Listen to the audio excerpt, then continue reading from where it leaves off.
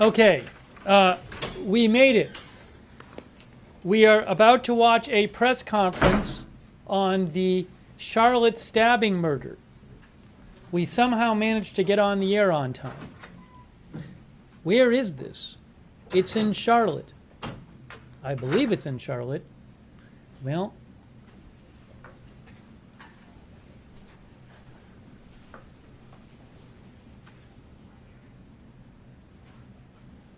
hang on a moment. Sorry, this was a real rush to get on the air. So at least we made it on the air.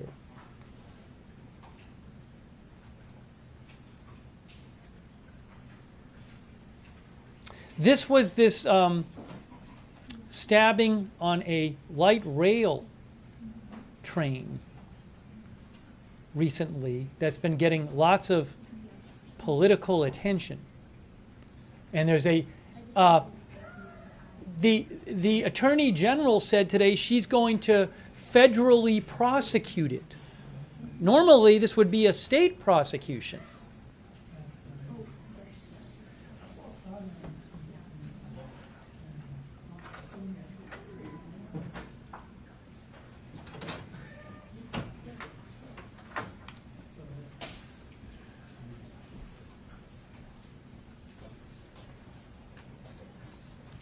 So we decided to come on the air and cover it. We can talk more about it after, but President Trump talked about this, I think, yesterday. It was the first thing talked about in the White House press briefing today.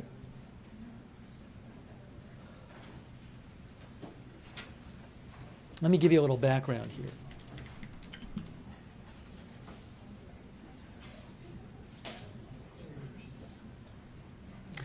This was on August 22nd. A Ukrainian refugee, Iryna Zarutska, was killed on a Charlotte area transit system light rail train. I'm reading from a Reuters article right now. Hold on a second here.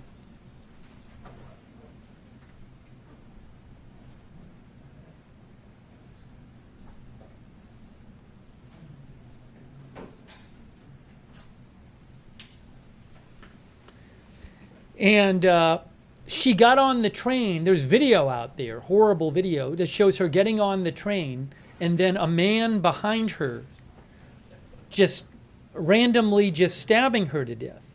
That is Decarlos Brown, who has been charged with first-degree murder. He has a long criminal history, Decarlos Brown. So again, we can talk more about it after the press conference, but the Trump administration the last couple of days has been talking about this a lot.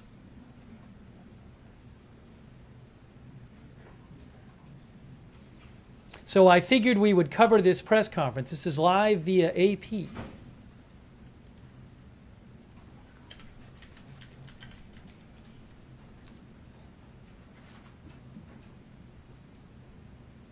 I think this is in Charlotte, too.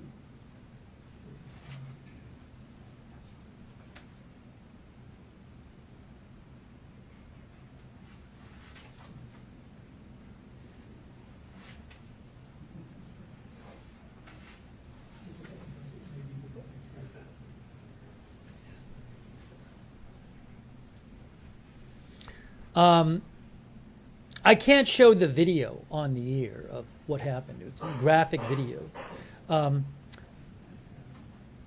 This attack gained national attention over the weekend after authorities released surveillance video of the gruesome slaying.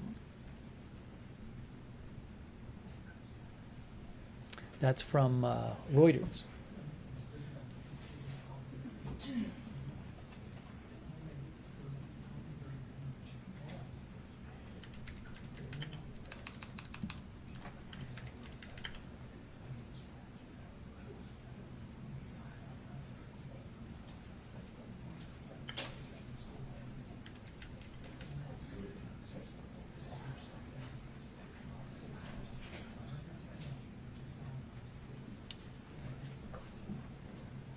And Pam Bondi, the Attorney General, announced a short while ago, today, she announced that that she has instructed. Oh, he's been charged. He's been charged. I just saw a post from the FBI Charlotte saying he's been charged today. So we're going to hear about this now.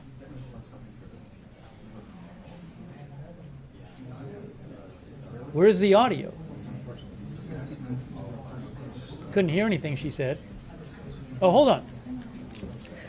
I do apologize for the delay. The U.S. Attorney and the special agent in charge are speaking with the family right now. So we're going to be a few minutes. Okay, sorry. I messed up with the audio. The audio is fixed now. So this is coming up. Hey, look at this. The FBI Charlotte just posted about this. FBI Charlotte just posted. Look what they said.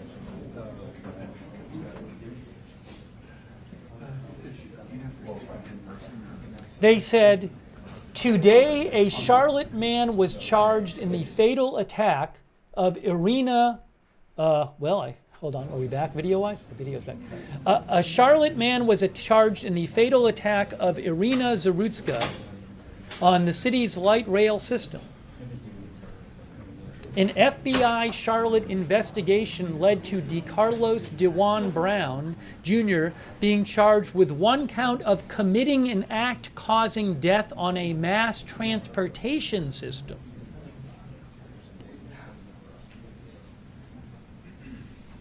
I guess that's what he's charged with. I'm interested in knowing how often federal authorities charge somebody on this kind of charge. He's already charged. He's already facing state charges. Yeah, I think in North Carolina he's charged with murder. This is the federal government getting involved. Normally, I believe this would be a state prosecution. The FBI special agent in charge said Iryna Zarutska had likely taken that train ride many times before. She was probably tired after a day at work and just wanted to go home, but tragically she never made it. We hope this federal charge will help bring her family a measure of justice, and the courts will hold the subject charged in this horrific act accountable. Everyone in this country deserves to go to work or to school or just across town without fear of being attacked. So, hold on. We're starting in about a minute. We're starting in about a minute. So we'll talk about this more, but you're about to see the press conference live.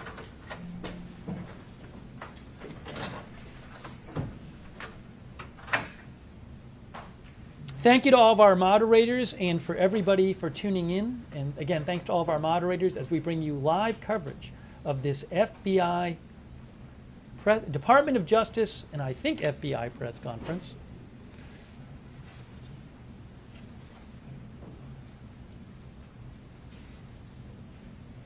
Yes, this is in Charlotte, North Carolina.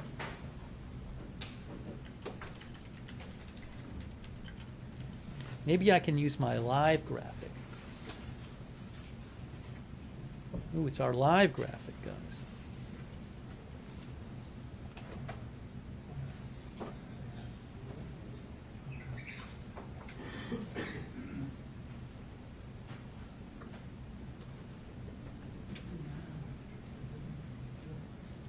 Yes, there is an uncensored video of the incident, which I can obviously not show you.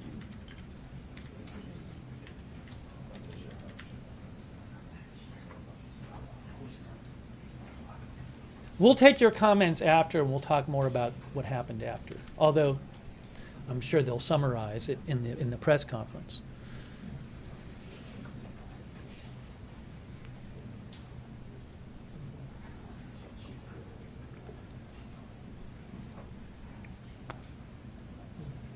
Oh, thank you to AZ Intel's dad. I appreciate that, AZ Intel's dad. Thank you.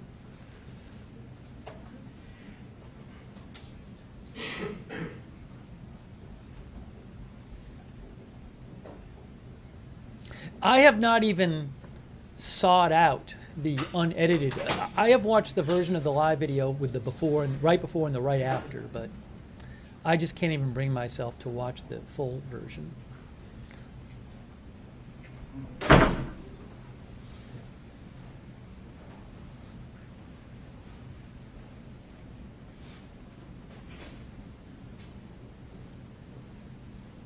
Oh, I should have Charlotte train stabbing. That's a better way to put it.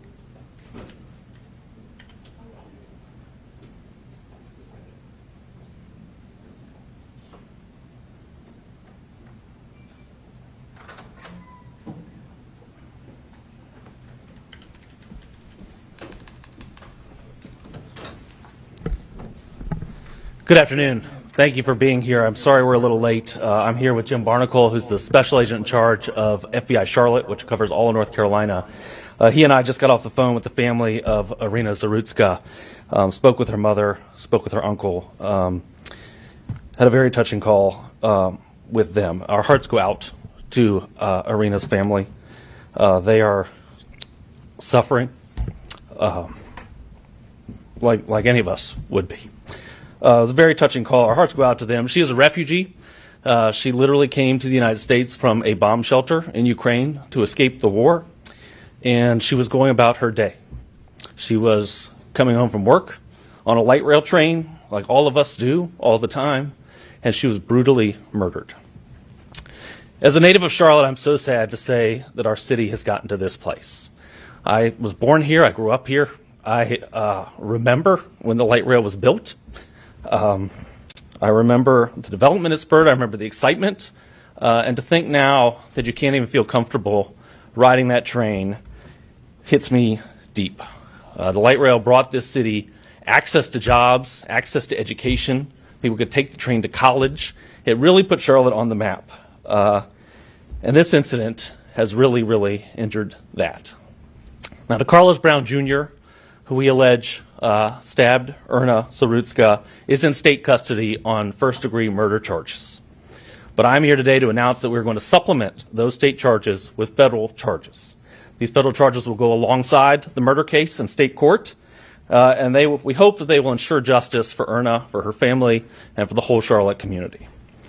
The charge we are bringing is in Title 18, which is the criminal code. It's Section 1992A7, which is the law that Congress passed really for this situation. It is an act of violence on a mass transportation system. It is a law that is there because acts like this affect the American way. It affects our daily life. It is random acts on a train that are the thoroughbred and how we get through our cities to work, to our places of education, to our families. It is our way of American life. Crime makes people stop taking that light rail. They give up those opportunities, and we are here to be sure that we can save our city and bring those opportunities back. The maximum penalty for this federal crime is life in prison without parole or the death penalty. Of course, each individual case receives its own sentencing hearing by a federal judge that will decide the sentence based on the individual factors in this case. Of course, at this point, we're only making allegations. We do have a charge. We filed a criminal complaint. It has been signed by a federal judge. The charges have been brought, but they are just charges. Getting there has been a process. I want to thank the FBI, which has an incredible team that has investigated this case. They've ensured we had a basis for federal charges. I want to thank the Charlotte-Mecklenburg Police Department that started this investigation, apprehended the defendant immediately after the incident happened at the light rail station. And I want to thank the District Attorney's Office and Spencer Merriweather, who brought first-degree murder charges right away when this happened. I think everyone knows the facts of this case, but I will briefly recitate what is in our criminal complaint. And that is that at 9:55 on August 22nd, Charlotte-Mecklenburg Police Department responded to a call that there had been a stabbing on a light rail train. They located the victim, who had suffered stab wounds in her neck, on her hand. They found a pocket knife on the scene, and they apprehended the defendant at the rail stop. Now, much more recently, the surveillance video was obtained from the train, and that's really what gave us the basis for federal charges here. And the surveillance video shows Iryna Zarutska getting on the train by herself in her work uniform, sitting down by herself in a row that just happened to be in front of Decarlos Brown Jr. Approximately 4 minutes later, Mr. Brown pulled out a pocket knife. You see him on video open that pocket knife, and he stabbed her 3 times in the neck. He then walked off the train with blood dripping from the knife.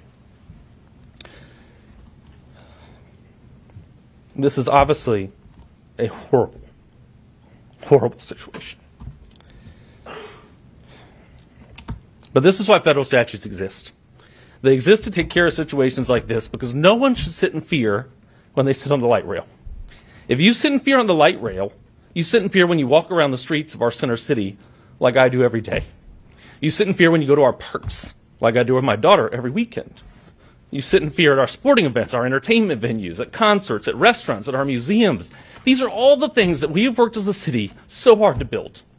We built this city. Companies have come here in droves. More than 150 people move here every day. We built a city that people want to live in, but we can lose that all if we allow violent crime like this to go on in our streets. And I'm here to tell you, the federal government is going to save our city from that. To Iryna's family, we will pursue justice. We will use the full weight of the law. I appreciate you all being here. I appreciate your attention to this case. I know this has gotten national attention. I know that there is a lot of thoughts about this case. There's policy decisions being made because of this case. But as someone who just talked to the family of the victim, I hope you'll remember her. Because this is hard for them. It's their case, and we will bring justice here. I'll now turn it over to Special Agent in Charge Barnacle. Thank you, Mr. Ferguson. Thank you for everyone that's here today. You know, I'm saddened to be up here today talking about a violent, heinous act that occurred on our metro system. This could have happened to any young person that was riding the train that night, but it didn't. It happened to Iryna, and her death is an absolute tragedy. There is no one who will debate that point. Even more tragic, she chose to come to Charlotte to escape the violence of her war-torn home in Ukraine. Iryna had settled into her community. She made friends. She immediately got a job. The first day she was allowed to work, and she got a work permit here, she got a job that very first day. She worked at a senior citizen center. She worked at a pizza place. She took care of animals in the neighborhood. She was building her young life. She had recently moved in with her partner. Her family let us know she graduated from college in Kyiv with a degree in art and restoration. We don't know the extent of what obstacles she faced in Ukraine, other than we did learn just a few moments ago that she was living in a bomb shelter. Sadly, everyone saw in surveillance video how tragic her life ended. We're shocked. We're saddened. It's very, very difficult. This young lady rode that train many times. She was probably tired after a long day at work and just trying to get home to her loved ones, but she never made it. In an instant, her life was over, and her mother, her father, her siblings, her brother and sister, and her other family and friends, their lives will never be the same.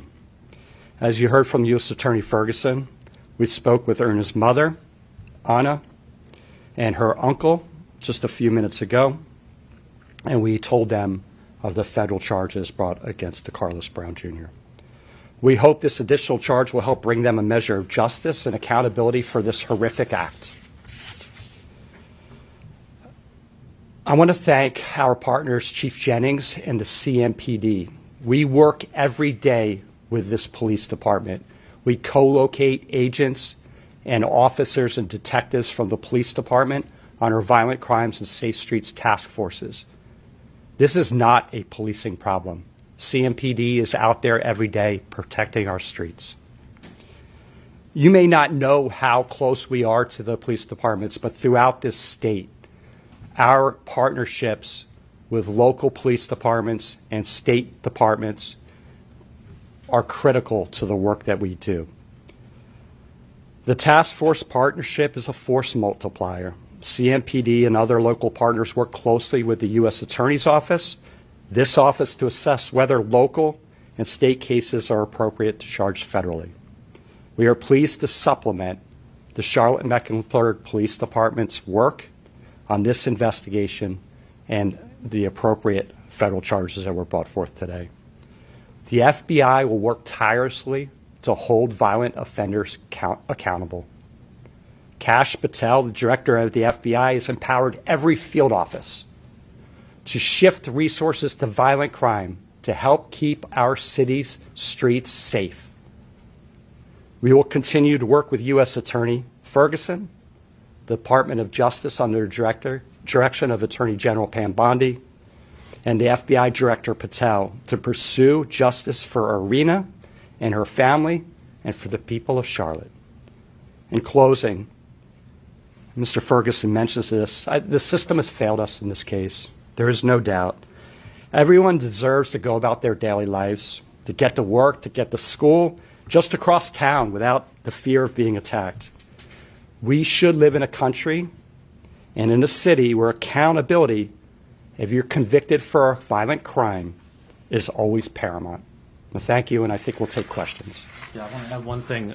Before we take questions, I want to add one thing that I hope the family won't mind me sharing. But after Iryna's death, the embassy in Ukraine called and said, "We'll help you bring her home." And her family said no. They said, "She loved America. We're going to bury her here." So I think we can give her an America to be proud of. As Mr. Barnacle said, something here is broken, and we're here to fix it. We're happy to take your questions. Right, yeah. Yeah. In terms of speaking with the family, can you just talk a little bit more about that conversation? Because clearly it was emotional for you. So can you talk about that conversation? What was the family's reaction to the new charges? And because not a lot of people have actually spoken to the family, so can you talk more about the conversation? Sure, and we were both there for the conversation, so you can add what you want. It was a very heavy conversation. We talked to her mother, we talked to her uncle. Her mother speaks very little English. We had a translator from the FBI there, and they wanted to talk about their daughter. That's what we talked about. Yes, ma'am. Casey Jones from WCCB. Special Agent Barnacle, you mentioned that this was not a policing failure. Where exactly did the system fail? It's hard to say. This man was charged 14 times. There's been numerous encounters with police departments. He was arrested by the CMPD in January, but he's still on our streets. So we'll have to figure this out, right? This is not a problem the FBI or the U.S. Attorney's Office can solve. We can work cases. We can react to crime. We can be proactive and try to prevent crime. Look, I think, President Trump's spoken about this case in the last few days, and he has daughters. I have daughters. So it really hits close to home, right? And why do we have people, whether there's mental health issues or violent crime issues, why are they on the streets? Why are our buses, our trains, our transportation systems almost homeless shelters or mental health shelters? We need to fix that. We need to clean that up. We can only do so much. This is going to take a lot more work from society, from the people in power and the politicians. It's not something I can solve. But we can work cases, and we can bring people to justice. Hunter. Hi there. Thank you for doing this. First off, charges came very quickly after the state side. I just wonder why it took this office 2 weeks to do one federal count here. Yeah, well, federal charges are usually slower than state charges to begin with. I mean, the federal system is the first line of defense. They charge our violent crimes, our murders, our things like that. The federal system is really for repeat offenders, the worst of the worst. And in reality, the fact pattern here screams of a state crime. I mean, there was no gun used here. This was a knife case. There really is not a natural federal crime here. The federal crime we have is because it happened on a light rail system and because Congress has decided that that is essential to society. So we took the time to find that statute, do some research on that statute, make sure that we had the allegations and the facts to support that statute. And like most of our cases, we make sure our cases are pretty airtight before we bring them. And this was actually quite fast for us. We will sit on cases for months sometimes to make sure that we are successful once we bring them. I want to follow up on Yeah. that. Is this the right charge? Because it's my understanding under this statute, I'm not an attorney, but that he would have had to have been trying to take over the train or threaten other people, like personnel on the train. There is a federal charge for entering with intention to commit a homicide. That's a different statute. I just wonder how how strong is this charge? Yeah, well, so it is a broad statute, and part of the statute came out of 9/11, and some of it is meant for hijacking a train or things like that. But we're charging A7, subsection A7, aggravating factors, subsection B1, which are exactly for this situation. They are for when there is a passenger on the train and you do an act of violence on the train. And the reason for that is because hijacking a train is obviously a terrible thing. That disrupts society. But making it so no one can ride the train or is too scared to ride the train is about the same threat. It's a terroristic act to make people afraid to go about their daily lives. That's what terrorism is, and that's why this statute is completely appropriate here. Now, this is a criminal complaint. We will indict later. We continue to look at facts. The FBI continues to investigate this case, and we may have more charges later. But for now, we have this charge, and we think it's an appropriate one. Yeah. Yes, sir. Ryan Orlin from Charlotte, so thank you for doing this. Have either of you been in discussion with the White House since this footage was released? And if you have, could you share anything about what was discussed? I have not spoken with the White House. No, nor have I. Okay, then an alternative question if I could. My editor wanted me to check. There's some conversation, people who believe that they hear Decarlos Brown say after the stabbing in that footage, I got that white girl. It's unclear to me if he says that. Are y'all able to confirm if he did say that or what he said? We are still investigating. Obviously, we have the videotape. We have some other evidence as well. Our investigators who are sitting here in the front row are looking at other angles. As Mr. Ferguson said, there is potential for other federal charges. So we'll just let the investigation play out. I can't comment directly on the facts. Eric. Yes, sir. I'm curious. You both mentioned the fragility of losing faith in the transit system. There have been a lot of people around this asking whether the transit system has structural flaws. Earlier you said it's a breakdown in the system. So how does the transit system itself fit into the broader picture of this case, in your opinion? Yeah, I mean, it's clear something's broken here, and it's probably more than one thing. I think certainly the state justice system has some issues, but I think you're right, the train does too. And we've seen recently people go on the train and report what's going on the train. It's become a mobile homeless shelter. It's an air-conditioned place. There's no one checking tickets. No one's using tickets. And quite frankly, the revenue from the tickets that could be collected could pay for more security on the train. So I do think there's more we could be doing on our train and more we should be doing, but that's not our job. Our job is to prosecute this case. Yes, ma'am. Like you just said, that this wasn't really a natural fit initially for federal charges. At what point did you get involved to start looking at that for federal charges, and what made you do that then? Well, I mean, you were yeah. first. So, Iryna was murdered on the 22nd at about 10 p.m. I learned of the case on the 23rd in the morning. Our team was already in contact with detectives at the Charlotte-Mecklenburg Police Department. From that day forward, we were in conversations with the U.S. Attorney's Office. So we've been talking about this from the get-go. But we pushed a little bit harder when we saw the videotape, right? And that I didn't see that evidence early on, and horrified like everyone else when I saw it, and as was Mr. Ferguson. Everyone was able to get together and come to a charging decision. And for us, it was a little bit, the act itself doesn't scream federal crime, but when we started to see the effects of that act, and we saw the public saying, we're not riding the light rail anymore, we're afraid to go to the park, that's when my mind and my office started saying, there's maybe something more than a single murder here. This might be a federal charge, and we started digging and found this charge.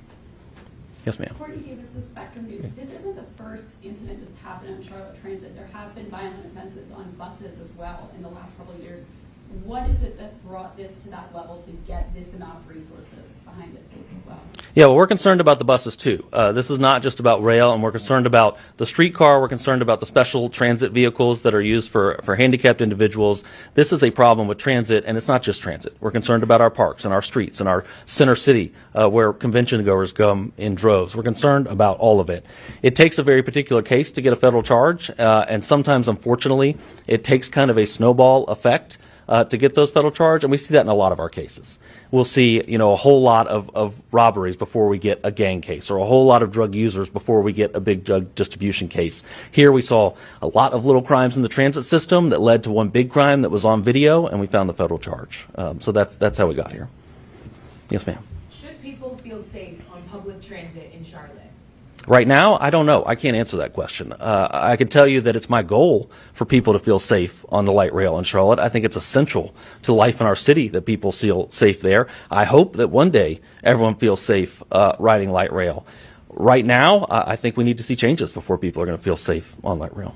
Yes, sir. If I'm guilty, could you once again explain the sentencing in depth, Yeah. a little bit more in depth, what's on the table? Yeah, and thanks for the question, because federal sentencing is significantly more complicated than sentencing in the state level. So if convicted, and convicting, that will be a conviction by jury of his peers in federal court over here. If convicted, we have a probation office that puts together a fairly lengthy report about that individual defendant. And that process takes about 3 months sometimes. There's a very lengthy report about his background, his prior crimes, his upbringing, anything that a judge will want to look at in sentencing. And then we will ask for a sentence, which I imagine will be a significant sentence in this case, but we don't know yet. And his attorneys will have an opportunity to argue for some other sentence that they think is appropriate. It goes before a federal judge. The federal judge considers that pre-sentence report, considers our argument, considers the defendant's argument, hears from the defendant if he chooses to speak, and issues an appropriate sentence at that time. Death penalty could be considered? The death penalty could be considered under this statute. We don't know if that's something we can seek under these facts yet. We're still researching. We're still investigating. But it is available under the statute, yes. Yes, sir. You said earlier, or especially when you said that there's potential for other federal charges. Can you confirm that it maybe includes hate crime or racially motivated crime of some sort? Is that something that you are That is you. Looking into, yes. We're looking into every available charge in this case. If we find facts that this was gender motivated or race motivated, we will absolutely bring a federal civil rights charge in this case. If the facts don't show that, we won't. We're only going to bring a charge that the facts support. The investigation's ongoing. We think we very fairly have the facts for this charge, but we continue to look and we may add charges, and civil rights charges are certainly on the table. One more question. Two quick ones. Yeah. Over the weekend, this garnered national attention. As you know, both of your bosses got involved, especially last night, publicly about it. I'm curious, what do you say to people who see what's happening here today and wonder if this is political grandstanding here? Yeah, I don't see how you would see this case as political grandstanding. And if you do, I think you should have the conversation that we just had with Iryna's family, because there's nothing political about that. This is a heinous crime, and we are going to remedy it. I don't know what the politics is here. If this was a political grandstand, there would be an opposite side to this. Is the opposite side, let's allow murders on our light rail? Is the opposite side, let's let people out of state prison so they can commit other crimes? There's no other side to this. There's no politics to this. This is a pure and simple federal case. And Russ, can you speak to the... I want to say something. Sure. Sorry, go ahead. Good. Yeah, I don't think anyone can debate that this woman was violently murdered on a train. Director Patel has changed the priorities of the FBI to address violent crime, the scourge to our cities and our country by cartels, by transnational criminal organizations, and by local street gangs. We have put resources to those matters. We anticipate more and more cases to be charged across North Carolina into a violent crime space. We're committed to working this. This is a priority from Washington, and I'm not afraid to say that. And Director Patel will get up there, and he'll, I wish he could be here today, I'm sure he does too, to share the priorities of the FBI. Our job is to conduct investigations. Our job is to put people in handcuffs and turn them over to prosecutors to prosecute. And that's what we're going to do. That's what I have 200 agents in the state working full-time to keep our streets safe. Russ, I just wanted to ask, Yeah. you've seen in state court how long some of these cases involving a mental health disorder with forensic evaluations can take. How does that play in federal court, and do you find that being a hurdle in this case? So, and I cannot say that will be an issue in this case or not. We don't know if there will be some sort of mental competency issue here or not. There is a process in federal court for that. Generally, a defendant sent for an evaluation. That evaluation can vary in time. We've seen it take a year in some cases, depending on the level of treatment needed, the level of evaluation. Sometimes psychiatrists need some time to get to know a patient before they can evaluate them. There's all sorts of variables. But we have had cases where that has happened, and ultimately a judge will decide if he is competent to stand trial or not. But one thing is for sure. This person cannot be allowed on the streets. he cannot be allowed on our trains. So whether he is involuntarily committed or he is behind bars for a violent act, he should not be on the streets of Charlotte. Would that track happen concurrently in any way? Obviously, that's happened with the state as well. There are, at least, have been concerns about his mental competency in the past, claims, statements that he made as well. Would that happen concurrently or on separate tracks dealing with federal and state charges? Yeah, so and obviously we want this case to go as fast as possible to bring justice for the victim's family. That is most likely going to be separate tracks because the state system and federal system have different standards, different legal standards, different processes they go through. I've called the district attorney about this case. We're going to work out the best way for the victims to get this to go forward, whether that's federal going first, state going first, some sort of parallel paths. We'll have to figure it out, but there are definitely challenges to that. And generally when we bring a federal charge, the state charges are dropped. But this is a case where we have a first-degree murder charge, and we are supplementing with a federal charge, which I think tells you a little bit about the state system, that we can't trust that a first-degree murder charge is going to take someone off the streets for as long as we need them off the streets. We have to supplement with a federal charge. So. Thank you, everybody. Thank you. I really appreciate you covering this. Thank you. Thank you. All right, so you just heard from the FBI and the Department of Justice, and the suspect in the Charlotte train stabbing is being charged with a federal charge. Normally this type of crime would not be federally charged, which they said in the press conference. So this, hold on a second. This was certainly a horrible crime. It happened on August 22nd. So there's this question, there were some questions relating to this in the press conference. This has become I guess you could say, a political hot button topic in the last few days. Started to get a lot of a national attention after this video clip was released of the actual stabbing, which is a horrific incident.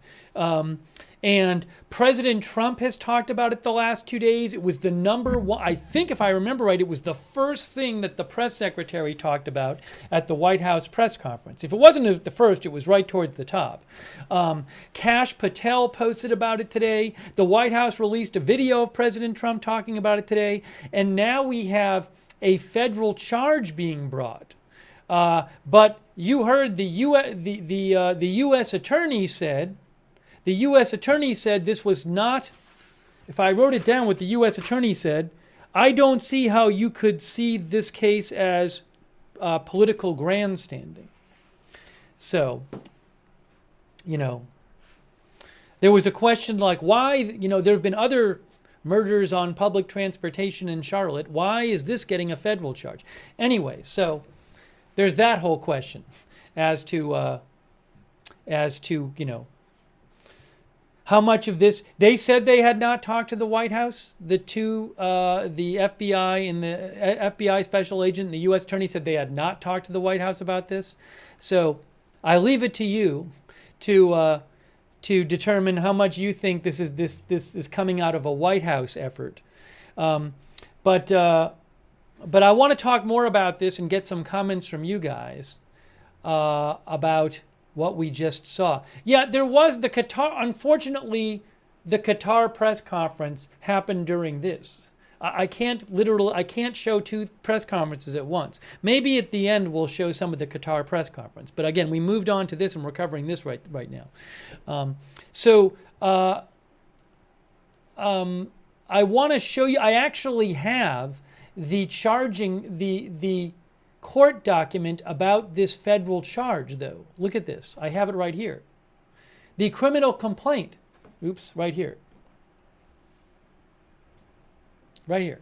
That's the criminal complaint. No, I have seen, as I said before, I have seen the video that was released except for the actual stabbing. I am not going out of my way to find the video with the actual stabbing part in it. I have seen the video of what happened leading up to this. and footage of after this. But I have been avoiding watching the actual stabbing incident. You can pretty much see right up until the actual stabbing on the clip I saw. So it's really terrible. But I want to take some comments from you guys. But I want to show you, this is the actual criminal complaint here. And this case has gotten a lot of press also because the person had an extensive criminal record, which we'll talk about as well. Bridget Bolton says, this happened 2 weeks ago, so why are the federal officials speaking out now? Again, they said that what changed things was the release of the video a few days ago. That's what the officials said today in the press conference.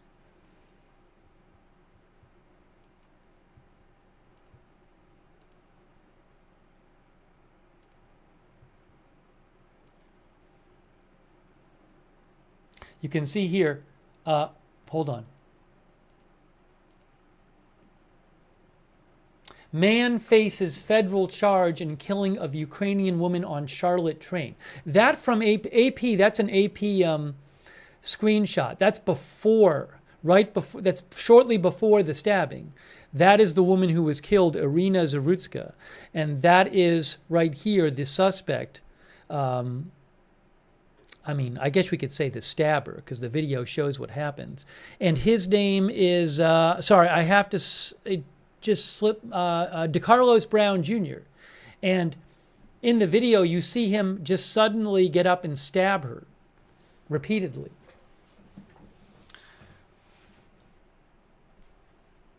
And he had 14 prior criminal arrests. So this has gotten a bunch of attention for that.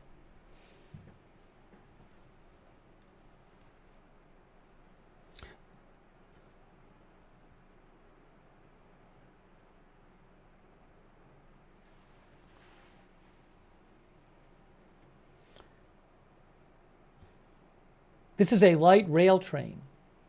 So let me show you here. By the way, a couple of quick thank yous here. Oh wow! Thank you so much to Wickedest Witch. That's really nice of you, Wickedest Witch. I really appreciate that. That's very kind of you. Thanks for supporting the channel. Also, a couple other thank yous here. PZ Papa Zulu, FGH, Dances with Wolves, AZ Intel's Dad, Motivational Living.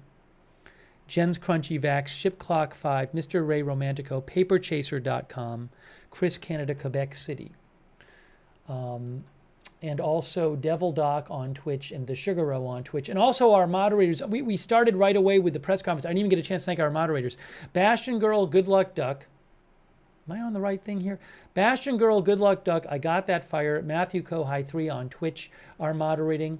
Also Linda Belk, Larry, Misha on X, on YouTube, thanks so much to our moderators there. Janet B. Also, thank you again to PZ Papa Zulu. Thank you, PZ Papa Zulu. Janet B., thanks for moderating. And our Facebook moderators, I really appreciate it. Kay Lowry Body moderating over there right now. Shannon Davis Hughes, Margaret Riley. Thanks also for your support. MG Mance, Sharon Klassen Goslin, Margaret Riley. Martha Crawford for subscribing on YouTube, on Facebook, or other subscribers over there. So let's talk a bit about this. So again, normally this type of case would be state charges. There would not be a federal charge.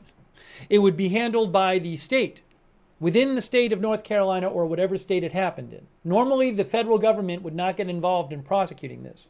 But today, it was just announced that there is a federal charge. So, he had already been charged with first-degree murder in North Carolina. Now he faces a federal charge of causing death on a mass transportation system, which carries up to life in prison or the death penalty, but it's not clear if he was successfully prosecuted for this and convicted of the federal charge. It's not clear what sentence he would get. But let me show you, I have here the document This is the criminal complaint and arrest warrant for Carlos Dewan Brown. This is the criminal complaint about regarding the charge we just heard about. So it's a short document. It's like 4.5 pages long. Okay, I have been a special agent with the FBI. The affidavit is presented in support of a criminal complaint charging Decarlos Brown Jr. With violating Title 18, this law, terrorist attacks or other violence against a mass transportation system. I have to look up the background of that law, too. The Charlotte transit system is the largest transit system between Atlanta and Washington, D.C. So it's a light rail system. Okay, fine. The defendant is 34 years old, resided in recent years in Charlotte. On August 22nd, that's 2.5 weeks ago, approximately 10 p.m., officers received a call for related to an assault with a deadly weapon on the Lynx Blue Line in Charlotte. Comments from 911 advised a woman had been stabbed by a black male wearing a black shirt, light blue jeans, and an orange bloody hooded sweatshirt. Officers responded to the scene and arrested Brown on the outbound Lynx Blue platform. They located a folding pocket knife near the platform. At the time of his arrest, his clothing matched the suspect's description. He also had a laceration to his right hand. The police located the victim in the rear car of the train. She was laying on her back dead next to a large amount of blood. It's just terrible. With a single stab wound in the middle of her neck and a small cut to her left knee with her arms by the side and her legs extended out. Terrible. Investigators responded to the scene, collected evidence. Surveillance footage was obtained. This is not graphic footage, but this footage, the screenshots you're going to see do not show the stabbing, but it shows leading up to the stabbing. So you can see at approximately 9:46 p.m., the victim right here, and again, her name is Iryna Zarutska. She's a refugee from Ukraine. Iryna Zarutska. You can see her entering the light rail car at 9:46, and she sat down in front of Brown here at 9:46. You can see it. Then, now, warning, you're not going to see blood or stabbing, but there is a screenshot of him with his knife. Okay, so I'm going to show that right now. Doesn't show the stabbing, but it leads up to it right there.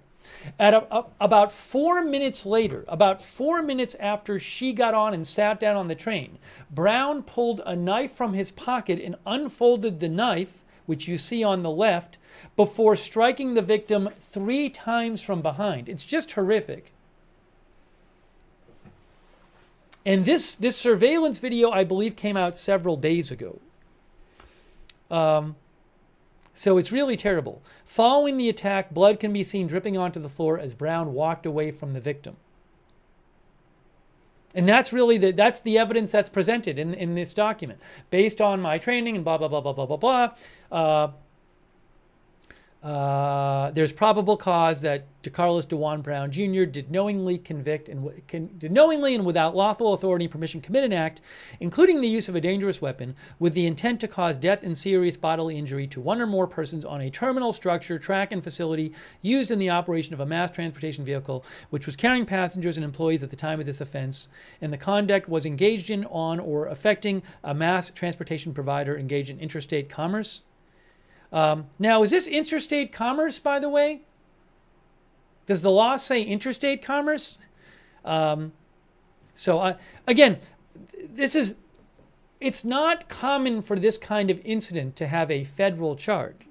So I don't know. Dewan Brown Jr. is already charged with first-degree murder in North Carolina. What happened today is the federal government came out and said, we're charging him with a crime too. Okay? So I'd have to look up specifically I am not a lawyer, obviously. And in terms of this law, I don't know. It's not a common law to apply in this that gets federally charged in this kind of case. So I don't know if how the law is normally applied and whether it would definitely, what are the chances that he'll get convicted for the federal crime, that I don't know. I was interested in looking up the law, the origin of the law. It's called causing death on a mass transportation system.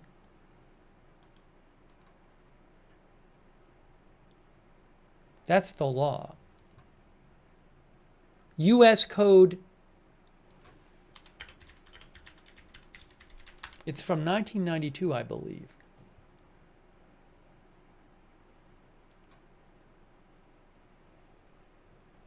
I can't quickly, I'd be interested to find out background on this law, but I can't off the top of my head do it.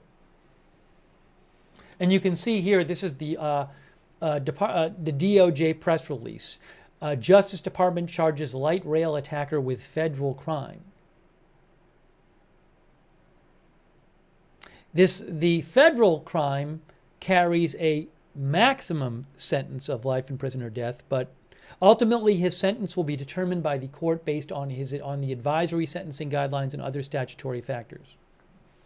Also, I do want to talk about this person's mental history a bit. So I'm going to take some comments. Let me just take 2 seconds and give a little more background, because we didn't have a chance to do this, because the press conference started basically right as we were getting on the air. So let me just give a little more background about this. Brown had cycled through the criminal justice system for more than a decade, including serving 5 years for robbery with a dangerous weapon in Mecklenburg County, according to court records. He was arrested earlier this year after repeatedly calling 911 from a hospital, claiming people were trying to control him. A judge released him without bail. His mother told local television she sought an involuntary psychiatric commitment this year after he became violent at home. Doctors diagnosed him with schizophrenia. Court records show a judge ordered a psychological exam in July at the request of his public defender to determine whether he was capable of contributing to his own defense. It wasn't clear if the exam was scheduled or why it didn't happen before the late August attack. So again, these details suggest he had serious mental issues. Doctors diagnosed him with schizophrenia. His mother sought an involuntary psychiatric commitment for him this year. Also, he was arrested earlier this year after repeatedly calling 911 from a hospital, claiming people were trying to control him.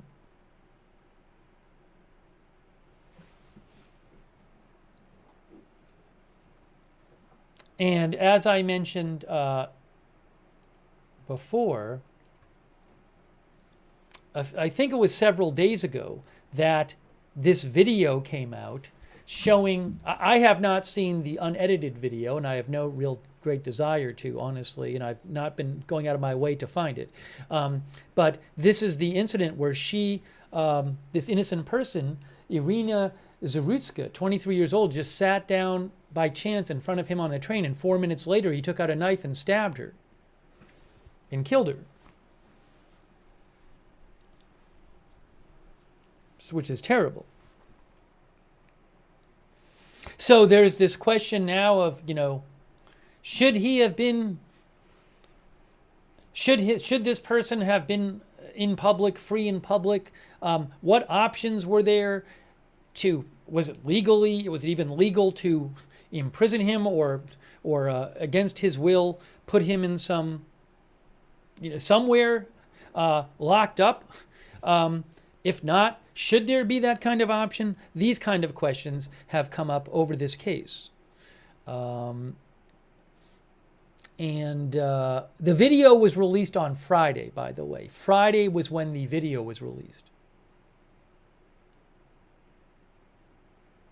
Now, let me also show you, this is something that the White House the last couple days has been speaking a lot about, including President Trump. So the White House literally posted a video today of President Trump talking about this.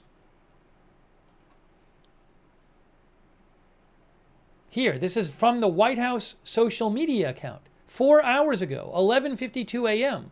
This is, the White House says President Trump denounces senseless crime in Democrat-run cities and the horrific murder of a young woman in Charlotte by a deranged criminal monster. So here's what President Trump had to say. For far too long, Americans have been forced to put up with Democrat-run cities that set loose savage, bloodthirsty criminals to prey on innocent people, really very, very innocent people. In every place, they control radical left judges, politicians, and activists, and they've adopted a policy of catch and release for thugs and killers. In Charlotte, North Carolina, we saw the results of these policies when a 23-year-old woman who came here from Ukraine met her bloody end on a public train. And here's a picture of it. This is the picture of it. And this is a picture of the woman, a beautiful young girl that never had problems in life, with a magnificent future in this country. And now she's dead. She was slaughtered by a deranged monster who was roaming free after 14 prior arrests. We cannot allow a depraved criminal element of violent repeat offenders to continue spreading destruction and death throughout our country. We have to respond with force and strength. We have to be vicious just like they are. It's the only thing they understand. 24 of the top 25 most dangerous cities in America are run by Democrat mayors. 50 people were murdered in Chicago in recent weeks, with hundreds being shot. And it's time to stop this madness. The people of our country need to insist on protection, safety, law, and order. We have proven that it can be done because we did it right here in D.C., in District of Columbia. The capital of America was a bloodthirsty, horrible, dangerous place, one of the worst. And now it's a crime-free city, and we're going to keep it that way. It can be done. It can happen fast. All we want is, please, Mr. President, we need help. Chicago needs help. Other cities need help. We'll do what has to be done because we're going to make America safe again, and that includes our big cities. We're going to make those cities safe. Thank you. All right, so the White House has been talking about this the last couple of days, blaming Democrats for it, but clearly the White House making a very big priority of this the last couple of days. And now we have a federal charge in a case that normally would have just be a state charge. He's already charged with first-degree murder in the state. Okay, I want to take some comments from you guys on this. By the way, quick thanks to PZ Papa Zulu, Sharona, B. Earhart, Doc No 27, Mitchell Pilot, Sean Morris.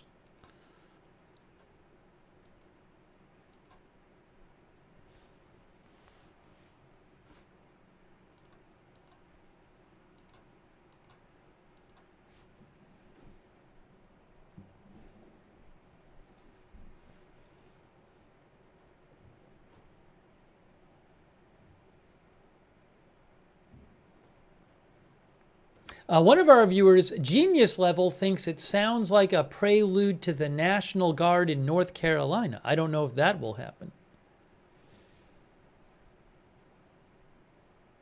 One of our viewers says, Saudi BB says this was so preventable.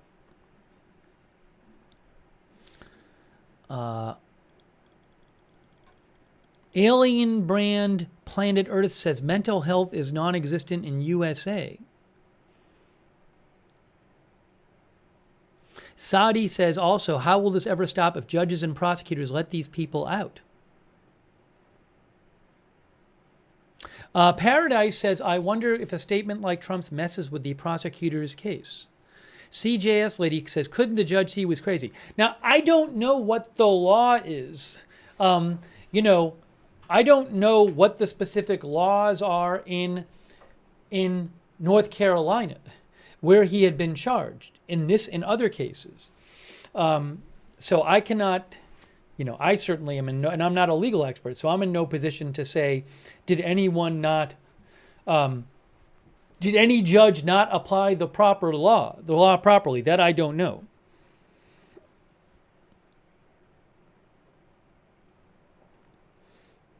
Pepperoni says the video is insane.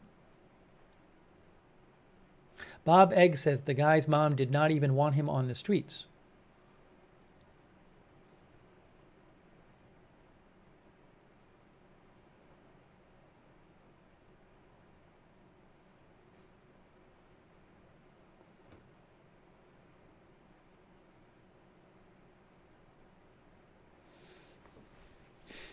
Saruchin thinks Trump was right. Farley thinks we move closer and closer to a totalitarian regime and think folks are just letting it happen. James A. says, don't watch the video. It's more heartbreaking than you can imagine.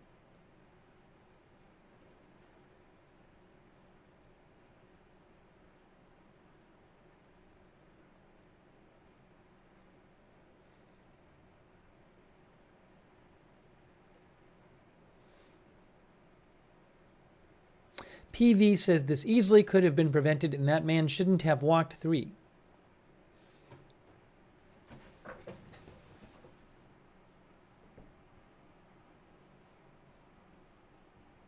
Now I wonder, might the city come out with a statement of Charlotte now that President Trump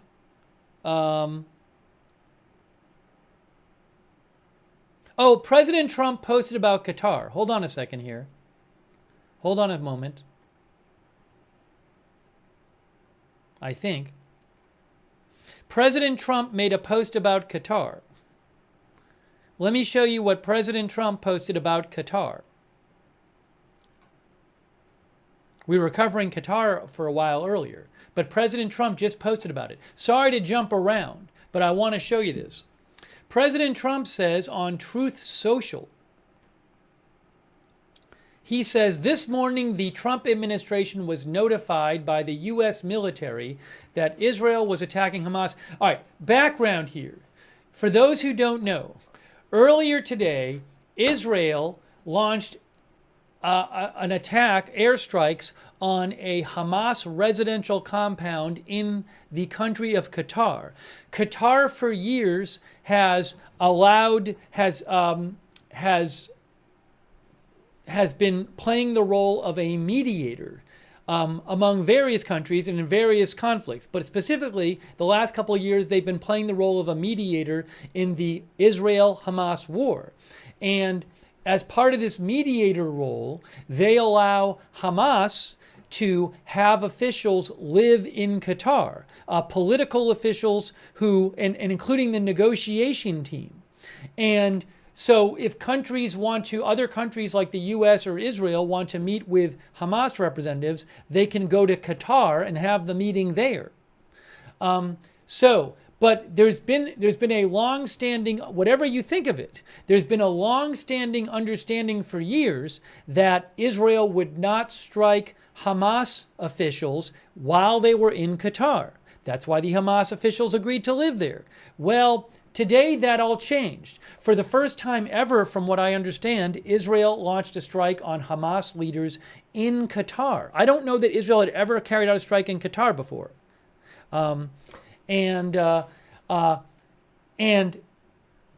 They attacked a residential compound where Hamas officials, including negotiators for Hamas, who'd been negotiating for a ceasefire with Israel, they launched airstrikes on this residential compound. And it's not exactly clear how many people might have been killed or injured. Hamas denies that their negotiating team was killed, but it's not clear. Hamas, I think, had a statement that they said, I think 5 Hamas members were killed. Anyways, that's the background here. The White House released a statement saying that President Trump was not happy about this. So here is a statement from President Trump he just came out with 10 minutes ago. This morning, the Trump administration was notified by the U.S. military that Israel was attacking Hamas, which very unfortunately was located in a section of Doha, the capital of Qatar. This was a decision made by Prime Minister Netanyahu. It was not a decision made by me. President Trump literally says it was not a decision made by me.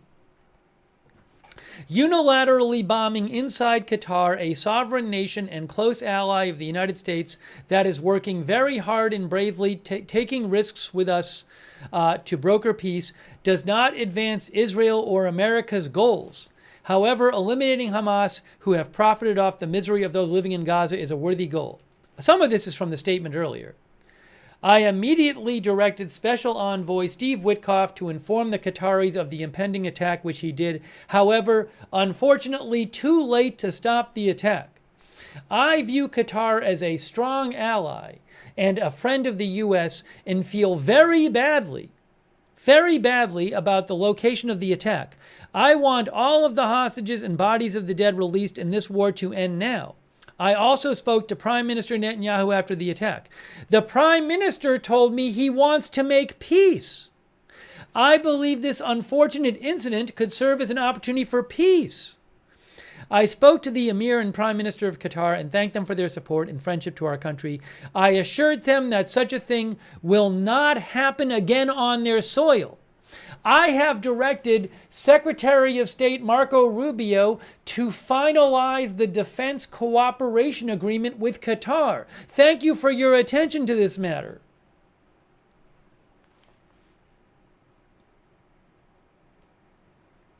Okay, so that's the statement from President Trump. We're not even covering this story right this second, but I wanted to pass that along. Now, I will say, as these things go, you don't normally hear President Trump be this critical of Israel publicly. So, whatever you think of this whole thing, and who knew what and all that stuff, you normally do not hear President Trump this negative towards Netanyahu and Israel.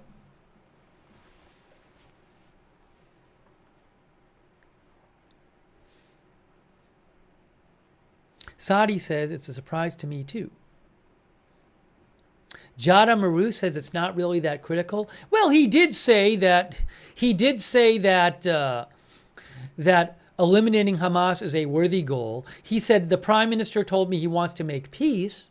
So, I mean, it wasn't totally negative, but as these things go, it's pretty negative for President Trump towards Israel. Again, whatever you think of it. Illegal, you got to change your screen name. Illegal says it's for show, but you got to change your screen name, man. Let's see here. Cruella says it's so he can get clout for the Peace Prize. There's this other question of would the U.S. really not know about this? For example, and I want to get back to the Charlotte story because that's what we're on the air to cover. The Washington Post had an article about this today where they said experts and former officials said it would have been difficult for Israel to carry out such an operation in a country at the center of diplomatic talks between Israel, Hamas, and mediators, and with a large U.S. military presence in the country without coordination with Washington. Based on the circumstances, Israel's former consul general in Los Angeles told the Washington Post, 100% you have no doubt that the U.S. gave the green light. The U.S. has its biggest base in the Middle East in Qatar. If a plane is taking off in Israel, they know about it. So I don't know what to tell you. I mean, President Trump said we didn't know about it. We found out right before. This expert says, oh, they had to have known about it. How would Israel do this without the U.S. knowing about it in advance? I don't know what to tell you. But let's go back to North Carolina. Okay? Sorry, we were covering that for hours, and I wanted to update you that President Trump had made that statement. But let's go back to North Carolina. Sorry to jump around. I was wondering if maybe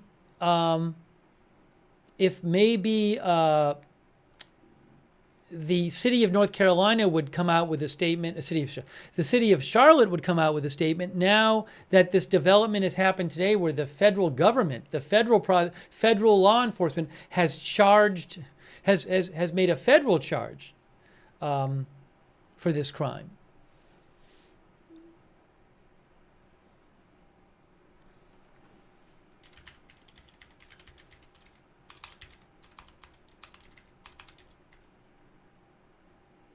The Charlotte mayor made a statement yesterday about this.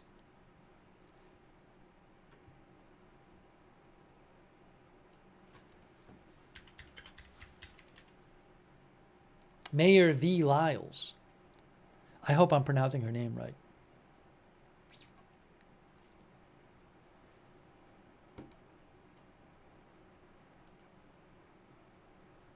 So one of the things she said, she's made two statements the last couple days. 3 days ago, Mayor of Charlotte said, I'll show you. Oops, hold on a second here. She said, the video of the heartbreaking attack that took Iryna Zarutska's life is now public. I want to thank our media partners and community members who have chosen not to repost or share the footage out of respect for Iryna's family. This was a senseless and tragic loss. My prayers remain with her loved ones as they continue to grieve through an unimaginable time. Like so many of you, I'm heartbroken, and I've been thinking hard about what safety really looks like in our city. I remain committed to doing all we can to protect our residents and ensure Charlotte is a place where everyone feels safe. And she also said yesterday, over the past several weeks, as our community has worked to understand this, what we know is that this was a tragic failure by the courts and magistrates, she said. Our police officers arrest people only to have them quickly released, which undermines our ability to protect our community and ensure safety. We need a bipartisan solution to address repeat offenders who do not face consequences for their actions and those who cannot get treatment for their mental illness and are allowed to be on the streets. She says we are taking action, increasing the security budget. Over the past few years, we've increased this, tripled the security budget. I guess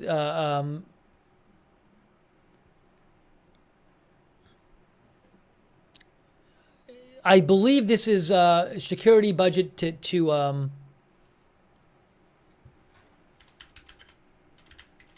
for security on the transport system. Hold on. CATS is Charlotte Area Transport System.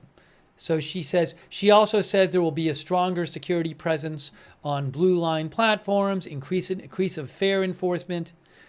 Anyways. And then there was another article here saying that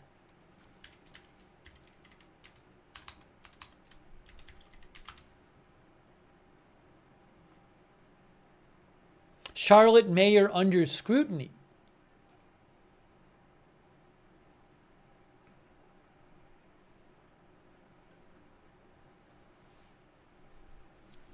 Oh, and is the Democratic primary today in North Carolina? I didn't realize this for mayor. Charlotte mayor under scrutiny on election day after killing of Ukrainian woman on train. Images of a deadly stabbing of a young Ukrainian woman killed on a commuter train in Charlotte, North Carolina have sparked intense scrutiny of the city's mayor right as she is seeking the Democratic nomination today in her bid for a 5th term. The loudest criticism of the mayor, says AP, has come from Republicans and figures in the Make America Great Again movement, who say the killing shows how Democrats are too soft on people with criminal records. Some Democrats looking to unseat her are also saying her response has been insufficient. She is the heavy favorite in the Democratic primary to lead North Carolina's largest city. But the killing is fueling Trump's tough-on-crime campaign as he seeks to take over cities and states run by his political opponents.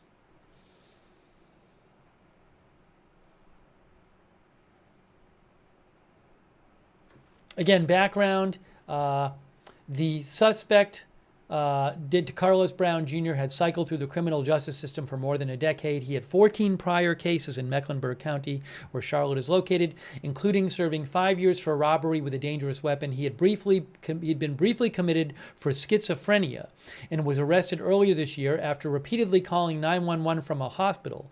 And I believe he called 911 and said that, he repeatedly called 911 from a hospital, says AP, claiming people were trying to control him.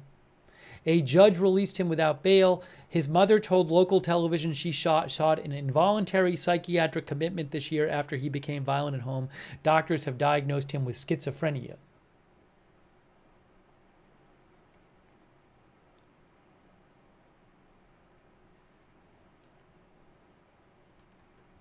Leslie Ladygock says Trump doesn't want to take over every city. Well, he certainly wants to put federal law enforcement, it sounds like, in a number of cities. But yes, doesn't mean he necessarily wants to take over every city or take over all these cities. Tiger Metal Stack says we need more mental institutions that are not prisons. She is still seen as the front runner for the Democratic nomination for the re-election. I guess the primary is today. She's been mayor since 2017. She has never been seriously challenged since winning her first term. She won re-election in 2023 with 74% of the vote.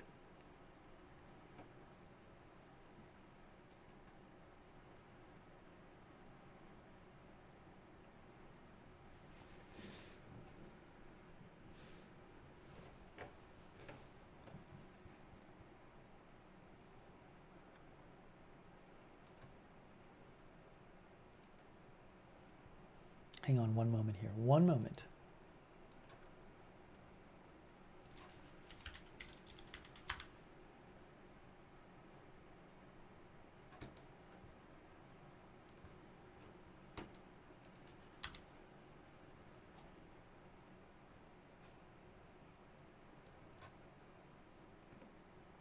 Oops, sorry. There is a picture right there of Iryna Zarutska, who is the woman who was killed in this horrific murder on a Charlotte light rail train.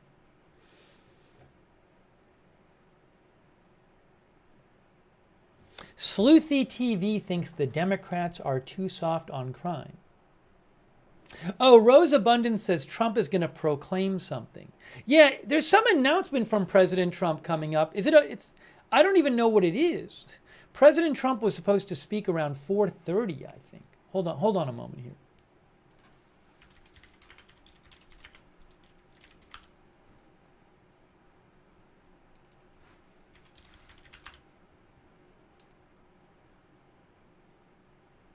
When is that? Give me a moment. Give me one moment here. Give me one moment here. The White House, President Trump is signing a proclamation coming up, guys. I don't know what it's about. But we're on the air anyway, so we might as well cover it. Maybe it'll be something about crime. I have no idea. Oopsie, that's not what I wanted to do. Hang on, give me a moment here. I'm getting ready to show you President Trump signing a proclamation.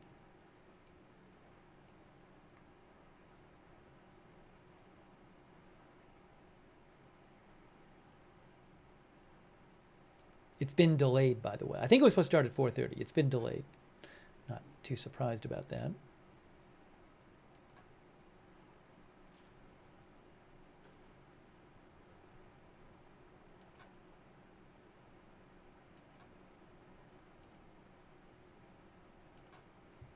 Let me get this on this, get ready here to show this.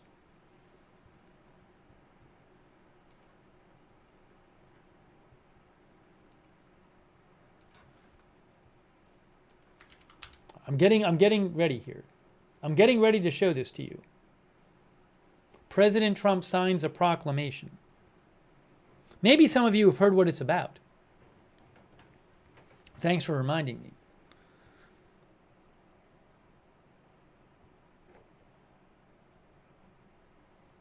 By the way, I owe a couple thank yous here too. Thank you to Dupper Bob Thanks, Dupper Bob and Sydney for the memberships. Chris D.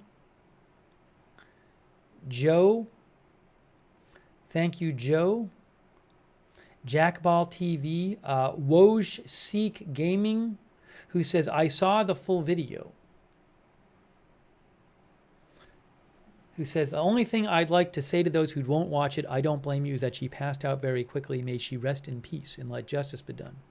I have not seen the graphic full version. I really don't want to watch it. Sevenfold 777, thank you.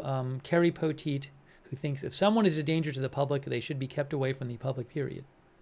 Thank you, David Johnston. Thank you, David. Again, I'm keeping an eye out here. Oh, what happened here?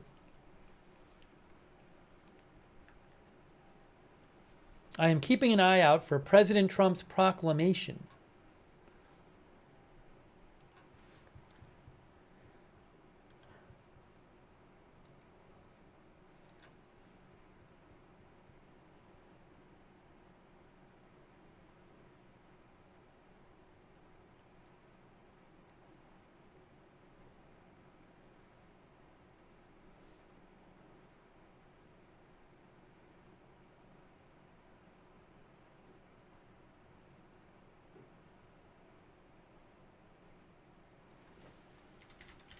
Do people know what the proclamation is? Am I just in the dark about it?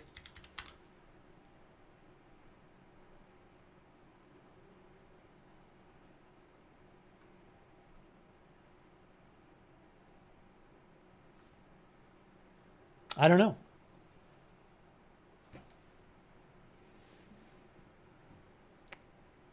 Okay. So again, any moment now, I guess, President Trump is going to speak, and we're going to bring you live coverage of this. He is going to sign a proclamation. It might have nothing to do with crime, or maybe it will. I do not know. Oh, cashless bail? Jonathan Douglas says cashless bail. I don't know if that's what's going to be about.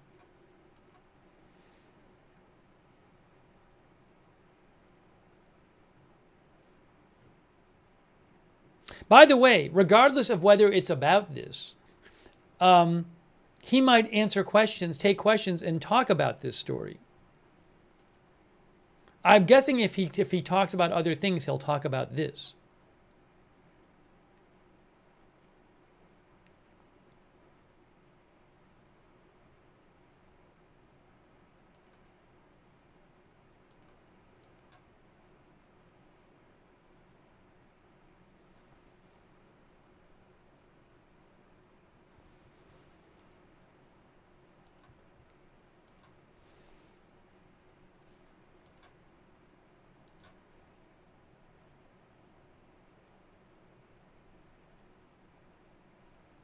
Yeah, there's also all kinds of other details about this story that we haven't talked about. We've been kind of just giving you an overview.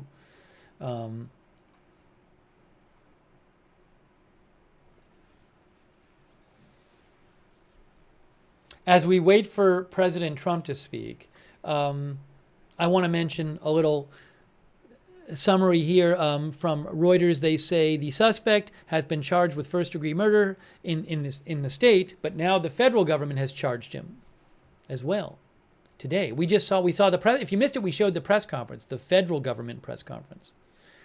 He's charged. The federal charge is where is it here?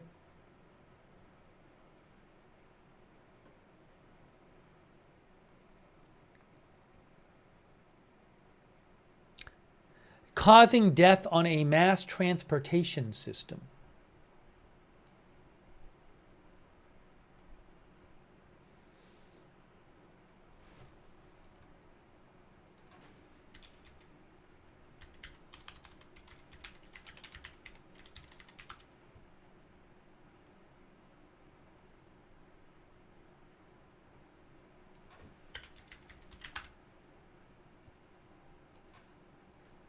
Oh, hold on a second here.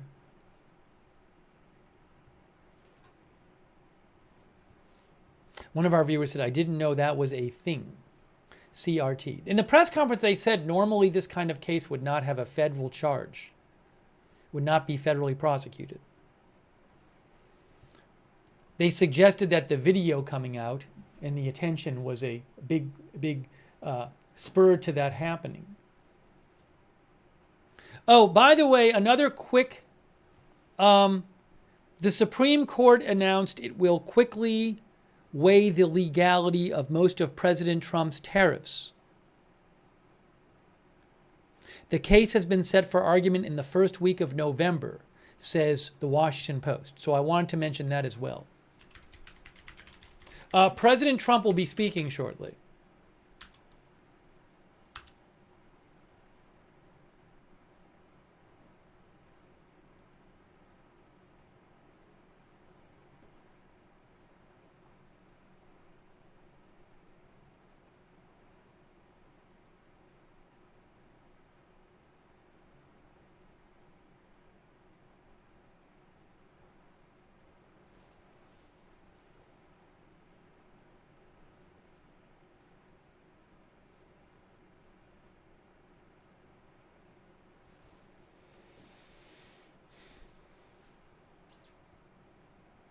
All right, I'll keep an eye out for President Trump. I don't know exactly when he's supposed to come on any moment now.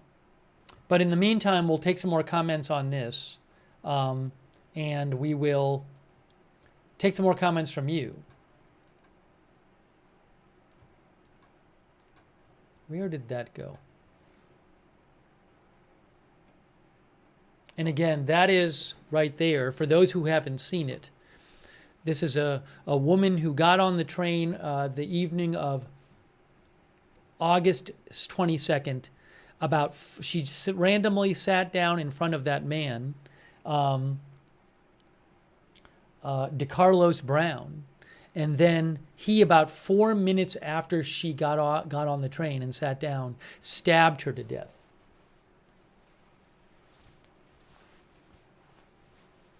And that video came out on Friday. And this has gotten a lot of national attention, including political attention, since then.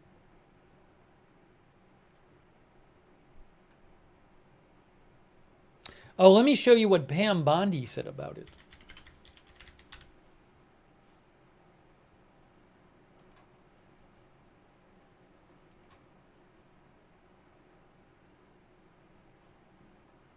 Pam Bondi said, Attorney General today, oops.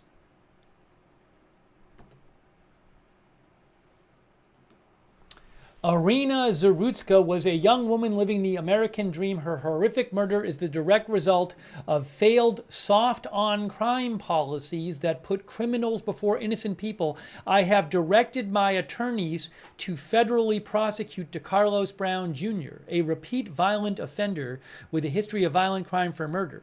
We will seek the maximum penalty for this unforgivable crime, and he will never again see the light of day as a free man.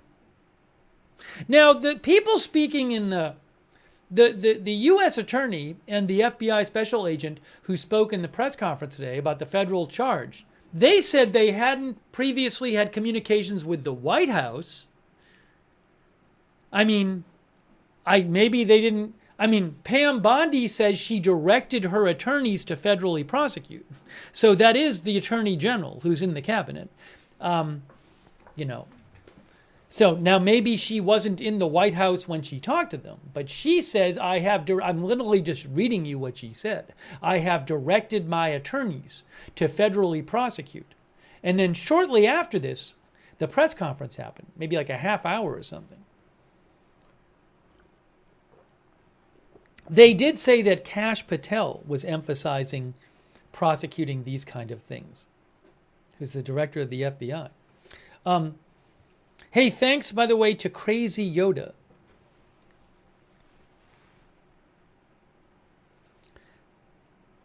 Thanks for your support, Crazy Yoda. All right, we're waiting. President Trump is going to be making an appearance, signing some sort of proclamation. Coming up. Thank you, KB2, by the way.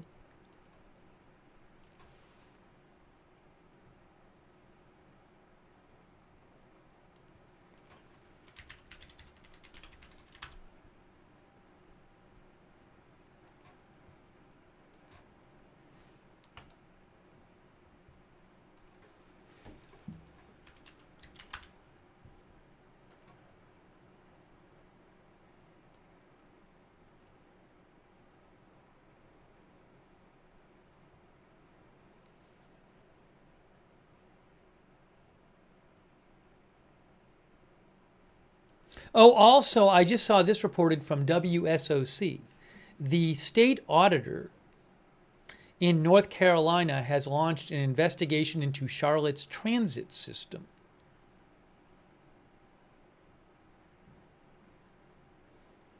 The investigation will include private security contracts, data, IT, and private security. Private security contracts, data it and private security has used for public safety and CAT safety and security budget. The state auditor said that today. Oh, also, last night, I forgot about this. Someone else from the Trump cabinet talking about this case. I forgot about this. Sean Duffy, who's the Secretary of Transportation, talked about it on Fox News last night. He said that the U.S. Department of Transportation, here, let me show you this. I'll show you what he said.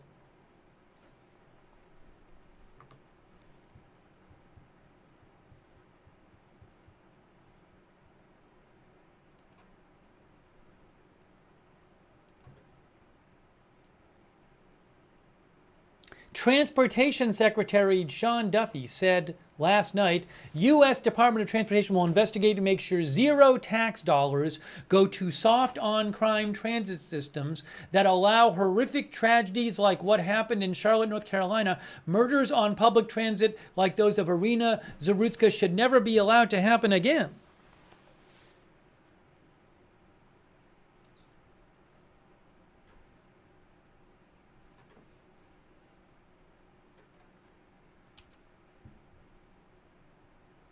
Starman says, why federal? You can go back and watch the discussion of that in the press conference.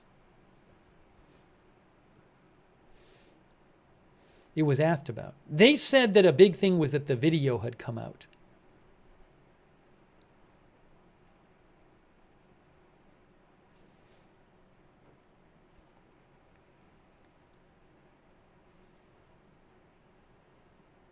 Kevin Graham thinks he should never have been allowed out of prison before.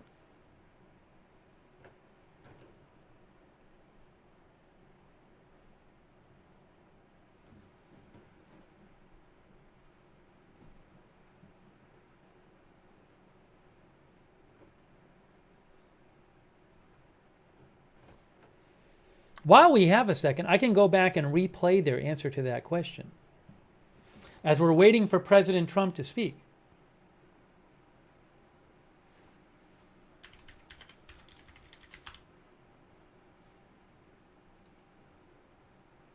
Hold on.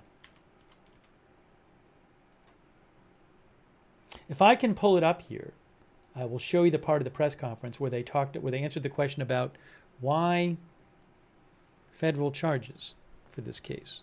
I need to find it though. The FBI will work tirelessly, but after Iryna's death, the embassy in Ukraine called.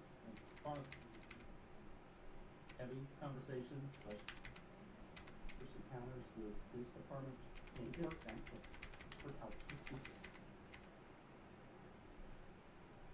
The federal system is the first line of defense. I think this is where it was asked about. Let me put this on the screen right now for you. No, hold on. All right, so this was earlier, where we're waiting for President Trump to speak.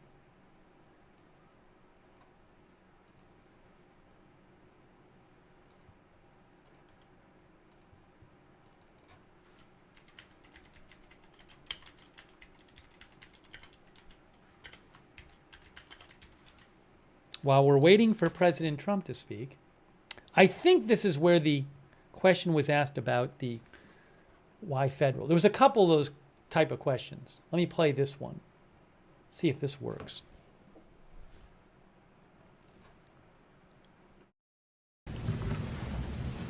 Hunter. Hi there.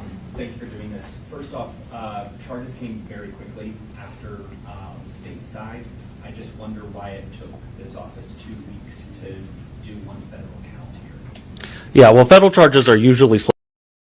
So the question is, why did it take 2 weeks for the federal government to do a do a charge after the state charge.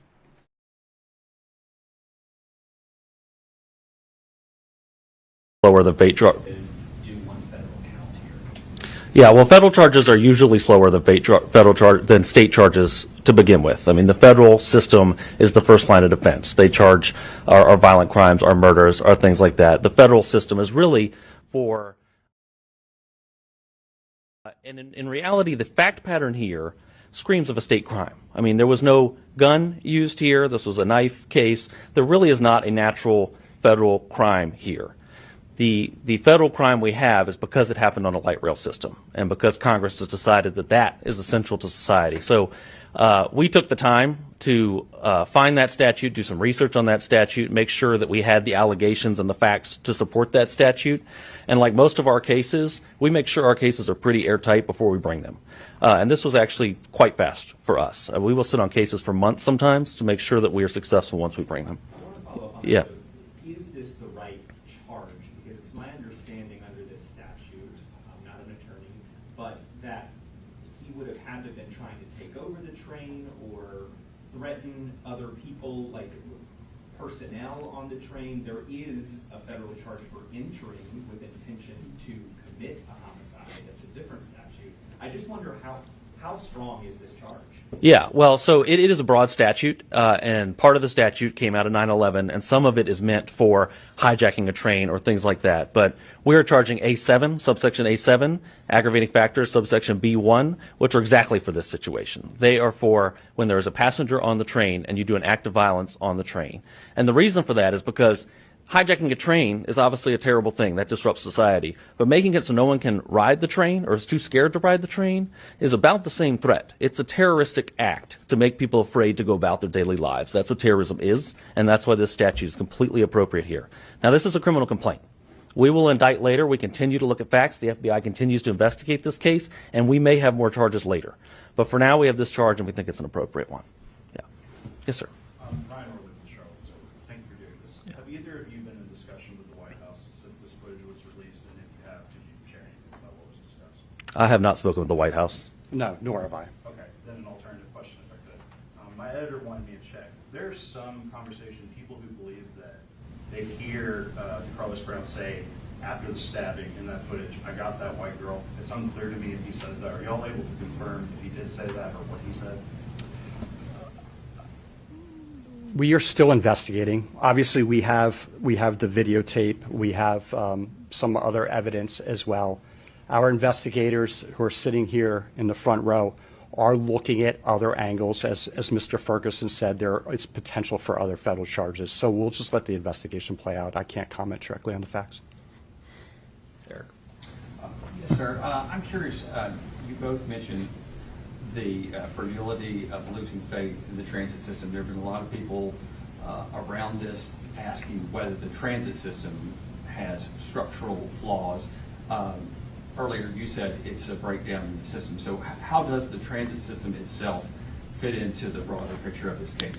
Yeah, I mean, it's clear something's broken here, and it's probably more than one thing. I think certainly the state justice system has some issues, but I think you're right, the train does too. And we've seen recently people go on the train and report what's going on the train. It's become a mobile homeless shelter. It's an air-conditioned place. There's no one checking tickets. No one's using tickets. And quite frankly, the revenue from the tickets that could be collected could pay for more security on the train. So I do think there's more we could be doing on our train and more we should be doing, but that's not our job. Our job is to prosecute this case. Yes, ma'am. You just said that this wasn't really a natural fit initially for federal charges. At what point did you get involved to start looking at that for federal charges, and what made you do that then? Well, I mean, you were first. So, Iryna was murdered on the 22nd at about 10 p.m. I learned of the case on the 23rd in the morning. Our team was already in contact with detectives at the Charlotte-Mecklenburg Police Department. From that day forward, we were in conversations with the U.S. Attorney's Office. So we've been talking about this from the get-go. But we pushed a little bit harder when we saw the videotape, right? And that I didn't see that evidence early on, and horrified like everyone else when I saw it, and as was Mr. Ferguson. everyone was able to get together and come to a charging decision. And for us, it was a little bit, the act itself doesn't scream federal crime, but when we started to see the effects of that act and we saw the public saying, we're not riding the light rail anymore, we're afraid to go to the park, that's when my mind and my office started saying, there's maybe something more than a single murder here. This might be a federal charge. And we started digging and found this charge.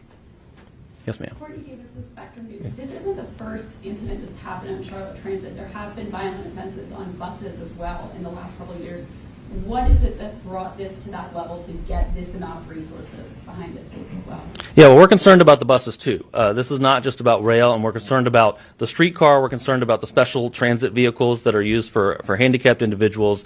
This is a problem with transit, and it's not just transit. We're concerned about our parks and our streets and our center city where convention goers come in droves. We're concerned about all of it. It takes a very particular case to get a federal charge, and sometimes, unfortunately, it takes kind of a snowball effect to get those federal charge, and we see that in a lot of our cases. We'll see, a whole lot of robberies before we get a gang case, or a whole lot of drug users before we get a big drug distribution case. Here we saw a lot of little crimes in the transit system that led to one big crime that was on video, and we found the federal charge. So that's how we got here. Yes, ma'am. Should people feel safe on public transit in Charlotte? Right now, I don't know. I can't answer that question. I can tell you that it's my goal for people to feel safe on the light rail in Charlotte. I think it's essential to life in our city that people feel safe there. I hope that one day everyone feels safe riding light rail. Right now, I think we need to see changes before people are going to feel safe on light rail. Yes, sir. If I'm guilty, could you once again explain the sentencing in depth, Yeah. a little bit more in depth, what's on the table? Yeah, and thanks for the question, because federal sentencing is significantly more complicated than sentencing in the state level. So if convicted, and convicting, that will be a conviction by jury of his peers in federal court over here. If convicted, we have a probation office that puts together a fairly lengthy report about that individual defendant. And that process takes about 3 months sometimes. There's a very lengthy report about his background, his prior crimes, his upbringing, anything that a judge will want to look at in sentencing. And then we will ask for a sentence, which I imagine will be a significant sentence in this case, but we don't know yet. And his attorneys will have an opportunity to argue for some other sentence that they think is appropriate. It goes before a federal judge. The federal judge considers that pre-sentence report, considers our argument, considers the defendant's argument, hears from the defendant if he chooses to speak, and issues an appropriate sentence at that time. The death penalty could be considered under this statute. We don't know if that's something we can seek under these facts yet. We're still researching. We're still investigating. But it is available under the statute, yes. Yes, sir.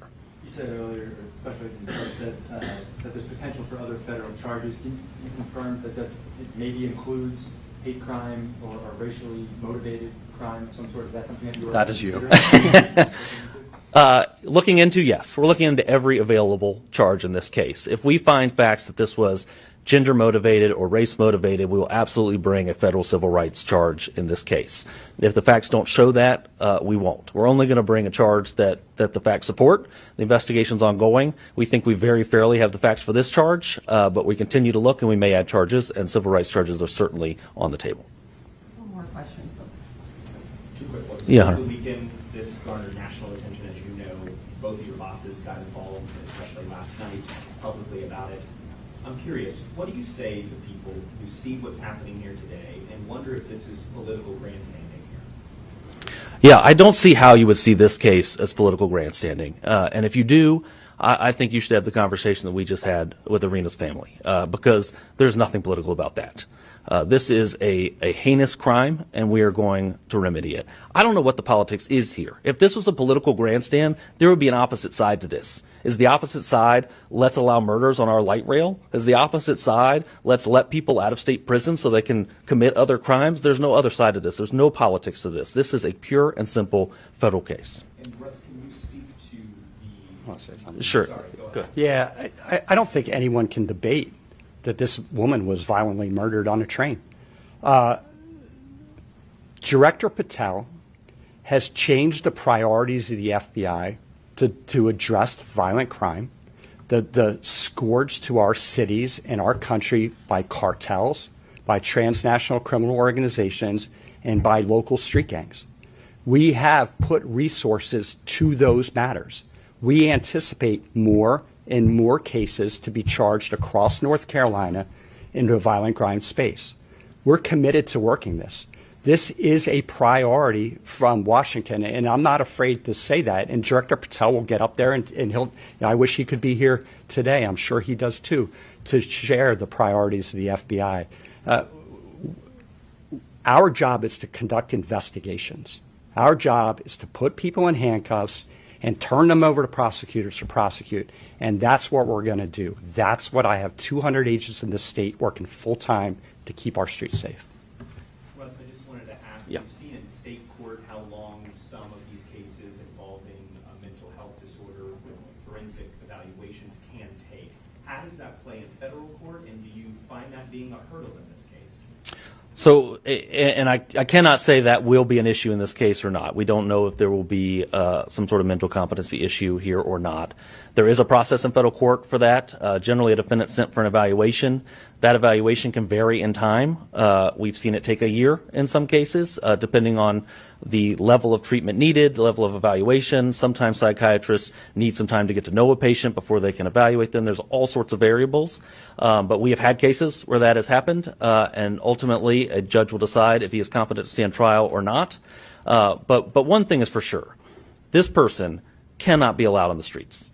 He cannot be allowed on our trains. So whether he is involuntarily committed or he is behind bars for a violent act, he should not be on the streets of Charlotte. Would that track happen concurrently in any way?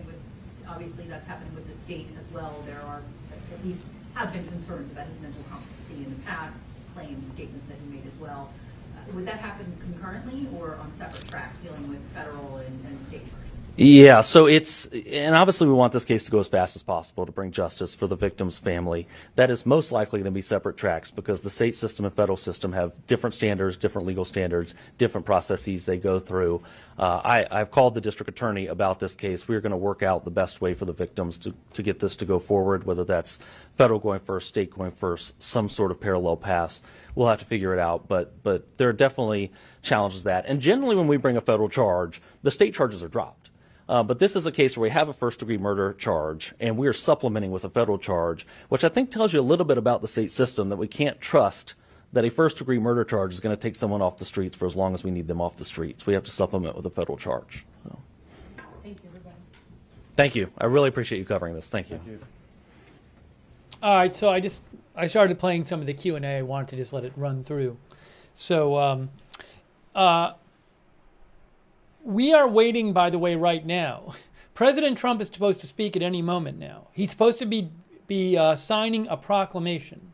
I don't know what proclamation he's going to sign, but even if it doesn't have to do with this, he very well might talk about this at his signing. So again, that's supposed to be any time now. I think it was supposed to be at 4:30 originally, if I have that right. And now it's 5:14. One of our viewers said he always talks. Yeah, I would not be surprised if he starts talking about things in general, especially because it's an appearance. This was supposed to be at 4:30. So as soon as I have any video from there, we're going to bring it to you.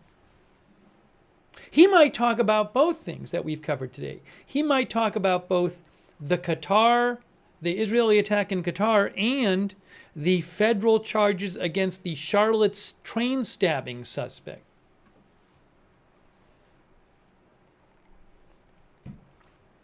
Oh, wow. I just saw a video I don't have the rights to, but it shows the start of, I'm going to post a link in the chat. It shows the start of containers falling off a container ship in Long Beach.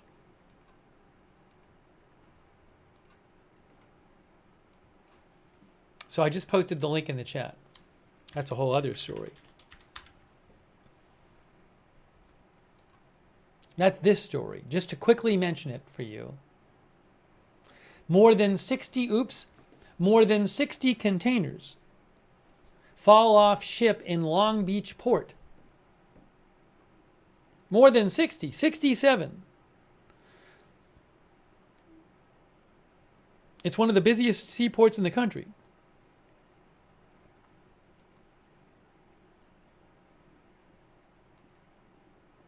Look at that. That is from AP.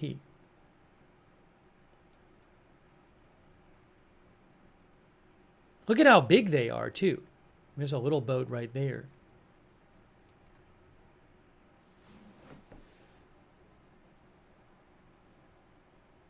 Okay, so I wanted to mention that. All right, I am committing to showing you President Trump speaking. I still haven't eaten today. We've been up since the morning covering the Qatar strike, and then we went right into this. So I'm hoping that President Trump will appear soon, so I can show you that.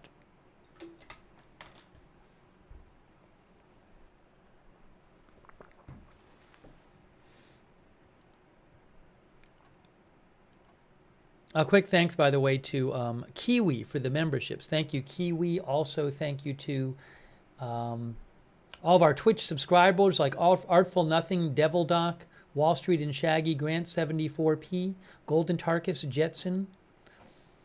Thank you, Carl Feathers, Holistic, and also shout out to our Facebook subscribers like Robert Real II, Chuck Mosca, Margaret Riley, Kay Lowry Body, Shannon Davis Hughes, Susan Priest Buchner, and all of our other subscribers over there. And also our YouTube. Hey, let me shout out a couple YouTube members while I have a second. Val Cargo, Ethereal Planet, Kiwi, Music Muse, Robert Velk. Thanks for being members on YouTube. Thomas Darwin, Flor Morena, Songbird, Jenny Ann, Ella, Irish Sweetness, Storm Laughter, CAC 813, Chris N, Sadi BB. Thank you. Bluesy Girl as well.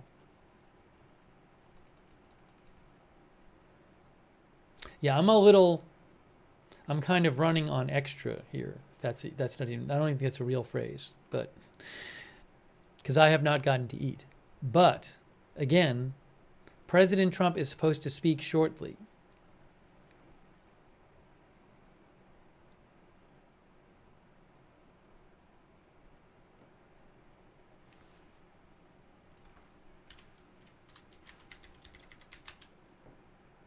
Oh, we didn't even see. You know what we didn't even see? One thing I can show you also. I know we've been covering both things today. We've been covering both the story in Charlotte, and earlier today we spent a bunch of time covering the Israel strike on Hamas in Qatar. But we didn't even watch the footage of the press conference. There was a press conference, you know. So I can show you, maybe I can show you that for a few minutes, because we didn't see any of it. The Qatar press conference.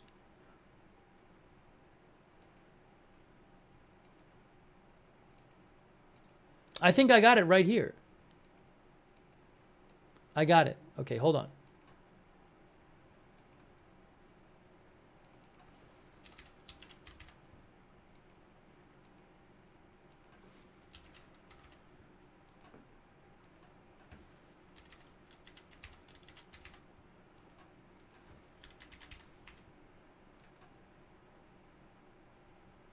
I'm getting it for you right now.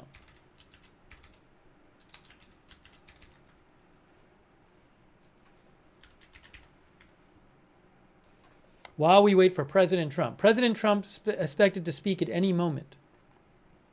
Thank you so much, Pacific Gravity, the Dancing Dragon, for the memberships. Thank you.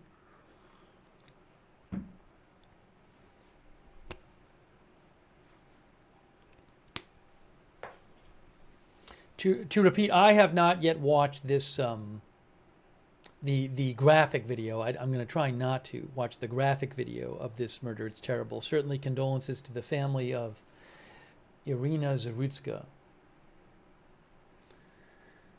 Okay, I have right now the Qatar press conference. I'm assuming some of it was in English. So while we wait for President Trump to speak, I know a bunch of you were here earlier for the Qatar coverage. So let me just pull this up for you here.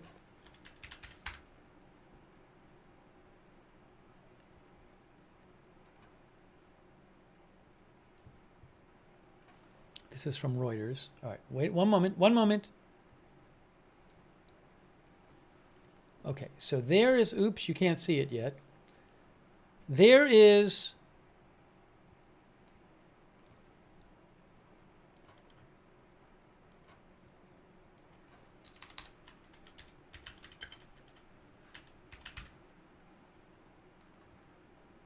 again, we're waiting for President Trump. The White House has not gone live on their stream, on their site yet. So this was the press conference, and let's see if any of it's in English.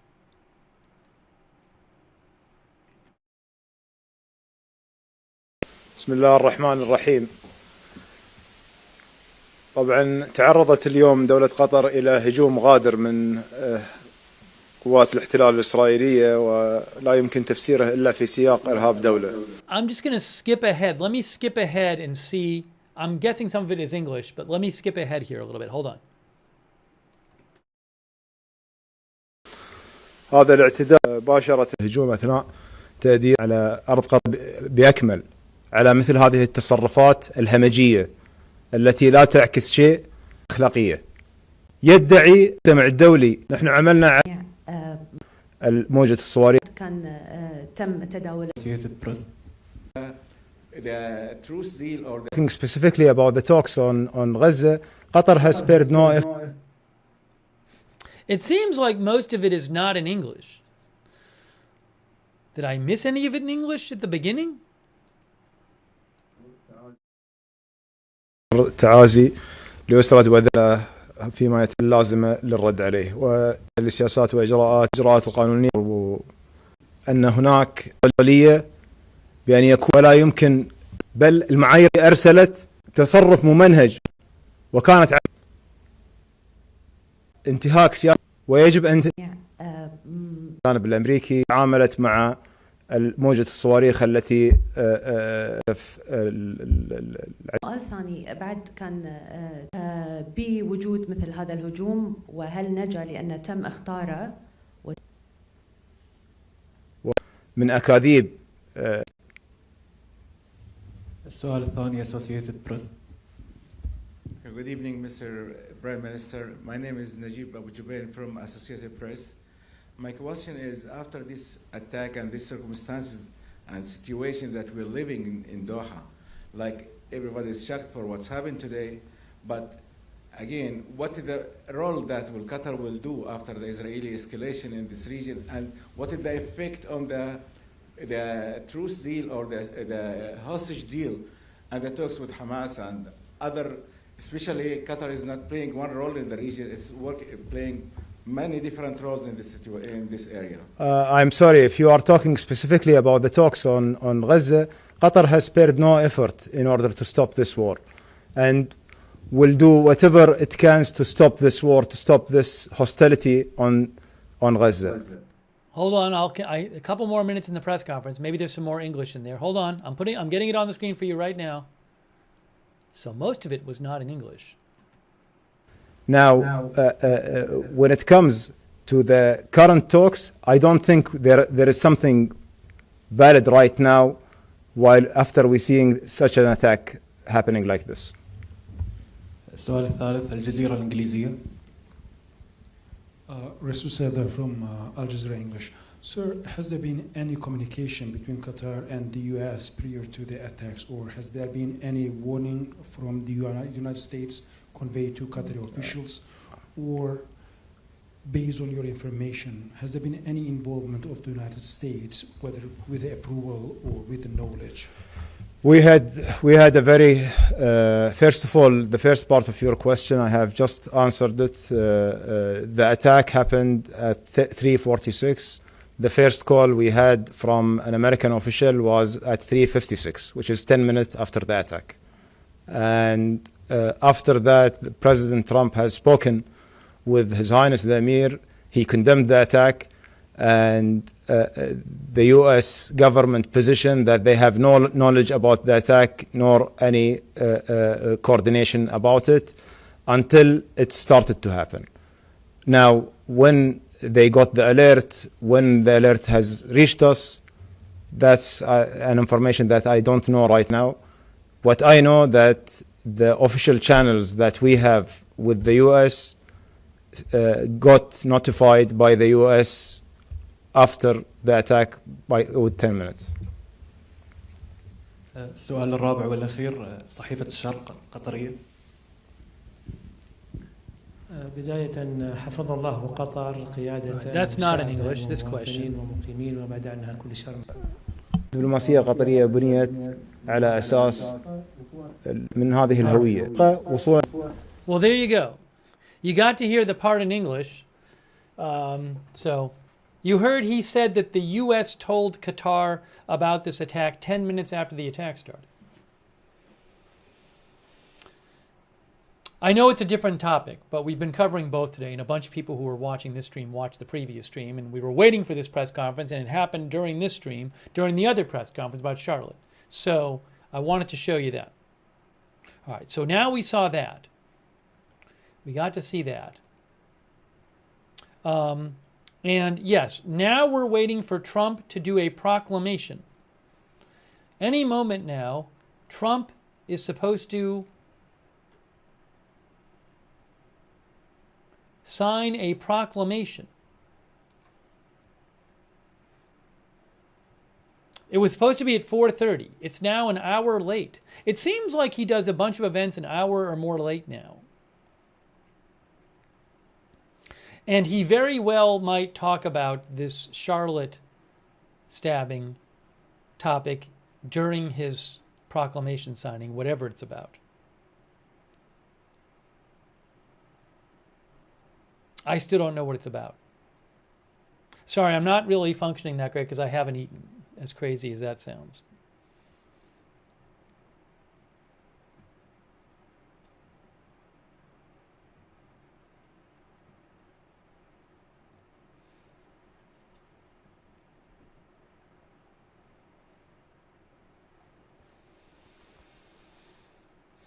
But any moment now.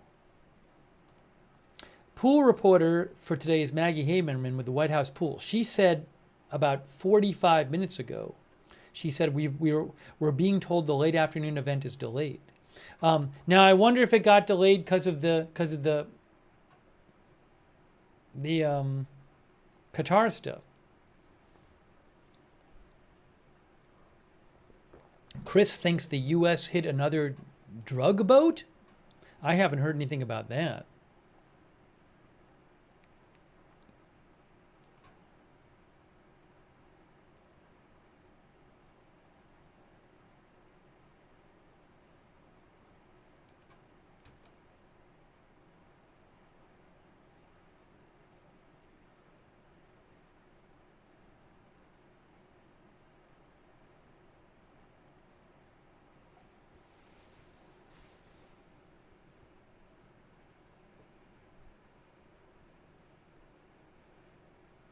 No, I didn't get a chance to watch any of the UFO hearing today. We were covering the Qatar stuff. And then the Charlotte story.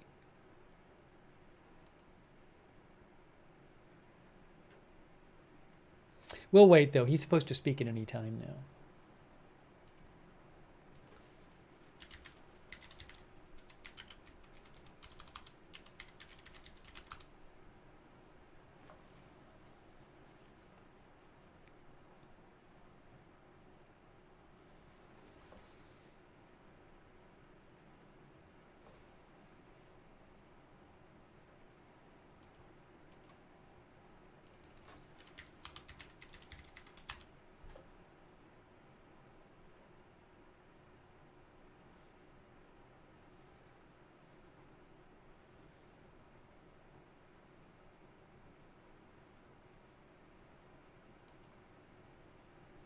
We didn't even look at this story yet, by the way. This was from yesterday.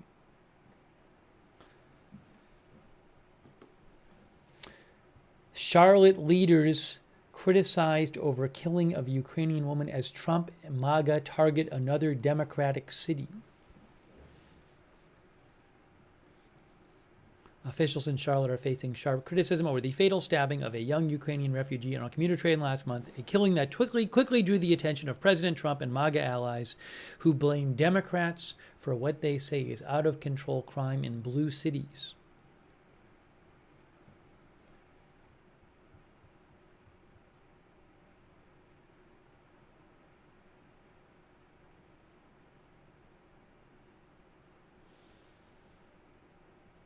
Court records show that Brown faced charges from making threats and shoplifting to felony larceny dating back to 2011, although some of those charges appear to have been dismissed.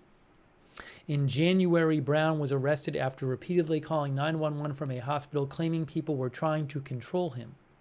A judge released him without bail.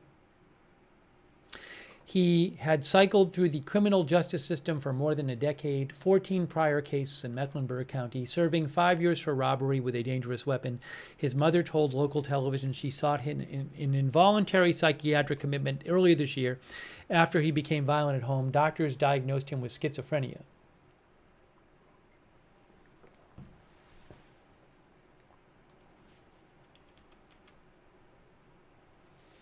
The stabbing has sparked anger among allies of Trump and figures in his MAGA movement, says AP. They say the attack shows how large cities and governors are failing to protect their residents and justifies the federal president's takeover as Washington and his plans to replicate that effort in other places.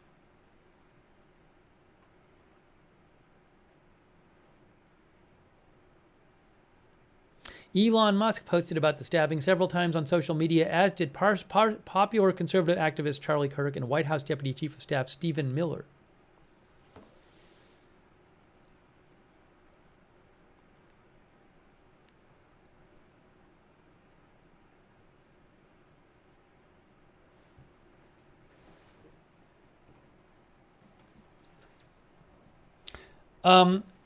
President Trump is now, he was supposed to start at 4:30, it is now 5:33. We're still waiting for him to speak. I don't know how late this is going to be. It's over an hour late now. Thank you, Irish Sweetness, for the memberships. That's very nice of you. Thank you, Irish Sweetness.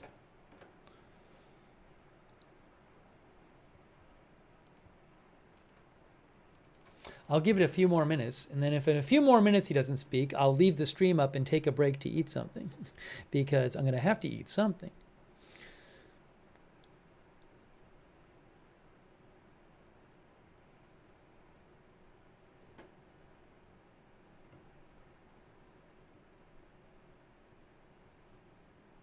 Jetson thinks this has nothing to do with MAGA. New Next Wow says mental illness is a thing. Harmless Monkey says, this Charlotte incident is terrible, yet dozens are killed every day in the U.S., guns usually. Is it because it's a knife crime and there's a racial element for many?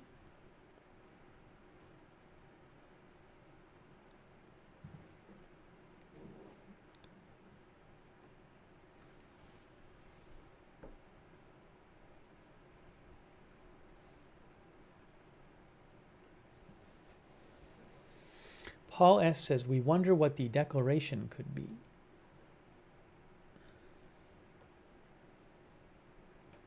No, we're not doing a Nepal update right now. I just can't. Maybe we'll do a stream on it later, but at the moment I'm not really in a position to. I'm really running on fumes right now.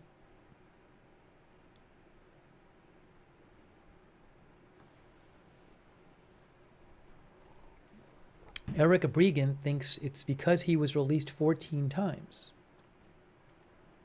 Thomas Darwin says, without the horrible video, none of this would be happening. Child of Zoso says it's because it's a random act, meaning no one is safe.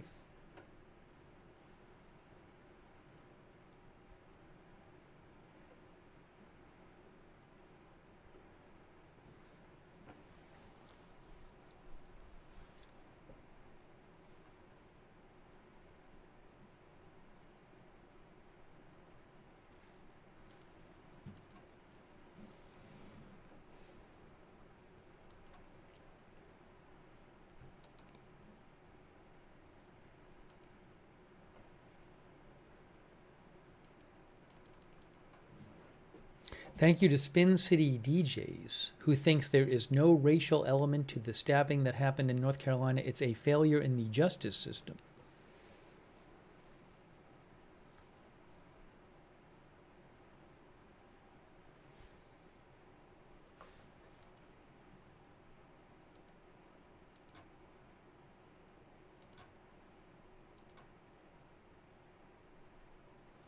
Missile Hatch says people are scared to use public transportation now, and that's why Missile Hatch thinks the federal government got involved.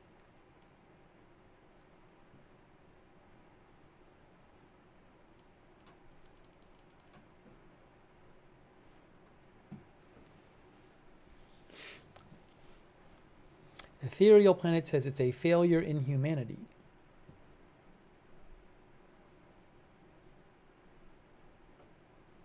Bird Nerd says this is exactly the kind of thing that Trump loves to make political. We're still waiting for President Trump to speak. He was supposed to do a proclamation signing at 4:30. It is now 5:37. I really want to be able to show you this because I do think he might speak about what happened in Charlotte. Certainly if he starts taking questions.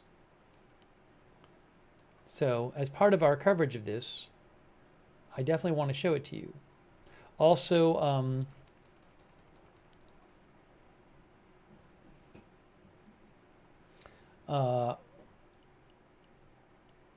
if you missed it, we carried the FBI and Department of Justice press conference announcing federal charges on this. Federal charge on top of the state charge. Normally this would be just as state charges, but there's a federal charge now. Waltham thinks 15 days to make national news. This story was selected. Now the video came out 4 days ago on Friday.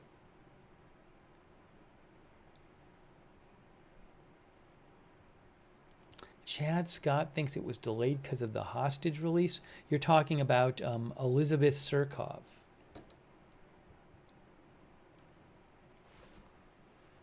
President Trump said Elizabeth Surkov was released by Kataib Hezbollah, militant Hezbollah, and is now safely in the American embassy in Iraq after being tortured for many months, he says. He also says Hamas released the hostages. I don't know if that's any of the reason for the delay. Maybe they'll cancel the proclamation signing. Here, look, sorry. Princeton researcher Surkov released from militia captivity in Iraq, an Israeli-Russian graduate student from Princeton University who was kidnapped by a Shiite militia in Iraq in 2023 has been released from captivity and is now in U.S. custody. She was kidnapped during a research trip to Iraq in 2023.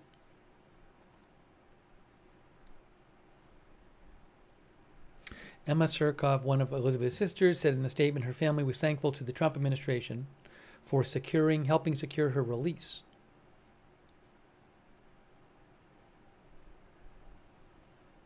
Reuters says under the previous administration of former President Biden, Surkov's family struggled to get Washington to throw its weight behind the efforts to secure her release. U.S. officials then said there was little they could do because she is not an American citizen. A Trump administration hostage negotiator traveled to Iraq in February to push for Surkov's release. Well, I don't know the details of how this release ended up happening. Was something exchanged? I have no idea.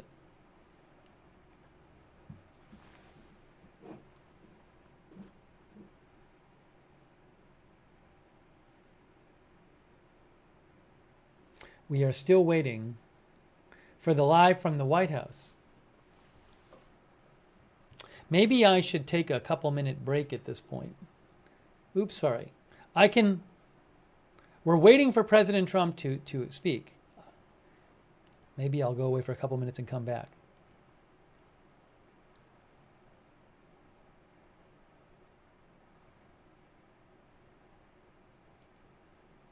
But I'm not ending the stream. we're waiting for Trump to start his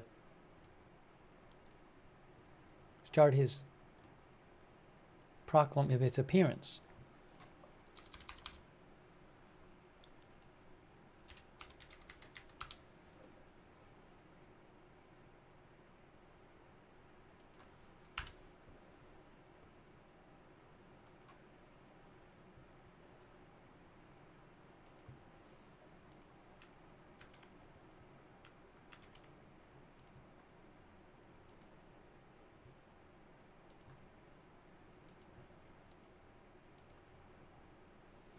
What I'll do is I'll leave this on the screen and I'll say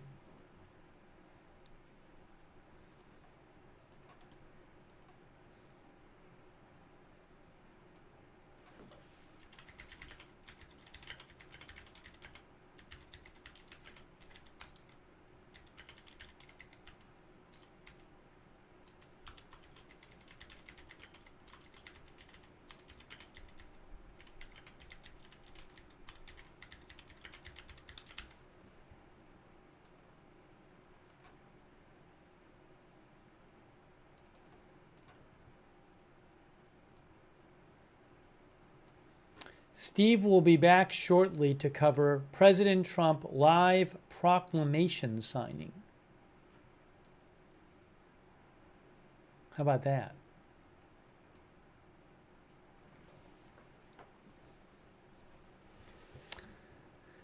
Going to do that. By the way, really appreciate our moderators who've been here. Janet B. Thank you. All of our YouTube moderators. Margaret Riley, Kay Lowry Body, Paul Anderson, Shannon Davis Hughes on Facebook, thank you. And Bastion Girl, Good Luck Duck, LB Prairie Don, Matthew Kohai 3 on Twitch, and Linda Belk, Larry Misha on X. Huge thanks to our mods. So give me a couple minutes. I'll keep an eye on it. If I'm gonna just grab a quick snack because I literally haven't eaten. I'm not exaggerating. Have not eaten. Which I shouldn't be doing, but it's been a weird day. So I'm going to keep an eye while I'm taking my quick break.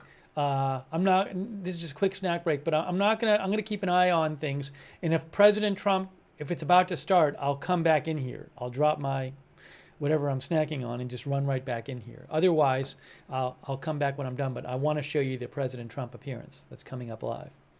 So give me a couple minutes and I'll be back shortly.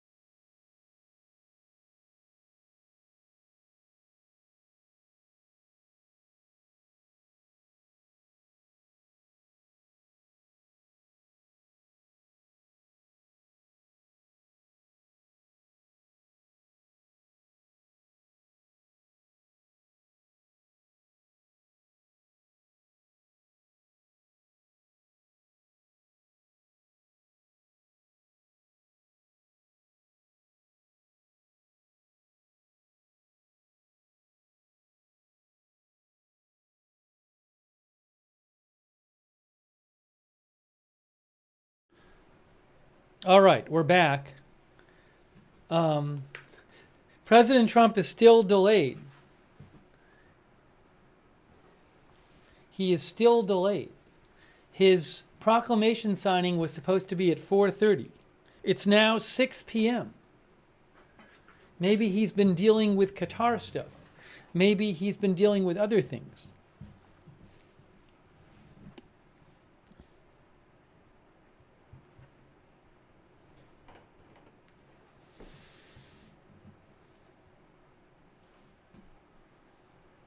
I ate a little something. Hey, thanks, by the way, to Jean-Paul Lachance for the gift memberships. I really appreciate that, Jean-Paul Lachance.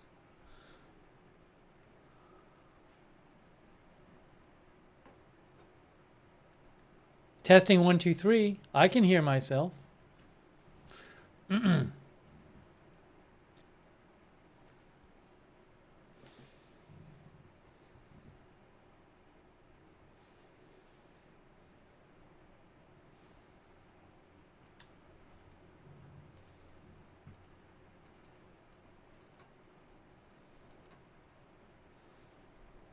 Yeah, we covered this press conference, and then I was going to like kind of end the stream by covering President Trump doing his appearance to sign a proclamation, because I figured, well, maybe he'll talk about the Charlotte thing during that appearance, and for some that now is over 90 minutes late.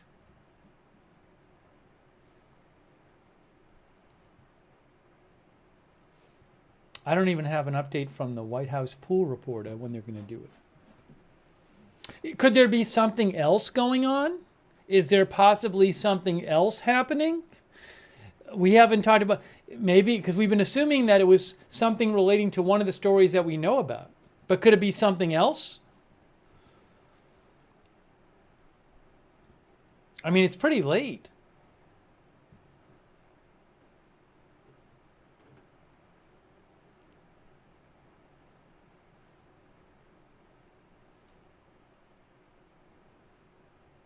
Oh, Pentagon Pizza Index. There's a person who does the Pentagon Pizza Report online. But he hasn't posted today. Pentagon Pizza Report reports about when there are above average pizza orders around the Pentagon, thinking that maybe that shows something is happening. But he hasn't posted for 20 hours. The last post was 20 hours ago. At Pentagon Pizza Report. At Penn Pizza Report. Now, 20 hours ago, he said there was above average traffic. Maybe they were talking to Israel, even though they said they didn't know about it. I don't know. But I've seen nothing today about it.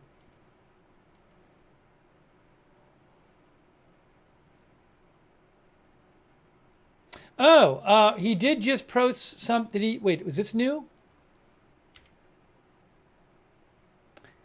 He did post a half an hour on Truth Social, President Trump, saying, "I'm pleased to announce that India and the U.S. are continuing negotiations to address the trade barriers between our two nations. I look forward to speaking with my very good friend, Prime Minister Modi, in the coming weeks.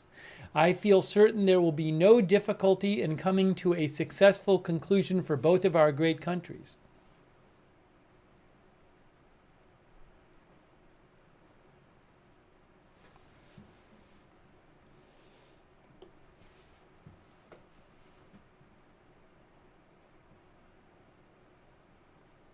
It's interesting that it's this late, but they haven't said, because they could just do it a different day. TJ Adams has a lot going on today.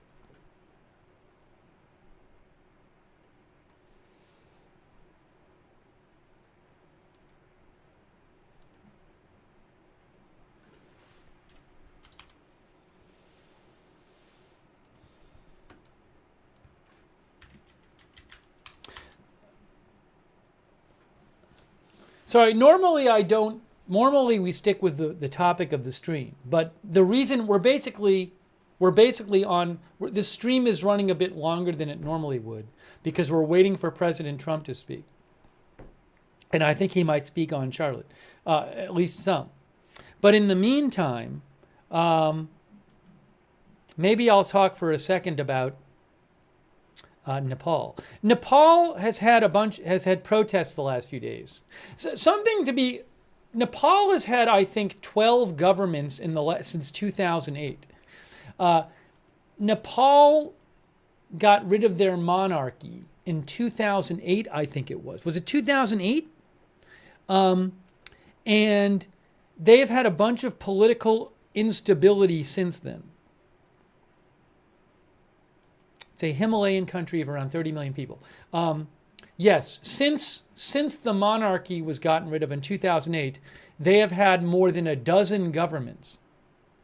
So a couple days ago, there started to be these big protests among young people in Nepal over corruption in the government. Also, I guess a triggering event was that the government shut down various social media sites. And then earlier today, the Prime Minister of Nepal resigned.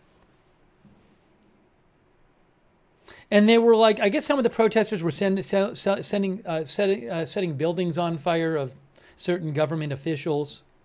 The Prime Minister's house was ransacked. I have a little video on it I can show you. I should show you the video. I have a couple videos, actually. So we can talk about that a second while we wait for President Trump to speak. If you missed all of the coverage of Charlotte, you can just rewind this broadcast. We covered the whole press conference. We talked about it for a while. We're waiting for President Trump to speak, coming up shortly. But let me just, what I might do right now is show you a couple things here.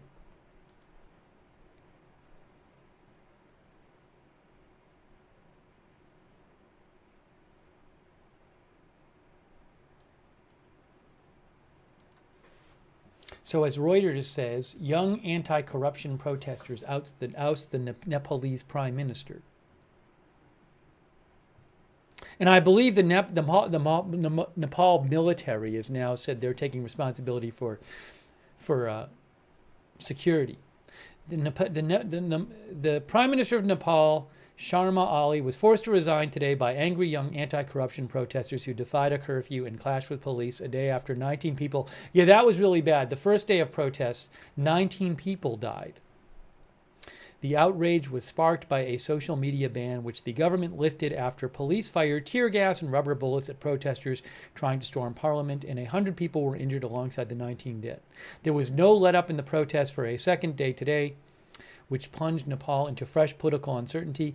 The unrest is the worst in decades in the poor Himalayan country, which is wedged between India and China, and has struggled with political and economic instability since protests led to the abolition of its monarchy in 2008.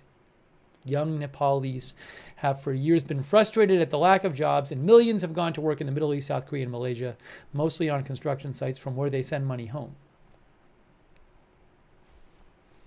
Let me show you a video here about what happened from Reuters. Hang on, I just have to pull it up on the screen. Not this one.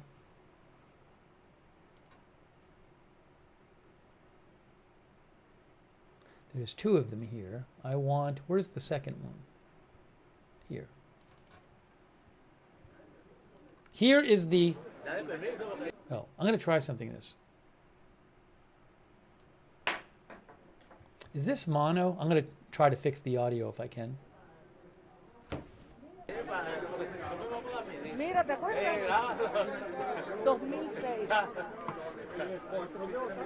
Oh no, that's the wrong video. That's not the right video. Let me get you the right video. That's obviously not the right video. That was Venezuela.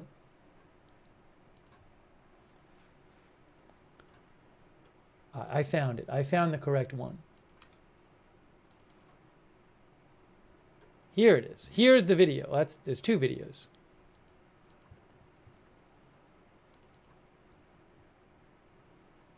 Now, is the audio on this one? Sharma Oli's home was set on fire by protesters on Tuesday after he resigned from office as anti-corruption demonstrators defied him. Let me try something here to fix. So sometimes the audio only comes out one ear, so I'm trying something to fix it.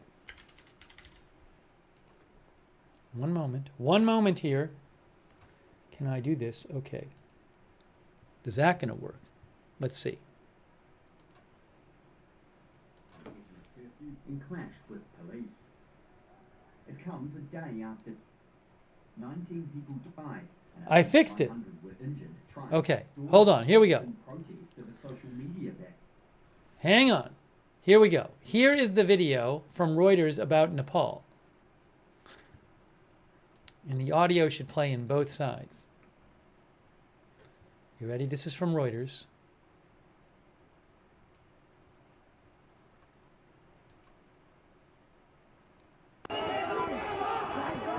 Former Nepal Prime Minister KP Sharma Oli's home was set on fire by protesters on Tuesday after he resigned from office as anti-corruption demonstrators defied an indefinite curfew and clashed with police. It comes a day after 19 people died and at least 100 were injured trying to storm Parliament in protest of a social media ban. In his resignation letter to Nepal's president, 73-year-old Oli said he has quit to, quote, facilitate the solution to the problem and to help resolve it politically in accordance with the constitution. An aide to the president told Reuters the resignation has been accepted and the process to find a new leader has begun.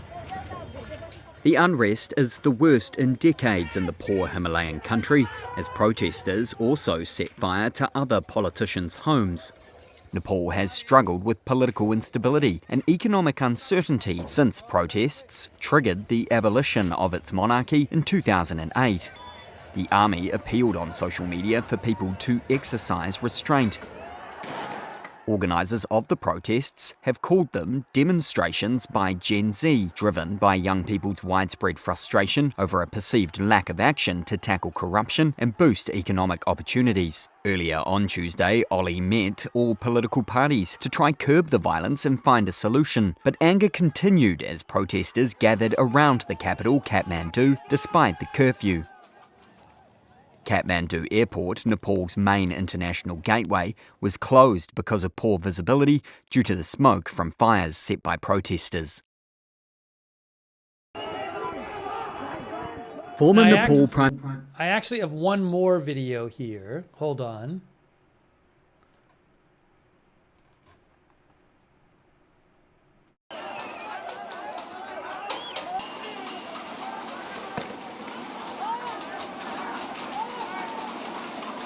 This is protest activity from Nepal.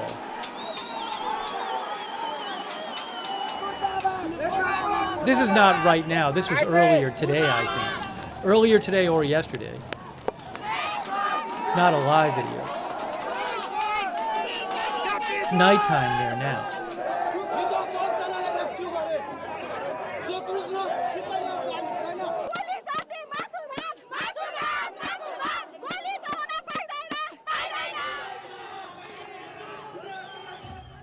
Anyways, some pretty striking scenes there in Nepal, so I'll see how that goes. I mean, if there's huge developments, maybe we'll do a stream on it, but maybe because the Prime Minister has stepped down and the military has said they're taking security control, maybe things will calm down there.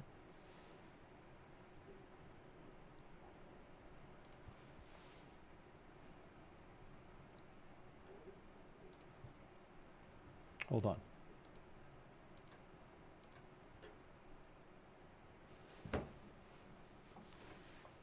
So many stories, says Thomas Darwin.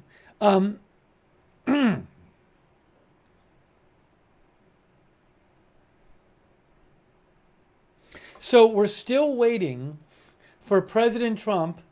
I don't know, maybe something's going on. President Trump was supposed to sign a proclamation at 4:30. It is now 6:15. Now, of course, you know, he could have been caught up dealing with the whole, I mean, I wouldn't be surprised if he got caught up today dealing with Israel's attack on Hamas in Qatar, because that's a huge story. Also, there was a hostage freed from Iraq who had been there since 2023, a Princeton grad student. So maybe he's been dealing with that. But it's interesting. Oh, hold on. I just saw an update. Maggie Haberman, who's the White House pool reporter today, says, we have been given no updated guidance as to the timing of the Oval Office event that was set for around 4:30, but they have not said it's closed. So it is that event has not been canceled yet. But we have not heard anything new about when it's going to happen. Confidence in God thinks something is wrong that President Trump is not on yet. I mean, this is pretty late. This is now an hour and 45 minutes behind schedule.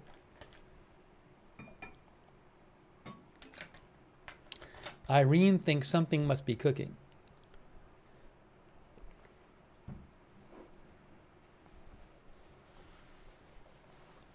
But that, I mean, it's a huge thing that Israel attacked Hamas in Gaza.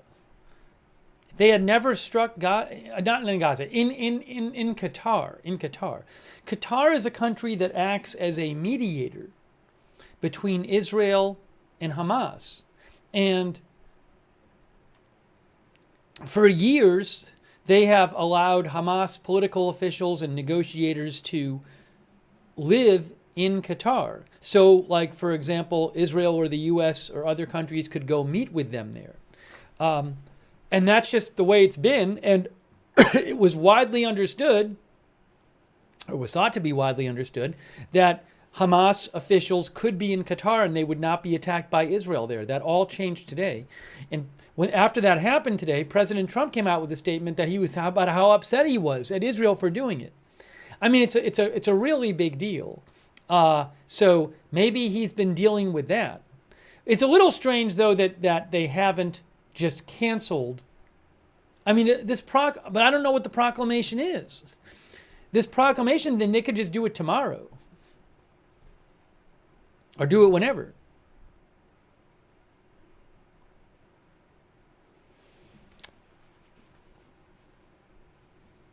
And then I don't know if he was talking in the White House about the Charlotte stuff today, because all of a sudden today we had Pam Bondi, the Attorney General, came out and said she was directing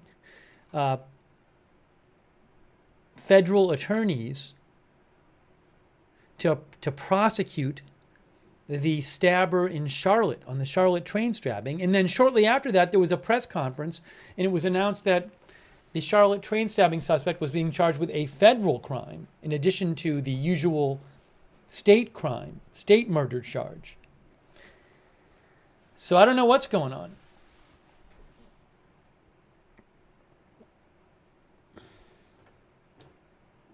And I've eaten very little. I had a quick snack, so I'm not in a very productive food state.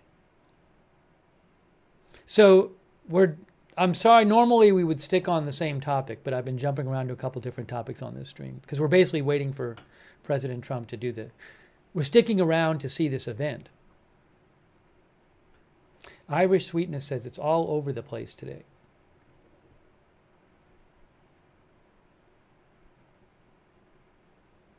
Melissa Terry says, so strange, no word.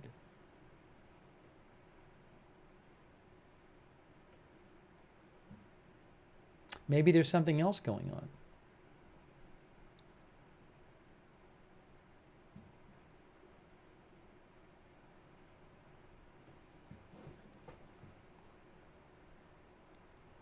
Rita Evans-Lang thinks maybe something is going on that's pretty important.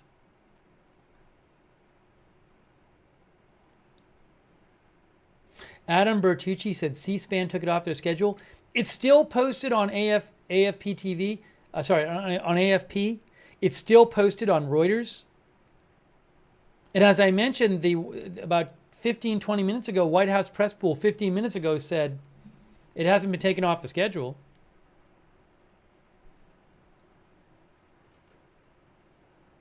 AP still has it posted.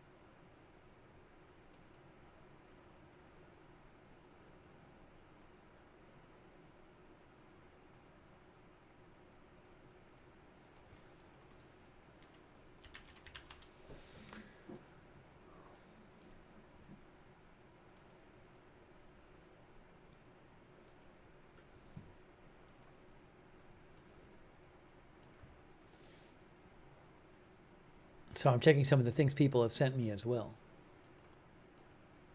It's now 6:21. It is almost 2 hours after the designated start time for President Trump's proclamation signing. Saudi thinks something is cooking.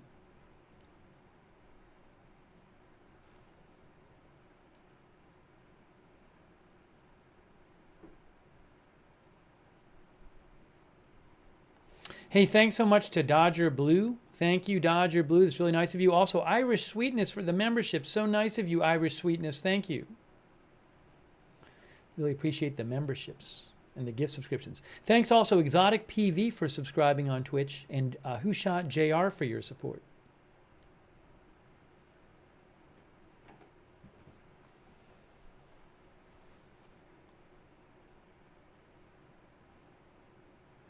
He's usually not 2 hours late. 2 hours is a long time. That's not the usual. That is not the usual.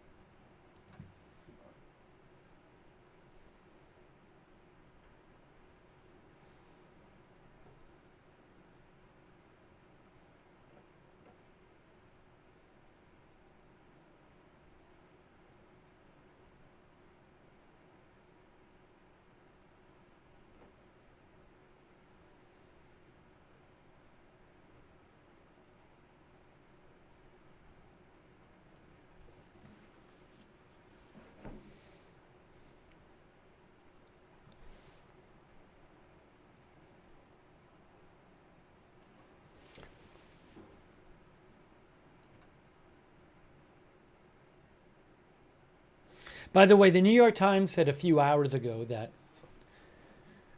around midnight Nepal time, the military could be seen on some streets in the capital in Nepal of Kathmandu. The military had already announced it was sending in troops to restore order.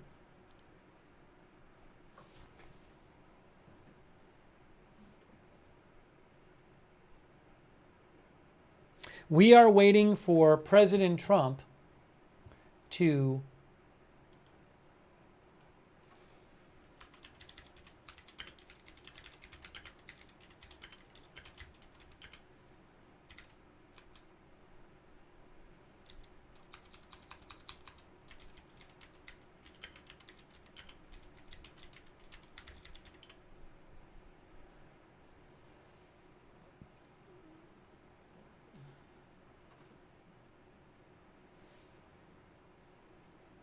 how should I say this?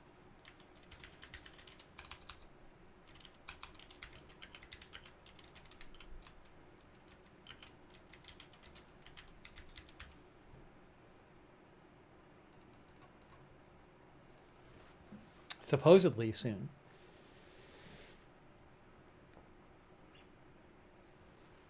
It is now 6:26.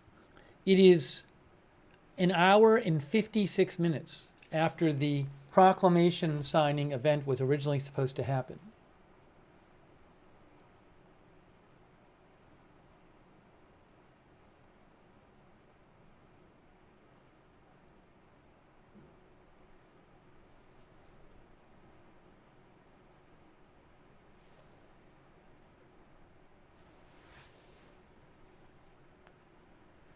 People keep mentioning drones in the chat. Jimmy Rushton, who's a Ukraine expert who I follow, says there's a number of drones above above Ukrainian airspace. Nearly 100, and 3 have apparently flown into Poland. That's what he posted. So I don't know how often that kind of thing happens. It is a regular occurrence that Russia launches hundreds of drones in a single night in a single attack against Ukraine. That is a regular occurrence.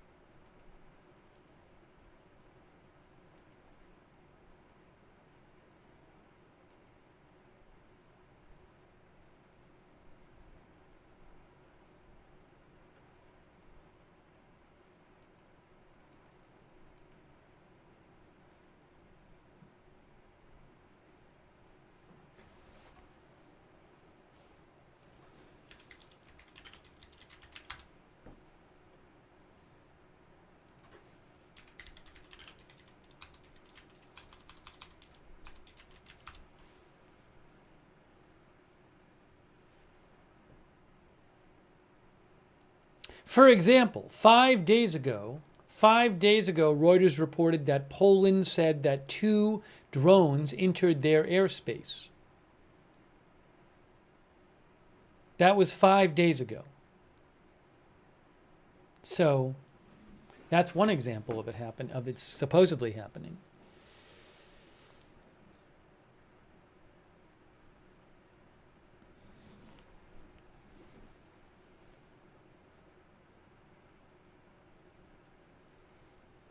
They didn't specifically say Russian drones in this article, but it sounds like that might have been the case. Anyways.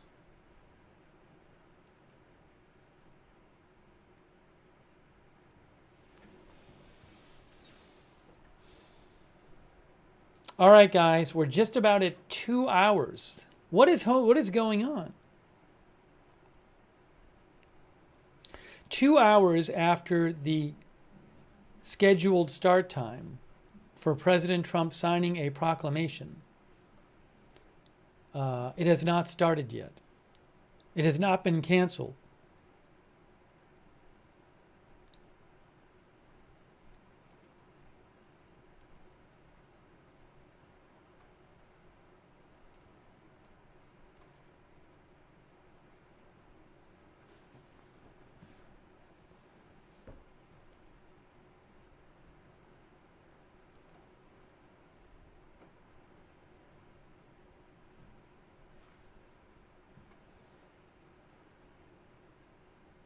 There are some rumors online claiming that Poland might have shot down a couple of drones. Maybe they did, I don't know. I can't tell. Seeing rumors. BBC reports a new massive drone attack on Ukraine is underway.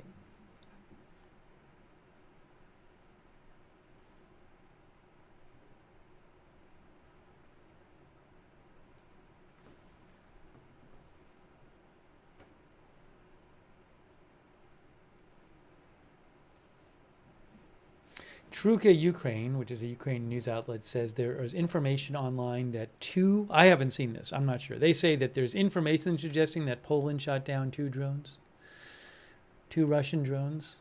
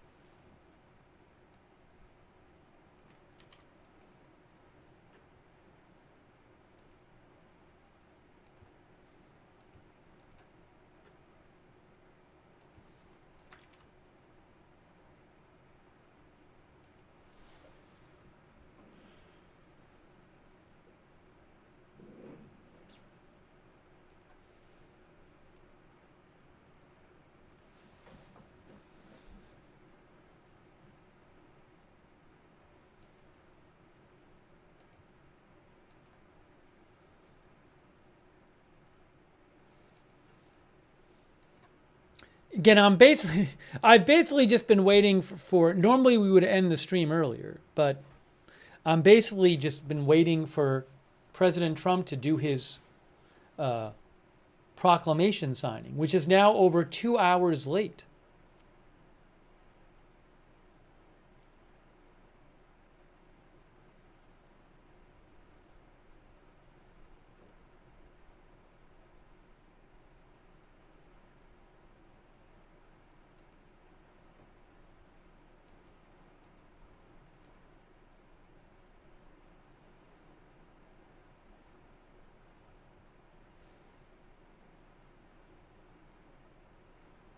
Hey, thanks, Flumpingtons. Flumpingtons thinks there's got to be something going on that Trump is this late.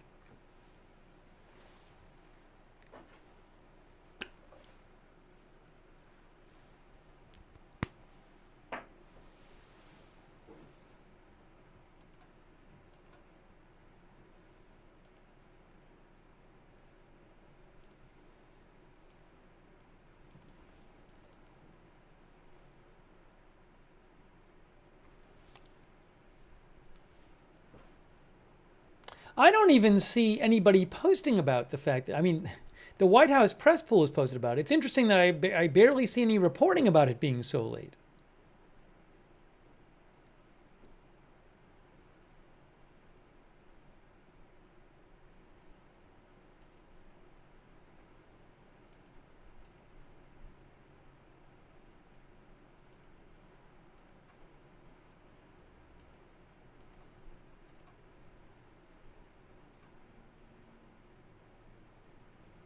Tyler Becker thinks he's trying to quell the Qatar-Israel rage.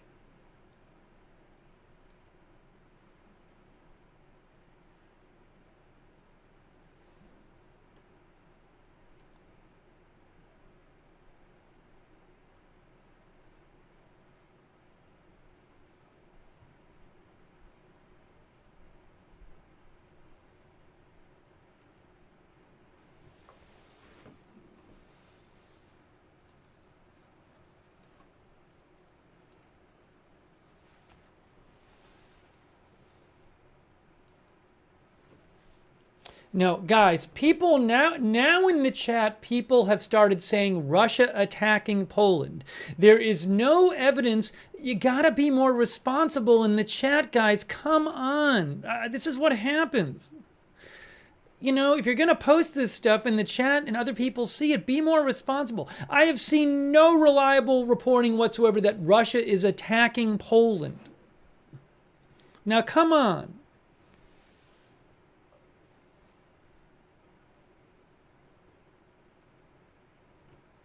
Gee whiz.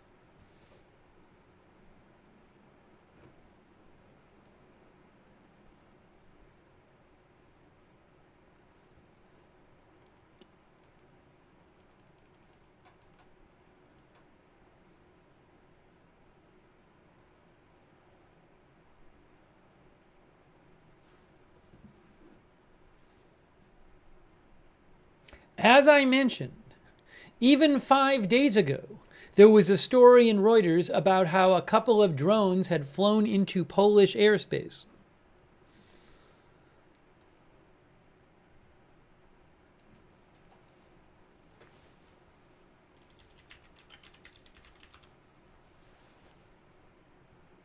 Three days ago, there's a story in Reuters, an object likely to be a smuggling drone fell in eastern Poland, said the Polish Defense Ministry. A smuggling drone. It did not appear to be a military drone.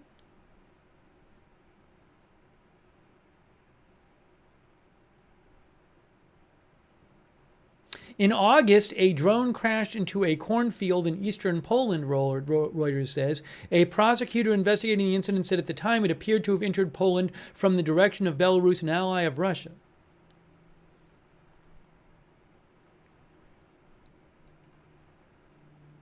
One day ago, in the Ukrainian news outlet Ukrainska Pravda, they reported that a drone with Cyrillic, which is Russian alphabet markings, crashed near Belarusian border in Poland.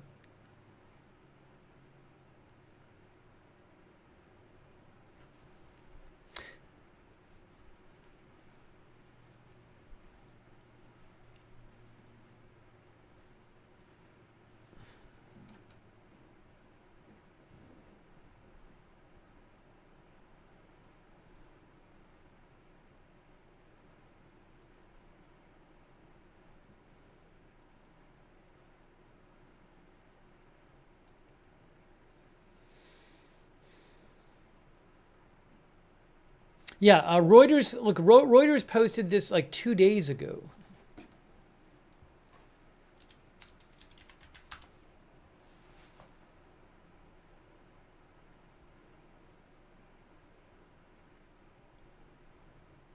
I'll show you.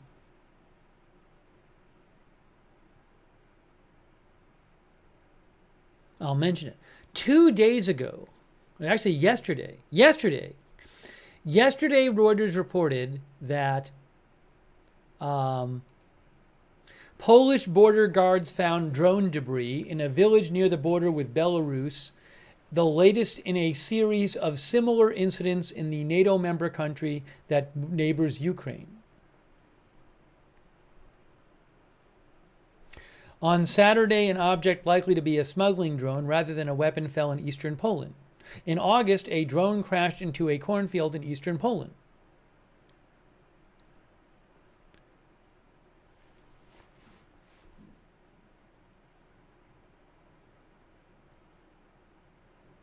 Hey, thanks to Mitchell Pilot. I appreciate it, Mitchell Pilot. Thank you.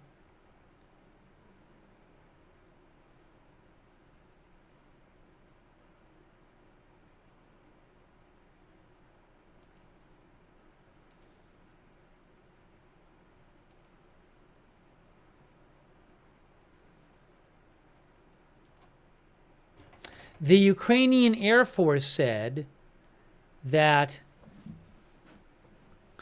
where is this here?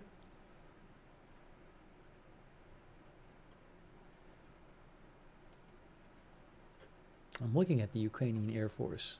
There's a significant drone attack going on in Ukraine right now.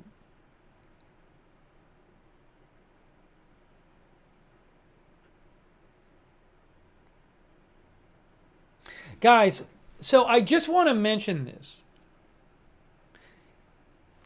It would be an enormous deal for Russia to attack Poland with drones.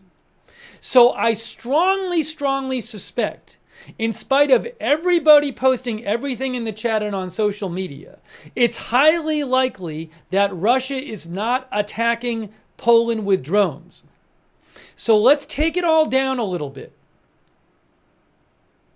We got to use our heads here. Of course, it's a huge story if it happens. But let's not just, like we all do all the time, well, I don't do it, but a lot of people do it, jump to everything is a world crisis and emergency right away. It doesn't really make sense to me that Russia would suddenly launch a big drone attack on Poland which would obviously be a huge deal. So before we go crazy, assuming it's true, why don't we think to ourselves about all the times when these internet rumors go crazy and turn out to be not true? And let's take it down a notch and wait and see what happens.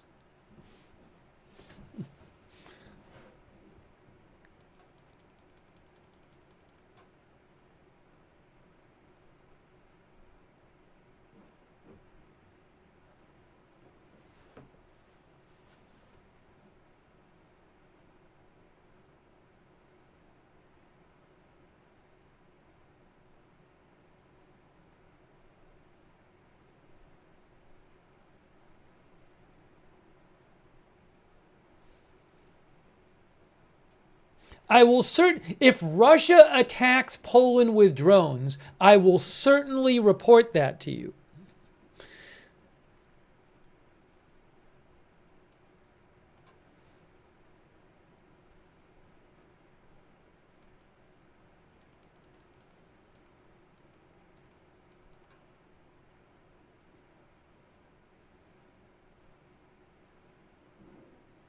Now, Tommy Lund from Reuters says that the Polish armed forces said they scrambled aircraft to ensure airspace security after Russia launches strikes on Ukraine.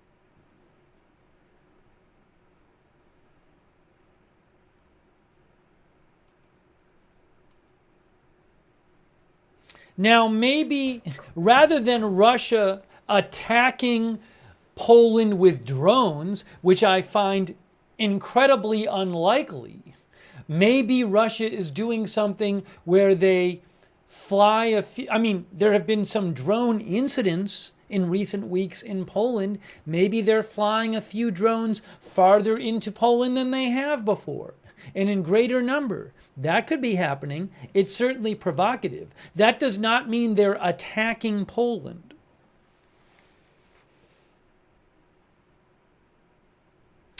Oh, President Trump just signed something.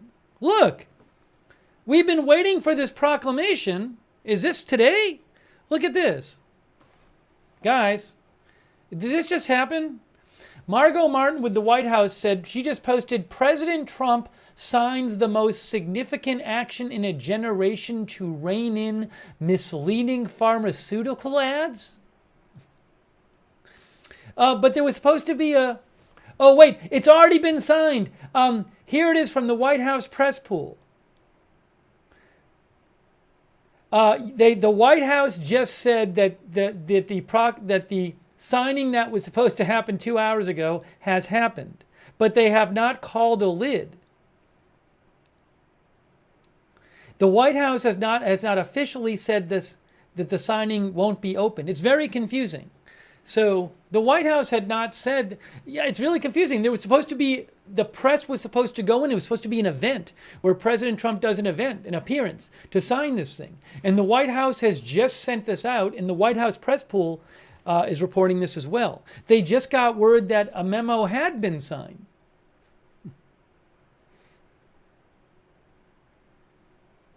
So I don't know what's going on. Hang on a second.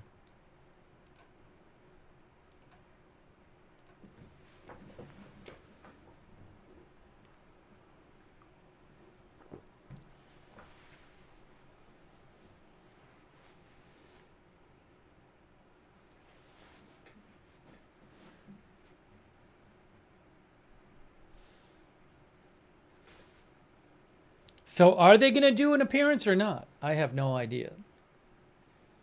That's what I've been waiting for.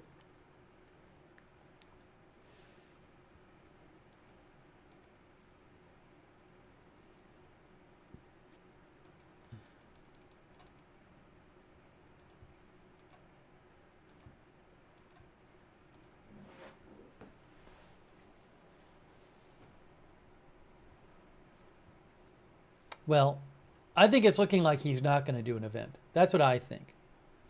Because, again, the report is that it's just signed.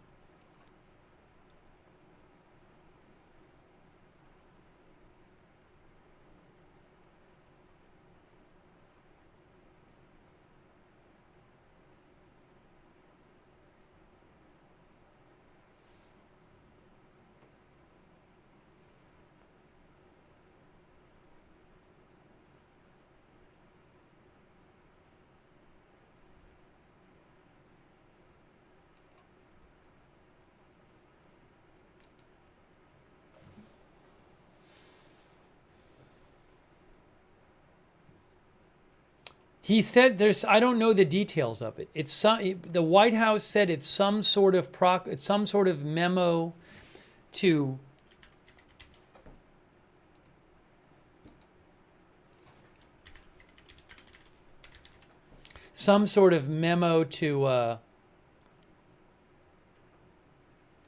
rein in misleading pharmaceutical ads. Okay, look, I'm going to start wrapping up this stream. We were waiting for that to happen. It's looking to me like there's not going to be a Trump appearance, although I may be wrong, but you know, we've been waiting for hours, basically. But no lid has been called, so maybe he's going to do an appearance. I can't wait for 3 more hours for him to do an appearance, especially when I don't even know what it's going to be about. So if there's some huge news, I can always come back on the air. I know about Ukraine. Reportedly, a few Russian drones might be in Poland's airspace. Somehow, many of our chatters have interpreted that to mean that Russia is launching some major attack on Poland that's going to be leading to World War X. That I don't see happening. I will stand by my earlier assessment, which is it's highly unlikely that Russia is launching an attack on Poland. So, my guess is it'll turn out that several Russian drones went into Polish airspace. That'll be my guess. If I hear that World War X is happening, I will come back on the air. I promise you.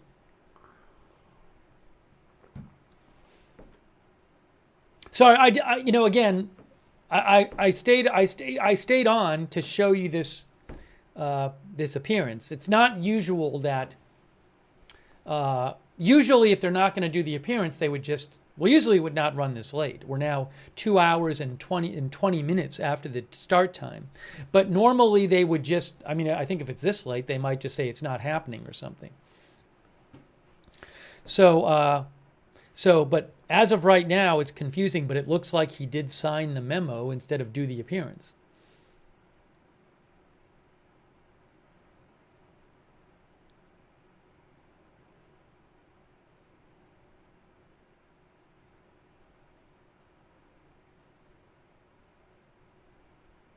Anyways. All right, I'm going to wrap up this stream. If there's some huge news, I can come back and do another stream. But this stream is wrapping up because we came on to cover Charlotte and we did that. Okay? If there's some other news that deserves a stream, we'll cover it. I really appreciate, and I'm sorry that we had to wait. Again, I was waiting just as much as you, but I'm just not seeing signs that this is happening. Oh, hold on. Wait a second. The White House pool has been called to just as I was going to get off the air, for the 3 of you who are still watching, it looks like we're going to see President Trump right now. Maggie Haberman reports the White House pool has been called to the briefing room doors. The White House pool has been called to the briefing room doors, so it looks like we're going to hear from President Trump, I guess. It just got posted right now.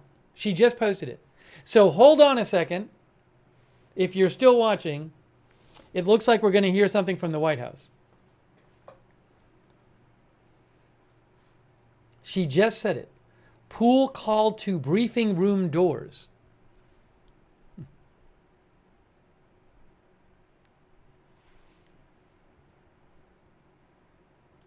So they're going to do something there. Some sort of thing with Trump, I assume.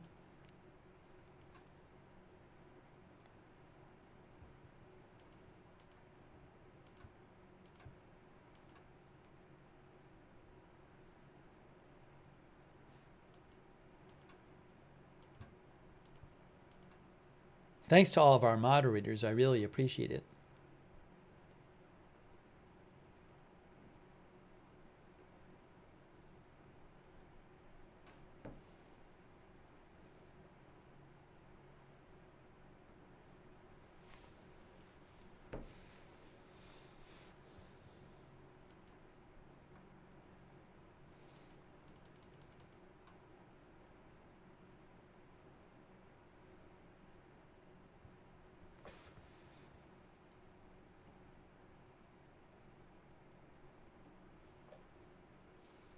I don't even know if the headline is to sign proclamation.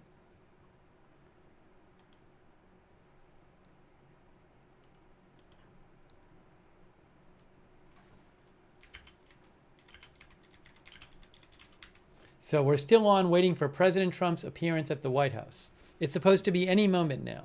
It was supposed to happen at 4:30 p.m. It is now 6:52 p.m.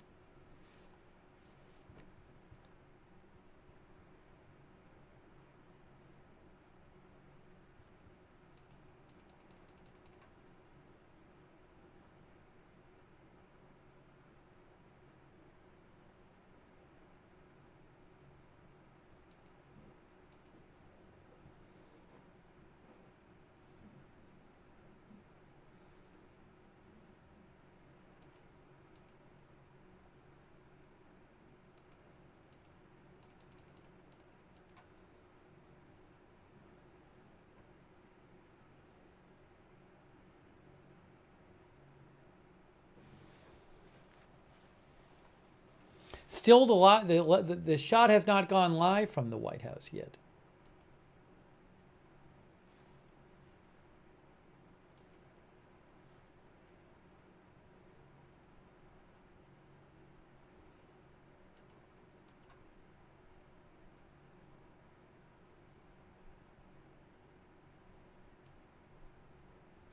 Splendid Isolated mentioned that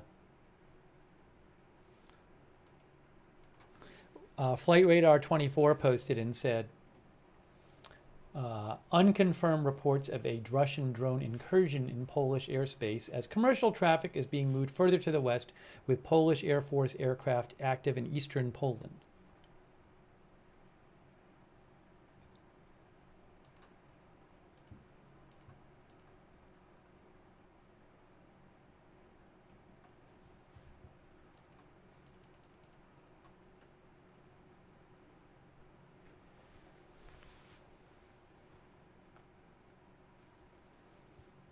I can change the name. I don't want to change the name of the stream.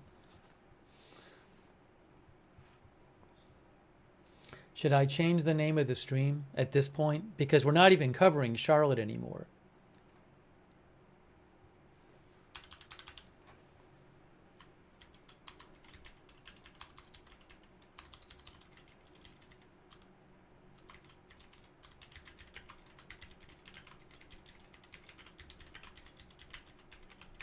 I'll just change the name of it.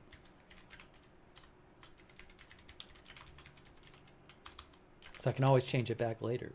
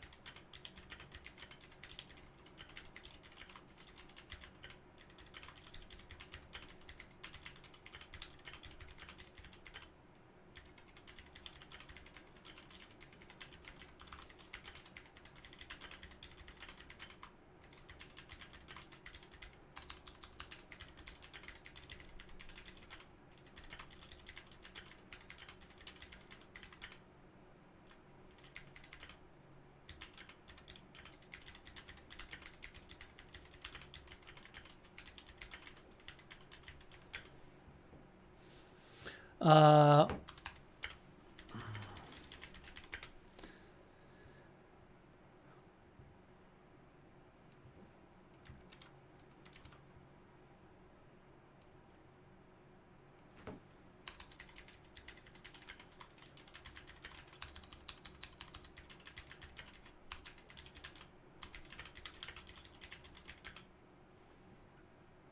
all right, so I will change.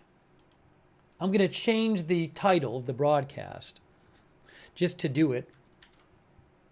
We'll just keep the stream going. I'm not going to do a new stream on that right now.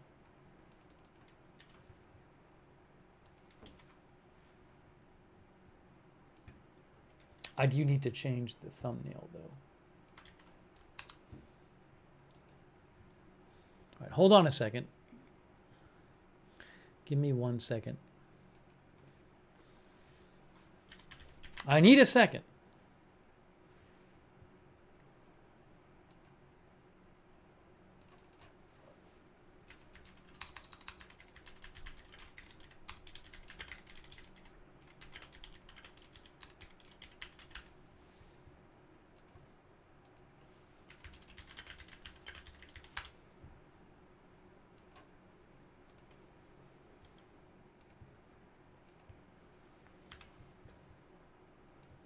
I'm almost done doing what I need to do to change the stream title.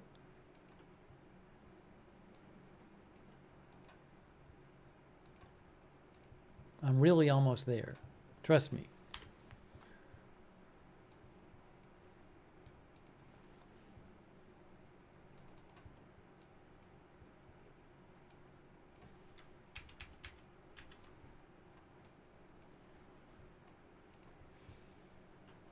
Okay, I think I'm just about done with that, what I need to do. Okay, hold on.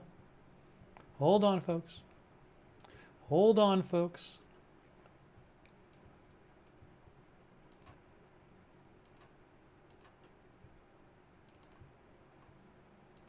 Got the thumbnail changed.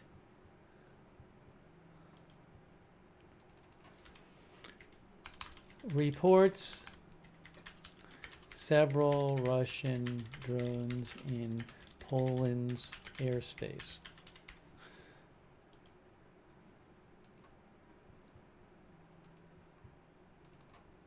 Oopsie, that's obviously not what I wanted to do. What's this? What did I just do? What did I just do? Oh, I know what I did, sorry. Sorry about that. That obviously is not what I wanted to do. There we go.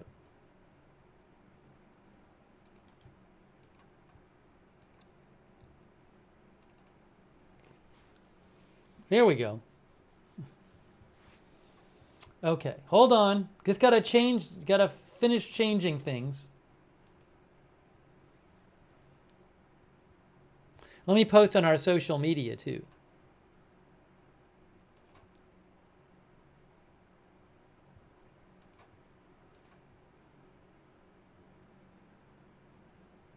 No, what I said is I have no reporting that Russia is attacking Poland. And I still have no reliable reporting that Russia is attacking Poland.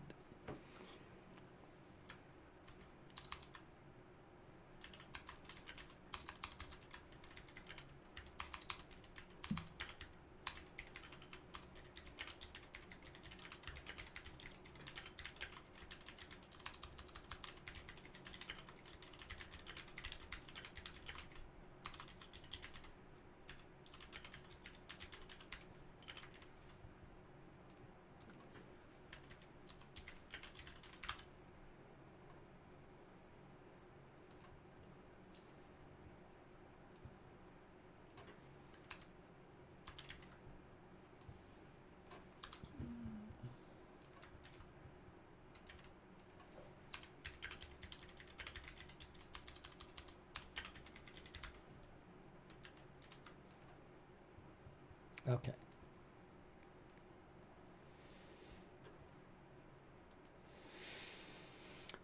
All right, hold on a moment.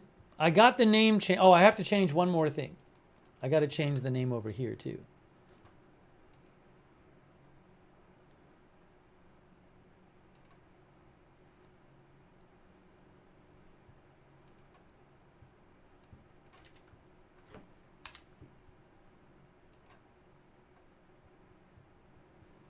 Facebook has the wrong name now. I don't know if I can change the Facebook name of the broadcast. I'll see. Let's see if I can change that. Oh, I can. That's good.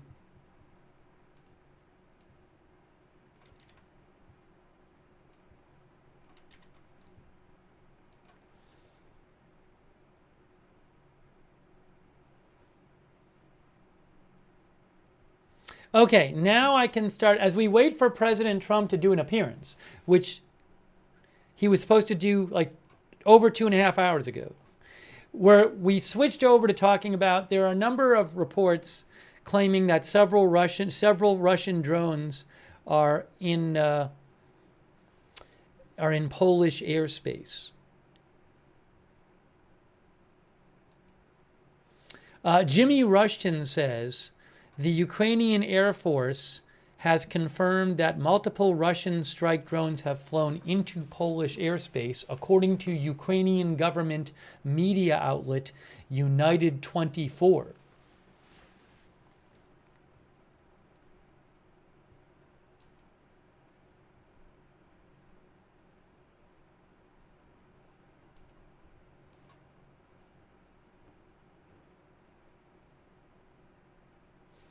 My guess is that it's one of these kind of provocative moves and threatening moves. I would be utterly shocked if they were actually intending on attacking Poland.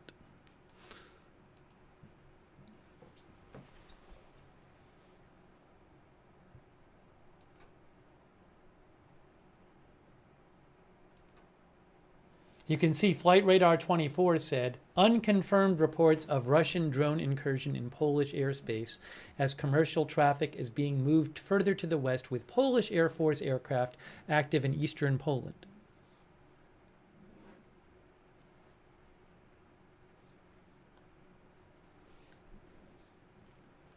Yeah, I don't know if that's really, I mean, there's been a bunch of different reports about this. There's been like, I guess, accounts on Telegram that monitor drone stuff. So a bunch of accounts I follow have said they've been hearing this stuff. It's not just coming from the Ukrainian government at this point.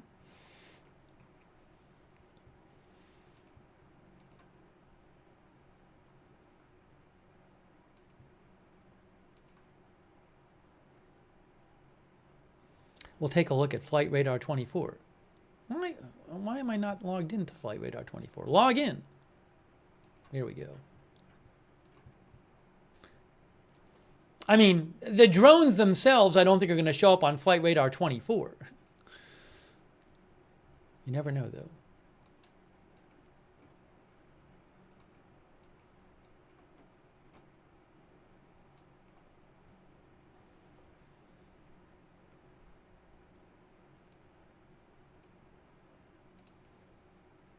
There's Poland. Right there. There's Poland. What's the #1 tracked thing? That is a Poland Air Force plane. That is a Poland Air Force plane right there. That's the #1 tracked flight on Flight Radar 24, that Polish Air Force plane. It is a military/government plane. And it is a Saab, what is this? AEW&C plane. Swedish, it's an airborne early warning and control aircraft.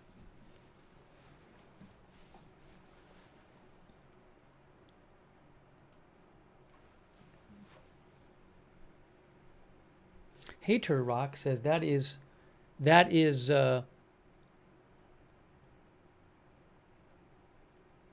AWACS. Now, I saw something else. Some of the viewers have been mentioning this.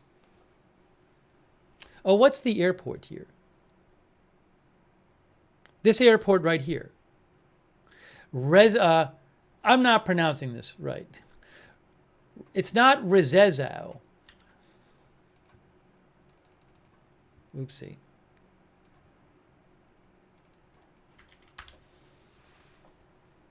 Can I get a pronunciation? It's Rzeszów. Rzeszów. Rzeszów is down here. Rzeszów, I guess it's pronounced. Rzeszów Airport, I saw some reports about that.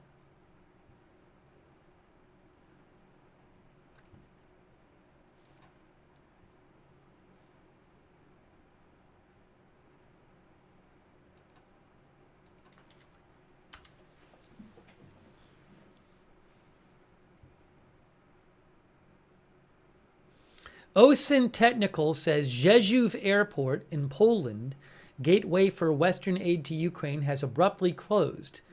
In a warning to airmen, authorities say the closure is due to unplanned military activity. Now, OSINT Technical, I follow, claims that NATO and Polish air defenses are engaging Russian drones in the area. I don't know if that's true.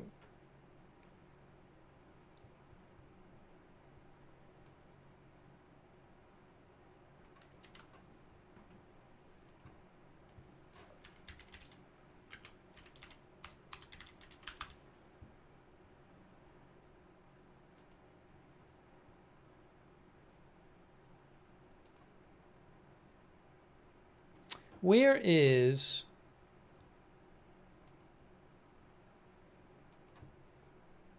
I'm going to try to find... the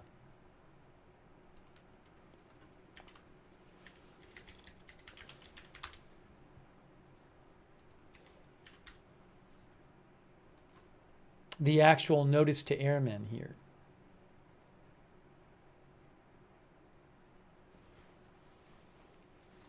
I was trying to. No. That didn't work.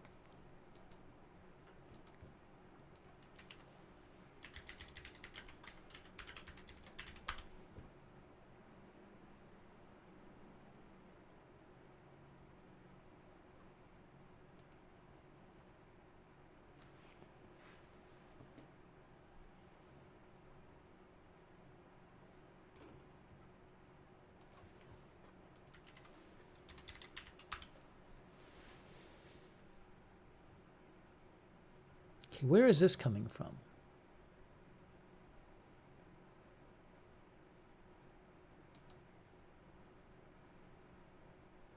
Faytux News. Faytux News found the notice to airmen.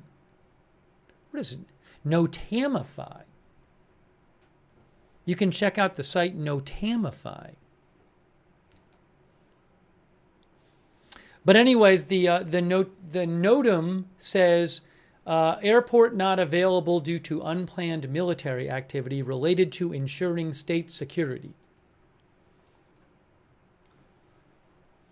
So I'm looking to get you more updates here, but here is eastern Poland, Russia, and Belarus border. Oh, sorry, Poland, Belarus, Ukraine, Lithuania. Belarus is not only an ally of Russia, but Russia exerts enormous amount of influence over Belarus. But you can see this, the most tracked plane right now on, and it's on Flight Radar 24 is this AWACS plane from Poland, and Rzeszów Airport is right here. The number 2 most tracked is, there's this one. This is a NATO plane. I don't know that this NATO plane is doing anything abnormal. I mean, it's in the area, but maybe it's a plane that flies all the time there. I don't know. It's a NATO plane that has been flying for a while. It took off from the Netherlands, I guess. So I don't know.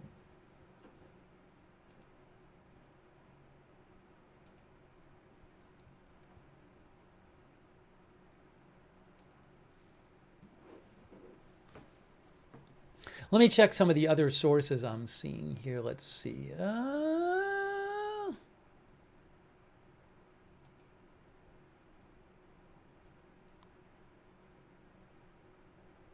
Now, there is a large drone attack by Russia ongoing in Ukraine.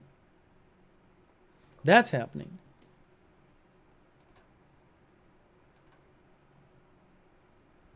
Oh. Hold on. Let me look up something here.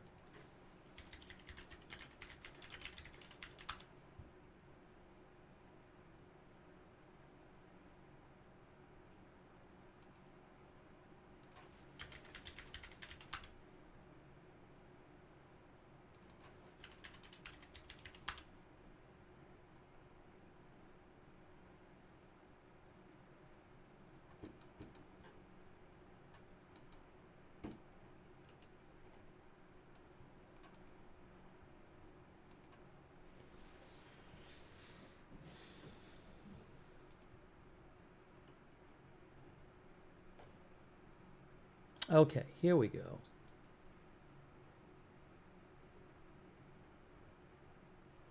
I don't see anything on the Polish Armed Forces Facebook page. I don't see anything on the Polish Armed Forces Twitter account, X account. So I don't see anything there. What is this?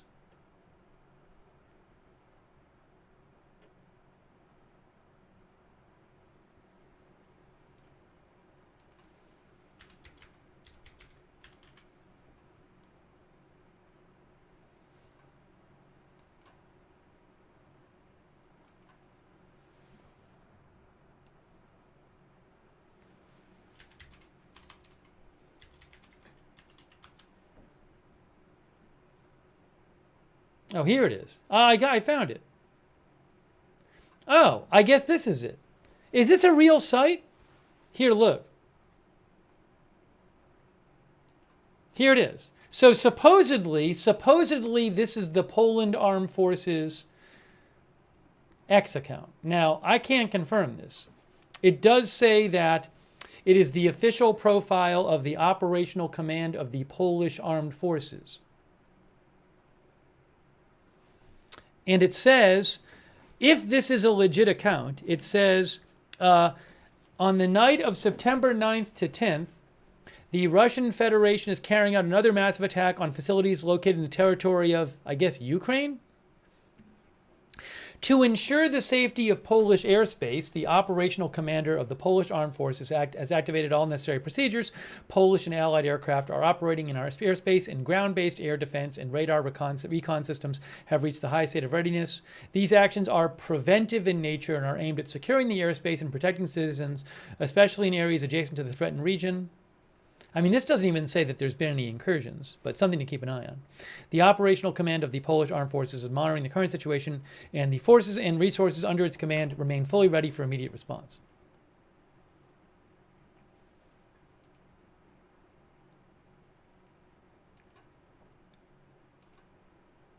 That was 35 minutes ago.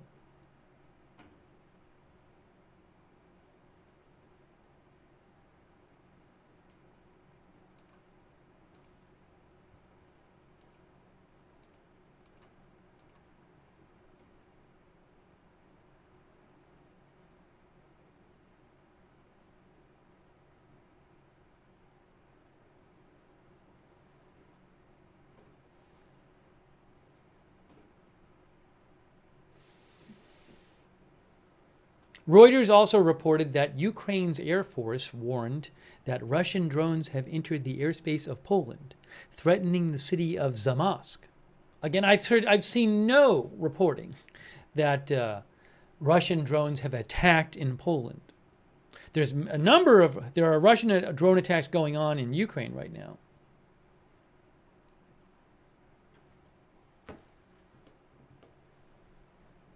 Here is Flight Radar 24. Ooh, hey, that flight disappeared. The plane, the AWACS plane, what happened to that? All right, so the AWACS plane disappeared. Now, this is a NATO plane that's been flying, I assume, for hours.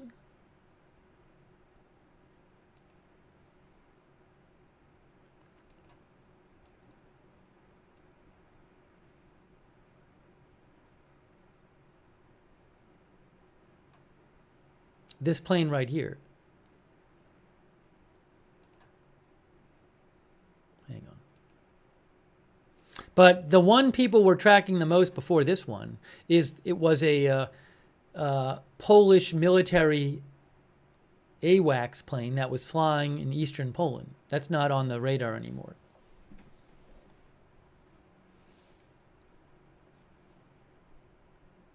Xylee thinks they turned off their transponder. I don't know.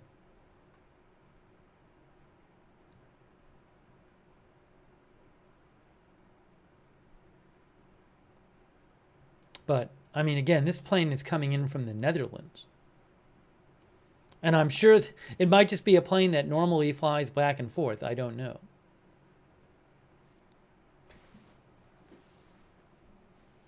Patriot thinks these reports are Ukraine trying to stoke escalation. Give me a moment here.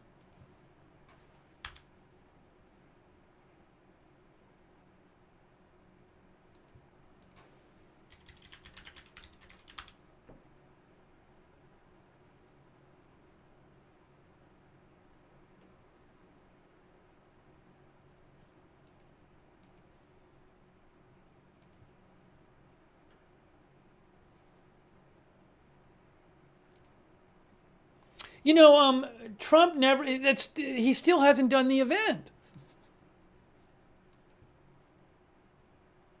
Oh, pool is, hold on a second, new update about Trump. New update, the White House pool is being loaded into a motorcade for destination unknown. The White House pool is being loaded into a motorcade. That was 25 minutes ago. So President Trump was supposed to sign a proclamation and appear at the White House at 4:30. That never happened, but they never called a lid. And then the White House posted on social media he had signed some kind of thing about pharmaceutical advertising in the White House. But half an hour ago, the White House press pool said they were going into a motorcade for a destination unknown. So where's President Trump going?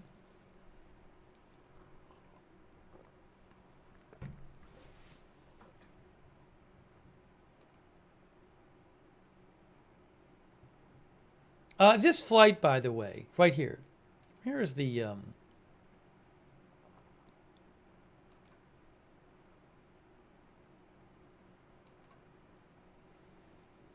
This flight that's being, a lot of people are tracking now, is, this flight has been in the air for about an hour and a half.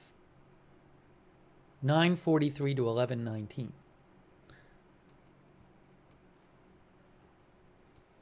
Again, President Trump is got into a motorcade going somewhere, and the press pool is, I guess, tagging along, and we don't know what's going on. In the meantime, we're tracking these reports of possible drones, Russian drones in eastern Poland.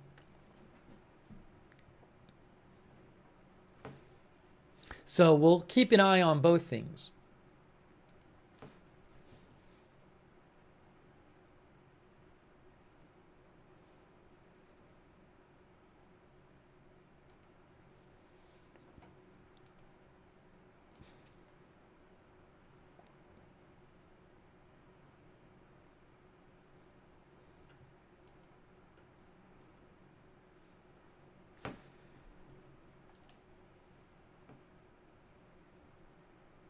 Yeah, I wouldn't start reading into all this stuff on Flight Radar because there's plenty of aircraft that fly over there anyway. So I don't know enough about what normally flies over there to say something's a big deal or not. Oh, this is a U.S. Air Force fighter, F-35. Maybe these kind of planes fly over there all the time. I don't know. I'm not going to start playing aviation expert when I have no background in it. But that is a F-35 fighter. But again, maybe if you sit here all day and look at it, you see those all the time in that area.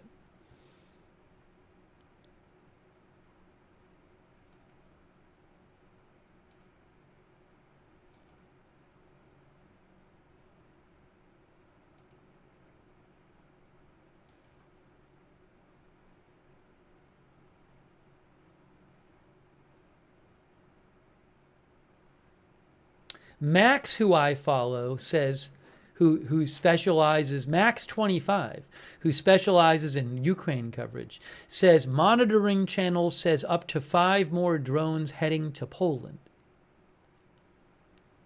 OSINT Technical says fighters loudly heard over the eastern Polish city of Lublin tonight as Russian drones reportedly operate in the area. I've heard no confirmation of any drones being shot down. There's Lublin right there.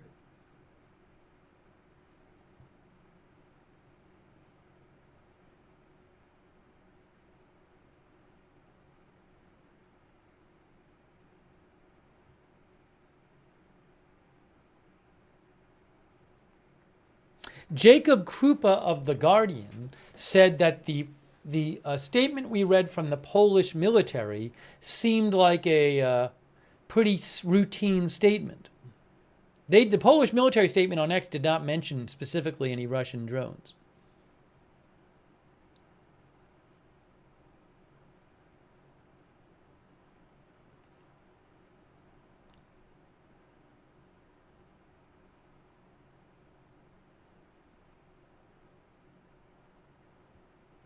This right here is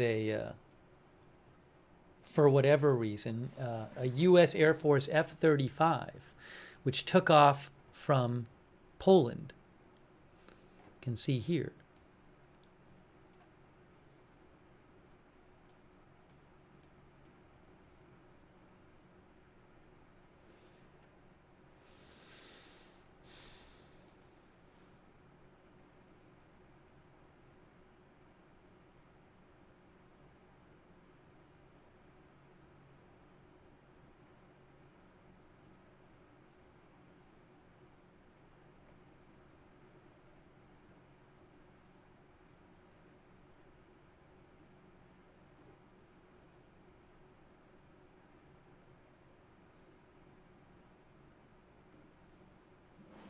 Hey, a quick thank you, by the way, to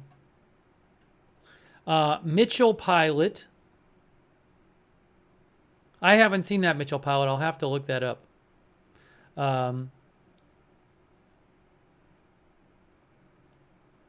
Thank you, Sydney, for the memberships. Kevin Graham, DeShark, Twitter Pated, Motherhood is Ministry, Ken Lance, Alex K, Diane Warren, Zombie Duty, Shadow 6530, Floor Morena, Some Italian Guy, The Vladinator, Kiwi. Thanks for your support. And Tribal Convictions and Warlord Gord and Big Dog Gaming over on Twitch. We're still waiting to hear President Trump got into a motorcade and along with the White House press pool. So apparently there's supposed to be some sort of President Trump appearance tonight, but we don't even know where he's going.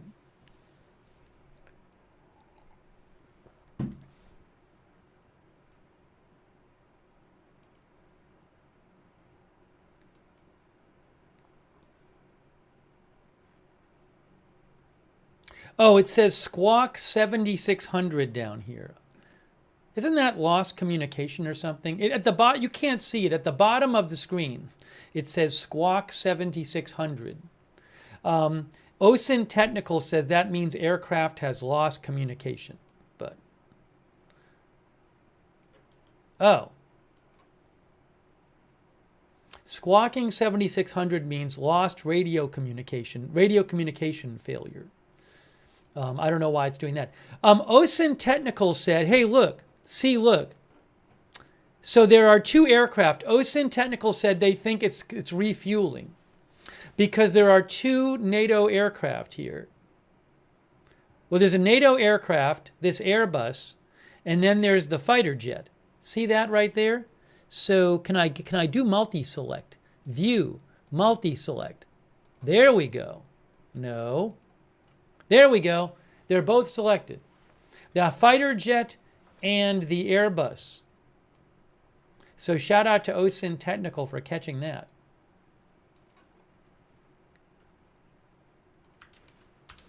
The Airbus A330 is an aerial refueling plane and military transport aircraft. So that Airbus can do refueling. So it looks like we could have a case, for whatever reason, of this Airbus plane, but this Airbus NATO plane refueling the U.S. Air Force F-35 plane.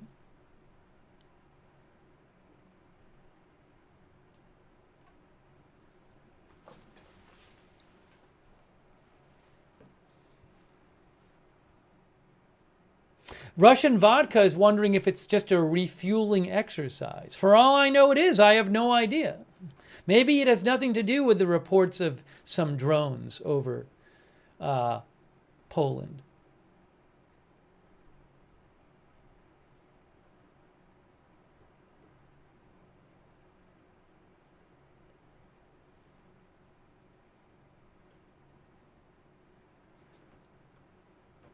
Look at this. See right here? There you go. They're flying right next to each other. I wonder if I can do 3D view. Will I see it on 3D view? I don't know.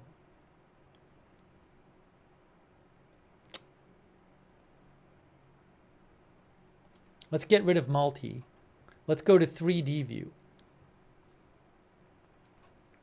So here's the tanker 3D view. Now can I see the other plane next to it? I don't know if the other plane shows up. Like, I don't think it works like that. Uh-oh. All right, there's that plane. Oh. Maybe you can see the other plane next to it, but you don't get an animation of the other plane. That's not really going to help us. But you can see they're like near each other. Okay. Anyways, let's go back to this view. You can see they're right next to each other. Look at that. Let's go back to multi-select.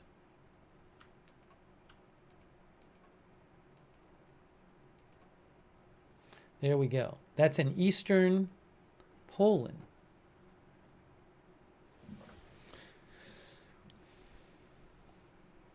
And also eastern Poland, we have the F-35 U.S. fighter and NATO tanker. Thank you, Mitchell Pilot. I saw that. I saw it, Mitchell Pilot. Thank you.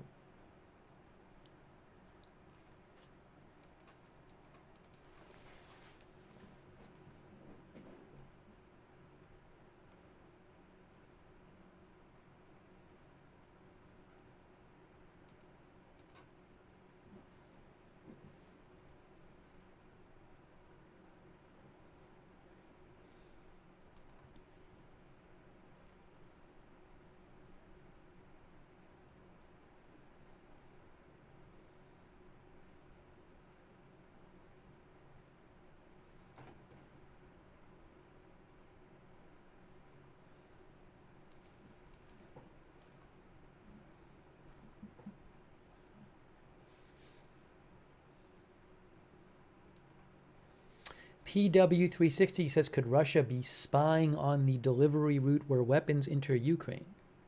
I don't know if those, drones are doing any kind of spying. If there are Russian drones in the area, I do not know.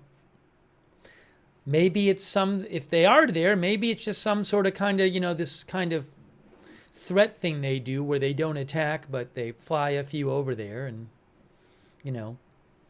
send a message or something. I don't know. But I've not heard any kind of verified reports of any drones getting shot down. I've heard no reports of Russian drones attacking Poland.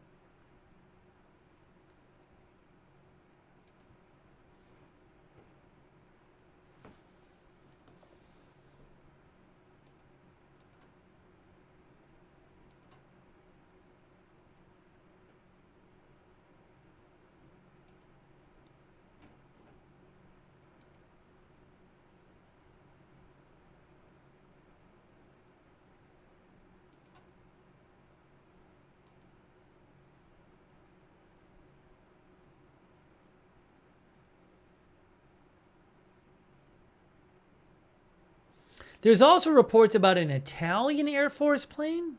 Oh, what is this? Or is that the one we just were talking about? What is this? Oh, no, this plane, we're talking about this plane right here. This one here. Oh, no. Is there what is the number 3? Now, I got to go back and check this. Let's check the top tracked planes.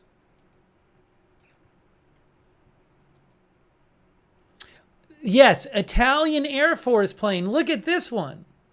It's an Italian Air Force plane that took off from Estonia and is heading to Polish airspace. Wow. Look at that, guys. That is a Gulfstream G550.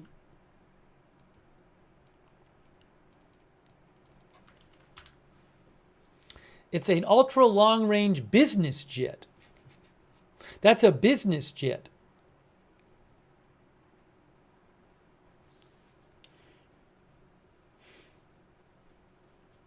Here are these two planes down here.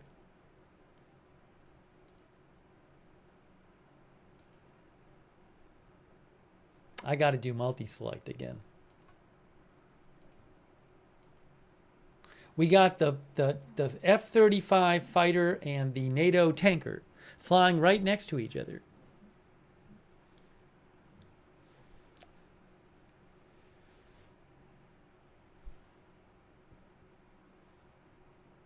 Is it? Oh, is that plane an AWACS plane? Some people are saying that's an AWACS plane. Hold on, I'll look it up. The Italy one. Hold on. Maybe it's been outfitted to do that or something. Let's see. It says Gulfstream G550 military government plane.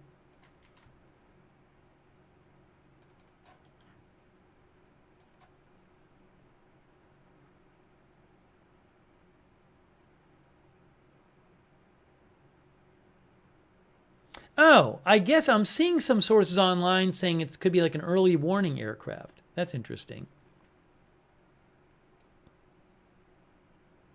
Yeah, some websites say that Italy uses G550s as early warning aircraft. Oh, Trump is going to... Oh, hold on. Trump is live. Trump is live. Oh, I don't know that I have the rights to use it, though, because he's not at the White House. Trump is live. Hold on. No, I cannot show the Trump video because he's not in the White House. So I don't have the... Oh, unless the White House is the White House live? No, the White House is not live. So Trump is going to dinner in D.C. Fox News headline right now, Trump heads to dinner in D.C. He's standing next to J.D. Vance and Pete Hegseth. He's on the street in D.C. right now. I think he's with Pete Hegseth. So I don't have the rights to that, to show you that, because he's not. It's outside White House grounds, and the White House is not themselves broadcasting it. Anyways, just so you know, Trump is heading to dinner in D.C.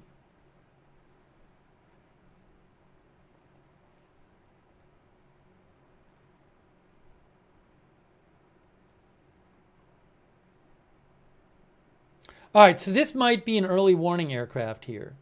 This one down here, the Gulfstream G50 Italy Air Force.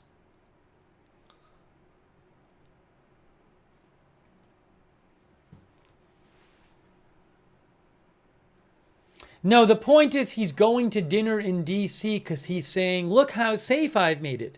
Now we can go to dinner safely. That's the idea.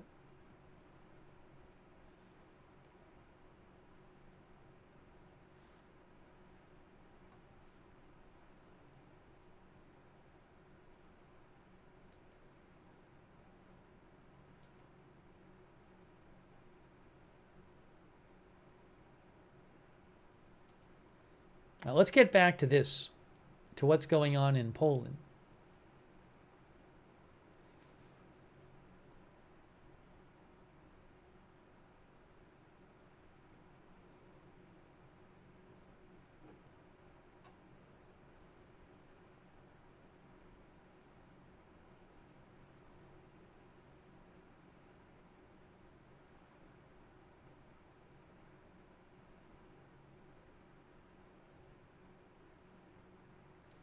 President Trump went to Joe's Seafood in D.C., very close to the White House, said Jennifer Jacobs with CBS News. Oh.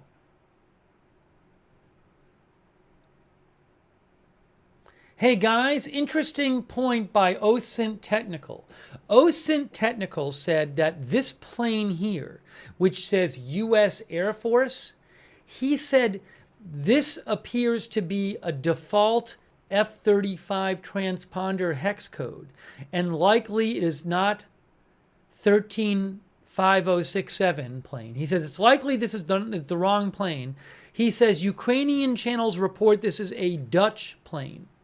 Okay, so again, OSINT Technical, who I follow, who knows a lot about this stuff, says he thinks this is actually not this exact plane, and maybe not a U.S. plane, and likely not the specific plane, and possibly a Dutch F-35.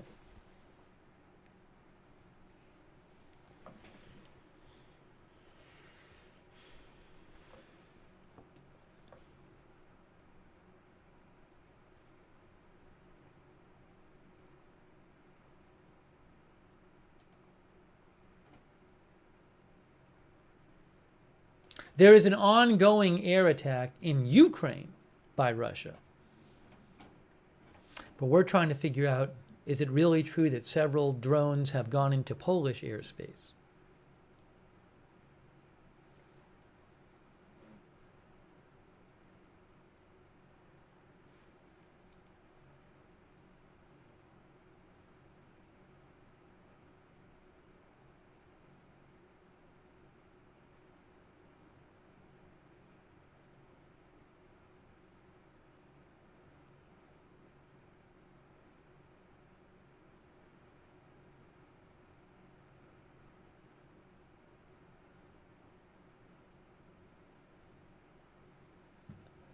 Hey, a quick thanks to, the Italy plane.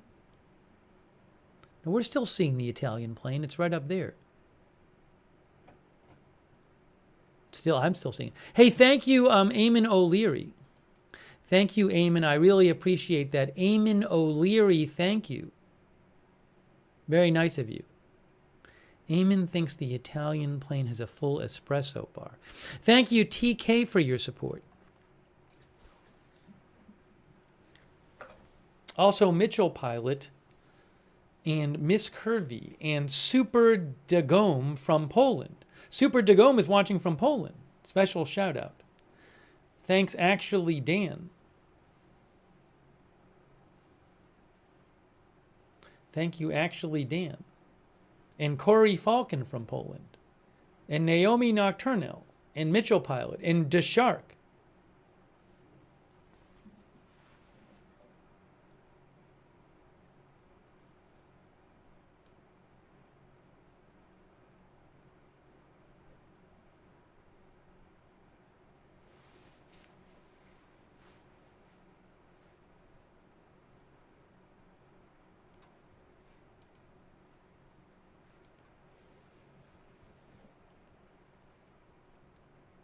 I am checking various sources here for updates. Uh-oh, yes, so we just lost the Italian plane. So maybe the Italian plane turned off its transponder, I don't know. But the Italian, possibly it was an early warning plane that was flying from the north, flying towards Poland. Looks like we lost that.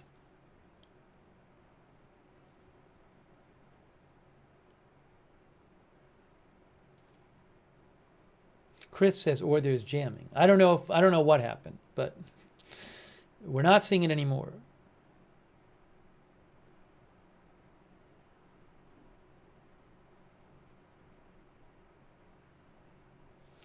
Evergreen Intel said the same thing that OSINT Technical said,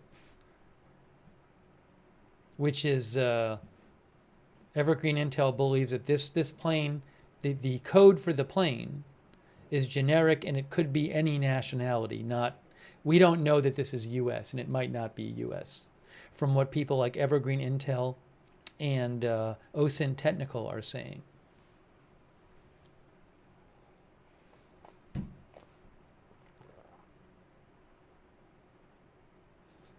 Oh, Pentagon Pizza Report, for whatever it's worth. Pentagon Pizza Report posted 24 minutes ago. Check it out from Pentagon Pizza Report. Various pizzerias reporting above average traffic nearby the Pentagon, for whatever that's worth.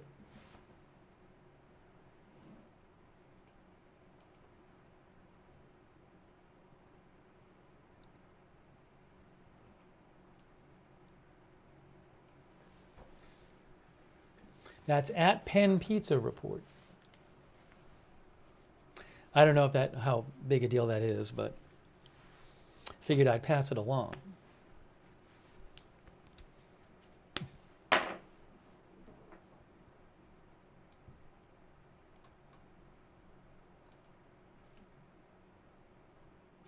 Chaz Martin says it always seems to be above average these days.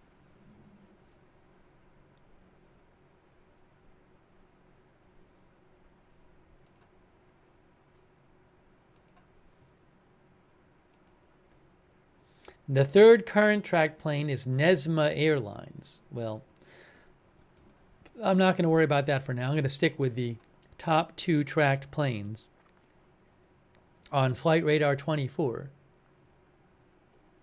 Where'd they go?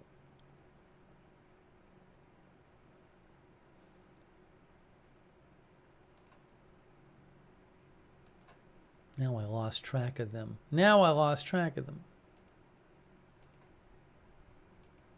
There, okay. Where's the fighter jet? I'm not seeing now. Where's the fighter jet? Did the fighter jet split up, or is the fighter jet not there anymore?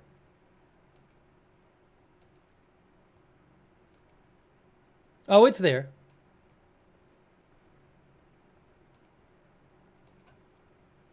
Why is it when I go here, is it not there?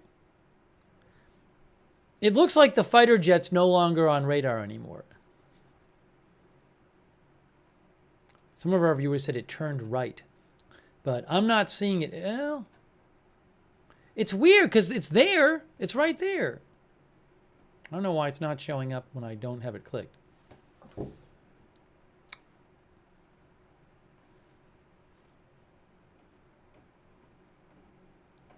Is it even being tracked now? It is being, no, it's not. It is not actively being tracked. That's estimated position. So this is not active tracking right now. It's now not actively being tracked on the radar of the fighter jet. So the only plane right now of the ones we were looking at is being actively tracked is this one, which is this NATO plane, tanker and transport plane. So again, in recent hour or two, there have been some unconfirmed reports of several Ukrainian drones, several Russian drones in Polish airspace, but it's not really clear what's going on. We've been seeing some NATO plane activity in eastern Poland, but I don't know if it's related to the reports of drones.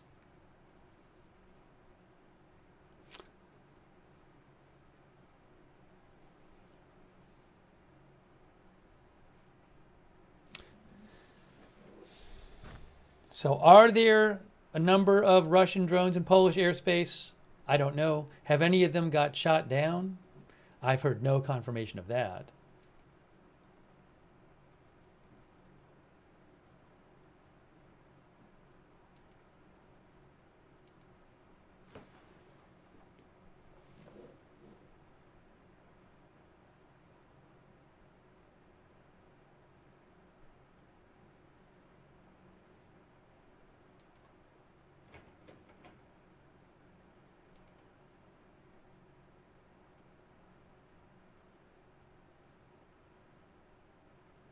Not seeing many updates at the moment.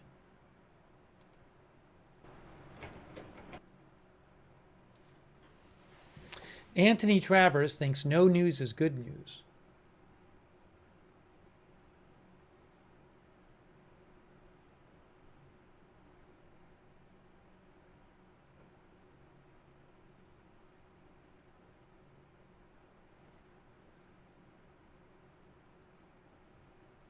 There have been some social media accounts claiming that Poland shot down some Russian drones. I have not seen any kind of sourcing on that I'd consider reliable at this point.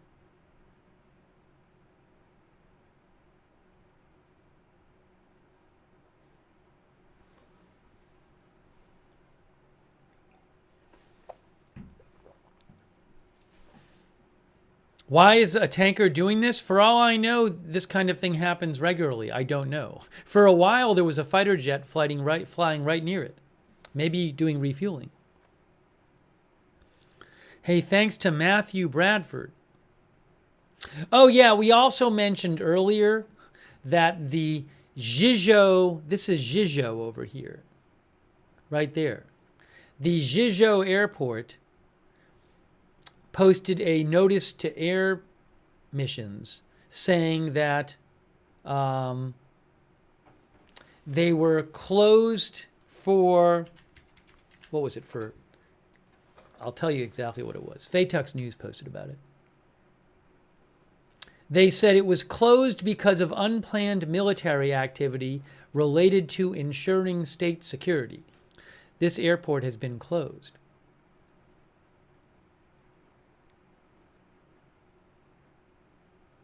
Oh, Faytux News says, still no confirmation from Polish sources on Russian drones entering the country's airspace. Polish outlet FAKT reports several very disturbing reports have emerged, but the military has not confirmed them. That's from Faytux News at Faytux.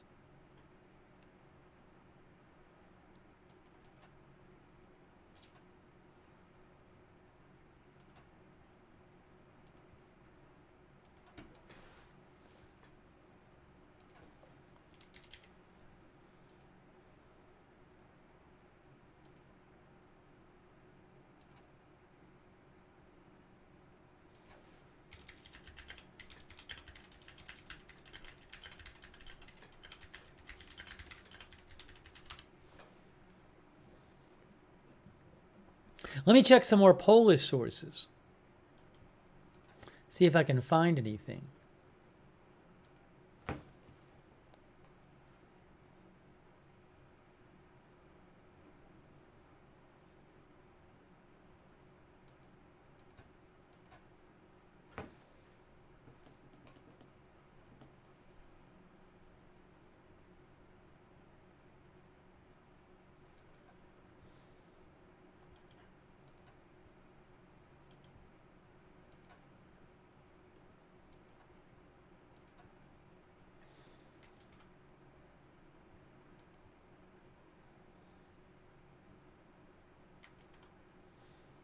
Checked some of them. I haven't found anything big yet and new.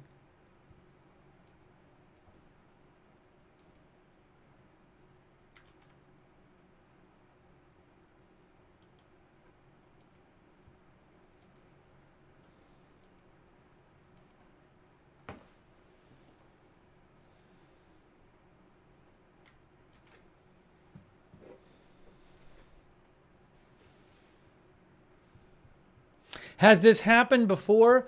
There have been, in the last several weeks, isolated cases of a drone, possibly Russian, appearing in Polish airspace. The thing about the reports tonight is there were reports of several of them. But again, nothing's been confirmed. Also, I don't know of any cases of Poland shooting down drones. Now, I haven't heard that has happened tonight, but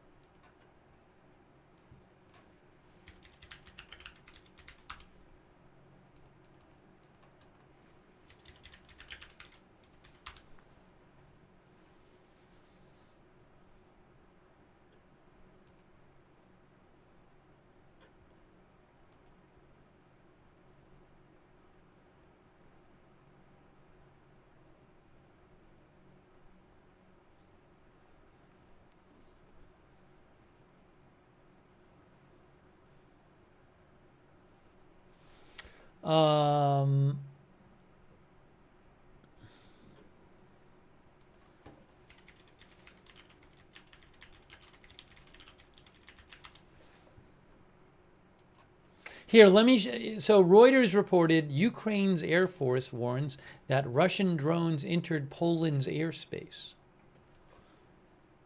A second here.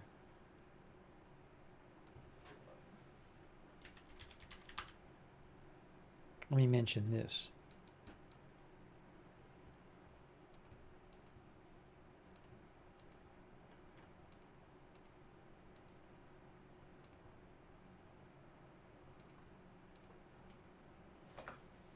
Oops, there you go.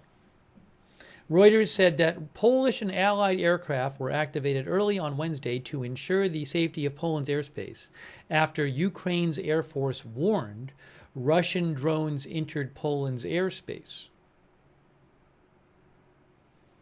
The Ukrainian Air Force had said earlier tonight that drones were heading west and threatening the city of Zamość in Poland.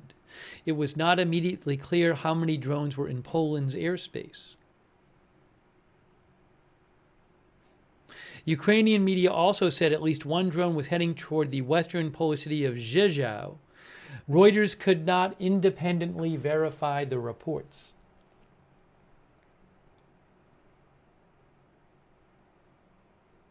Thank you, Marnie, for the membership, by the way.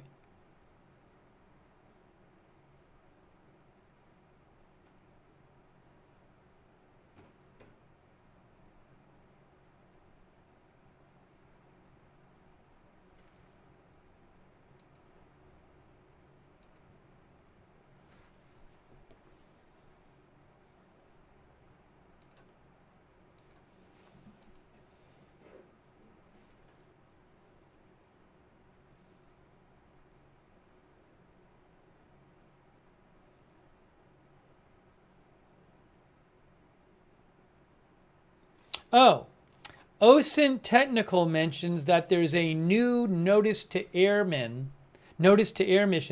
from the Lublin airport in eastern Poland. Here. And it says that possible delays of departure or arrival due to military activity in the area.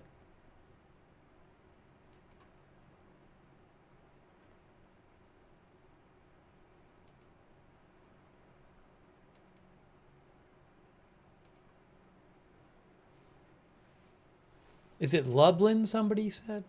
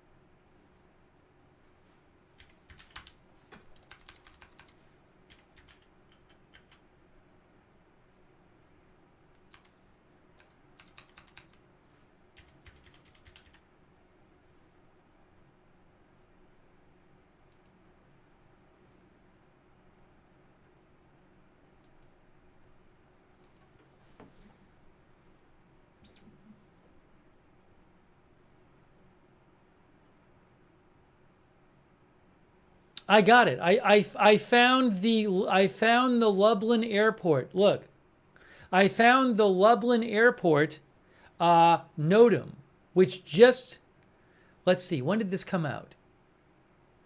It just came out. Hey, look, it's the Lublin airport notice to air missions right here.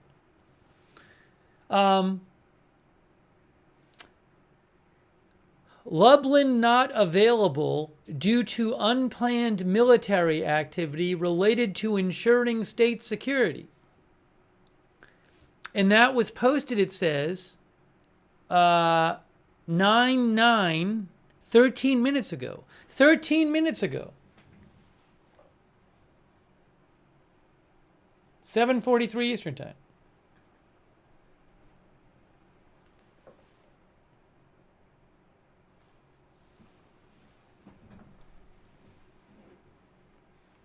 You can see it says Lublin not available due to unplanned military activity related to ensuring state security. Now, maybe they just do that when there's a big drone attack going on, a drone and missile attack going on in Ukraine, which is right next to them. That might be a standard thing because they don't want planes flying too close to Ukraine when Russia is attacking them. Maybe that's what it is. I don't know. But you can see Lublin is right there. It's right next to Ukraine. Well, not right next, but very close to Ukraine.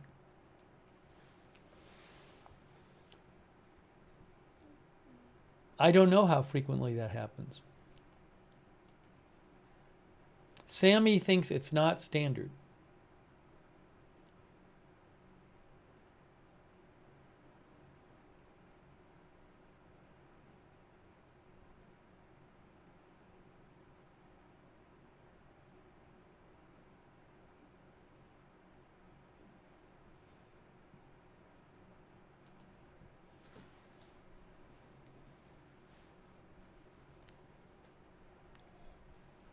Some viewers are claiming there's a video of a shot down drone.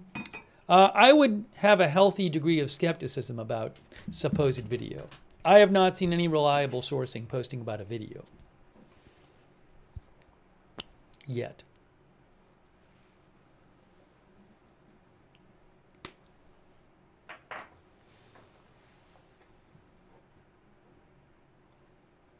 Danny Boy thinks it's made to sound normal, but it's not. And how about, just to check, you know what I need to do? I'm going to come back in 1 minute. I'm going to come back at 1 minute. In 1 minute. Give me a minute. Give me 1 minute. I'm going to disappear off your screen for 1 minute. Then come back.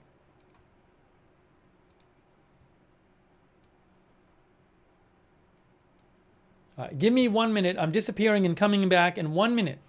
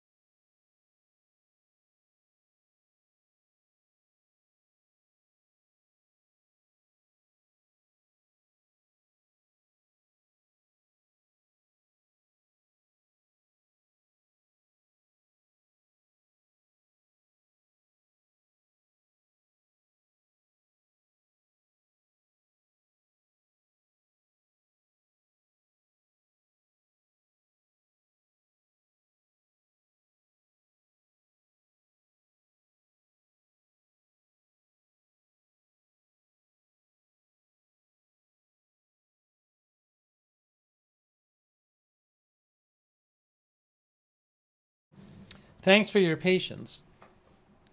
Hey, thanks also to the Vladinator. Thanks to the Vladinator for your support, who thinks Russians are playing Russian roulette. Wow.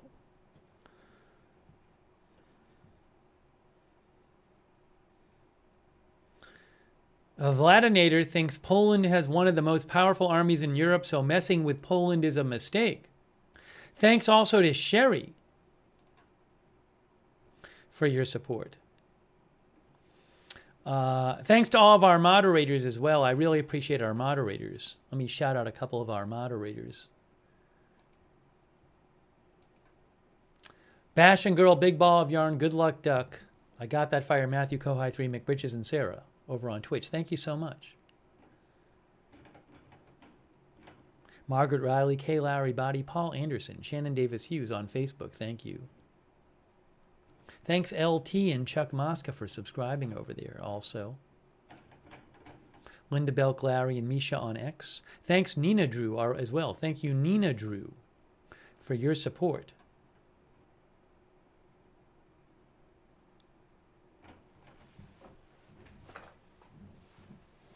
Let's try to get you some updates.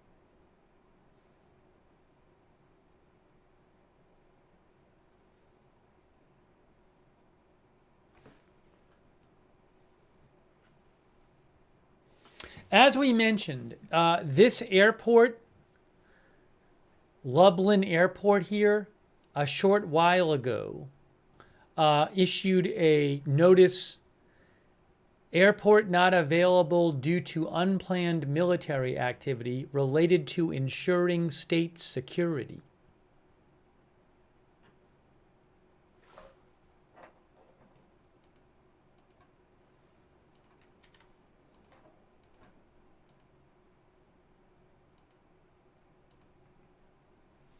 And then earlier, Zhezhou issued one as well.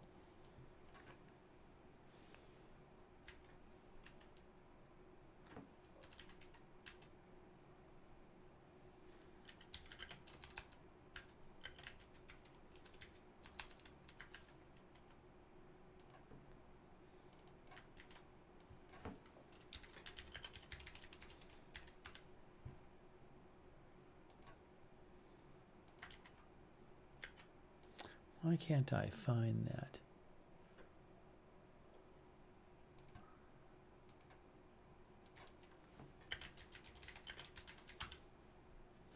B. Hull thinks there's more going on than what's being told.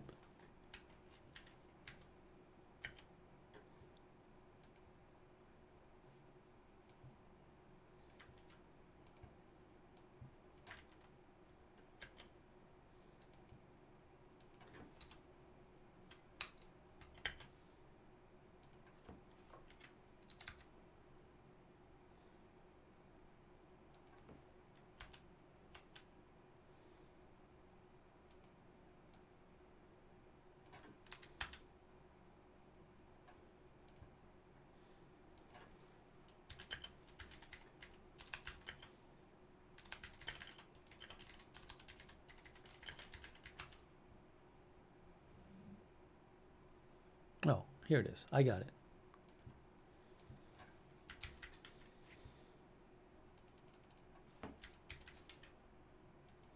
I'm looking up the one for Zhezhou so I can show you that one too. Why is this not working? Why is it not working? Here it is. I found it.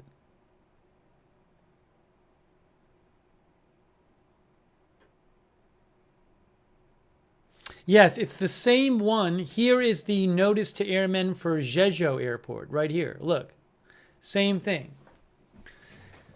Zhezhou not available due to unplanned military activity relating to ensuring state security.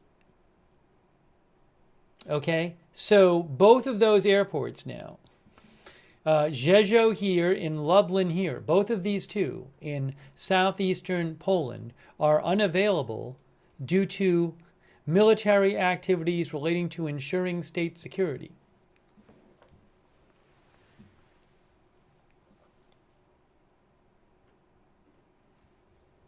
Whatever that means.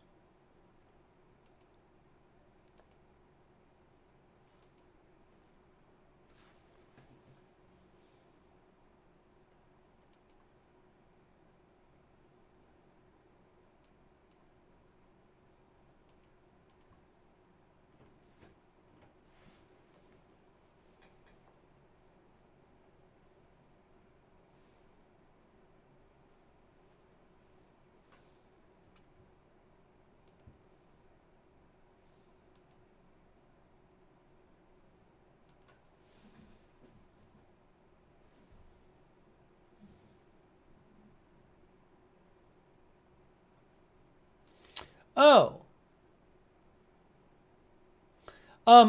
Dick Durbin, Senator Dick Durbin just posted about these.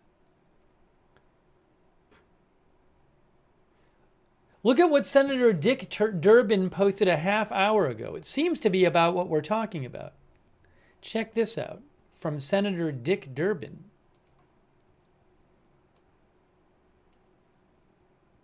He said, repeated violations of NATO airspace by Russian drones are a fair warning that Vladimir Putin is testing our resolve to protect Poland and the Baltic nations. After the carnage Putin continues to visit on Ukraine, these incursions cannot be ignored.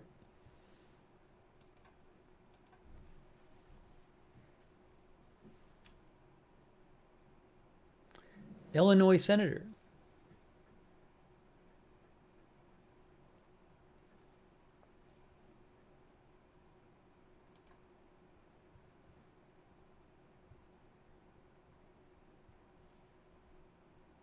Thank you, Dave Howarth. Dave, Trump is at dinner. Trump is at dinner. I have not heard anything saying Trump is heading to the Pentagon. He is at dinner, Dave, in D.C. He did an appearance at Joe's Seafood? He did an interview there. But I really appreciate that, Dave Hayworth. Thank you.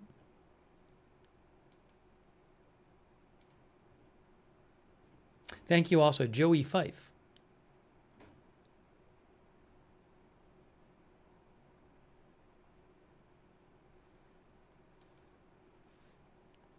And Edward's Distress.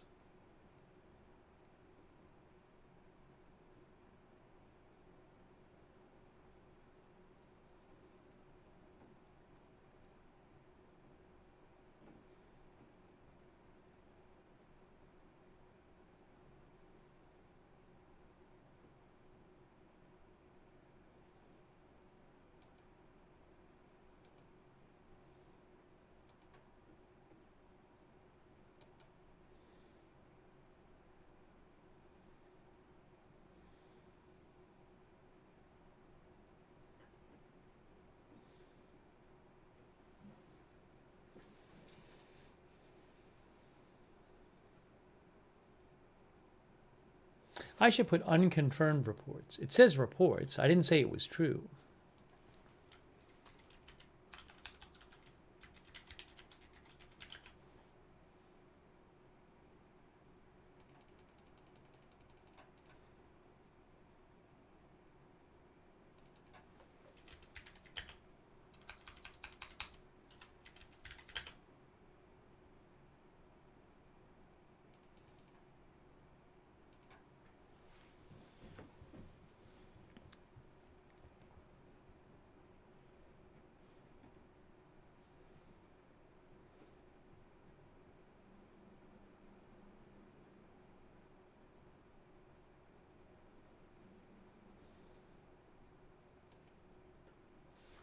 I have not seen much from Ukrainian sources I follow beyond what we've already discussed.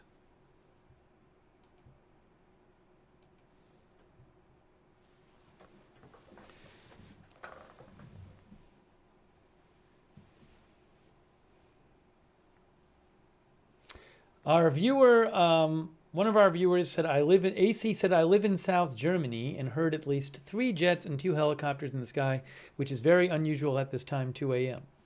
Thank you, Zarina77, who's going to Poland on Tuesday for 14 days. Have a good time. Stay safe there. Zarina. Diamond, our viewer, thinks it's a code red. We have not got confirmation of Russian drones in Polish airspace.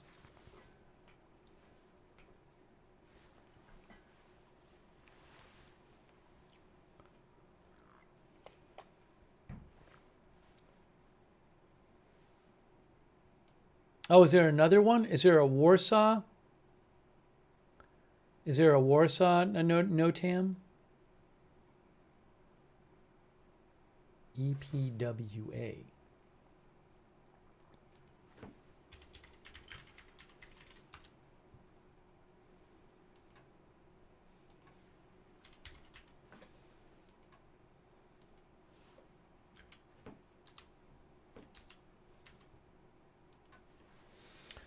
I'm looking up EPWA.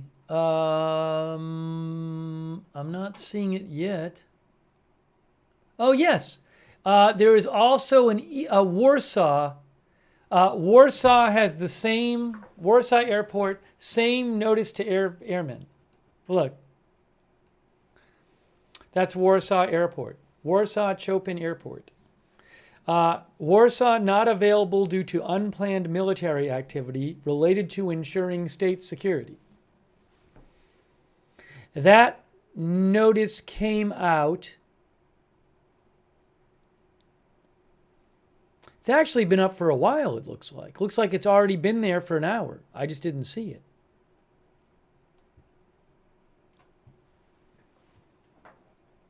Oopsie.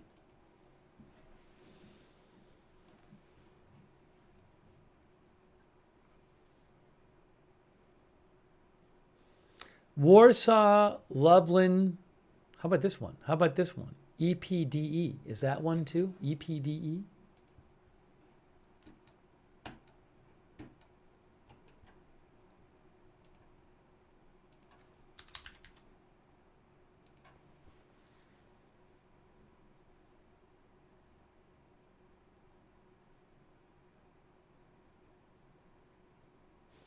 I don't see one for EPD. Again, the Warsaw one looks like it came out about an hour ago. All three of these airports here, 1, 2, 3, says not available. But again, maybe it's just because there's a significant attack going on in Ukraine.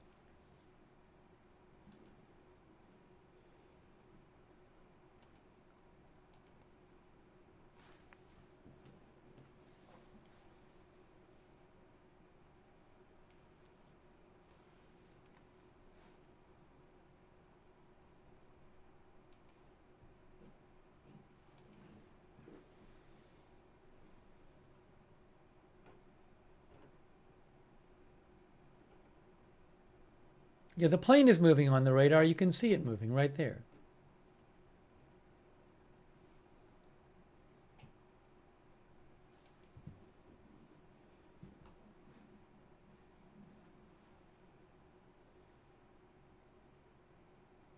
Oh, it says right now, maybe the Warsaw one, I hadn't heard of. I mean, it said that it got issued like an hour ago, but maybe it didn't.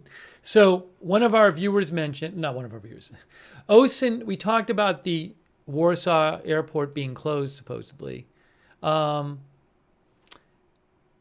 Anything near there?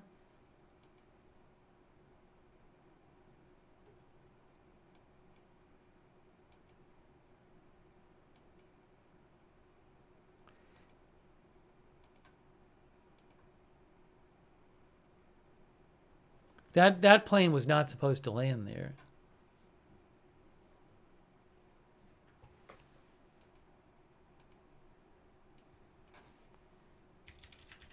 The time in Poland is 2:16 a.m.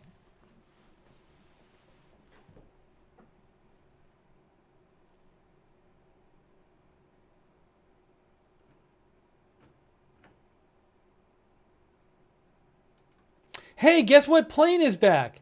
Hey, this plane is back. Look, it's this was up before. The Poland Air Force AWACS plane is back on radar, guys. It's back. There it is, the Poland Air Force AWACS plane.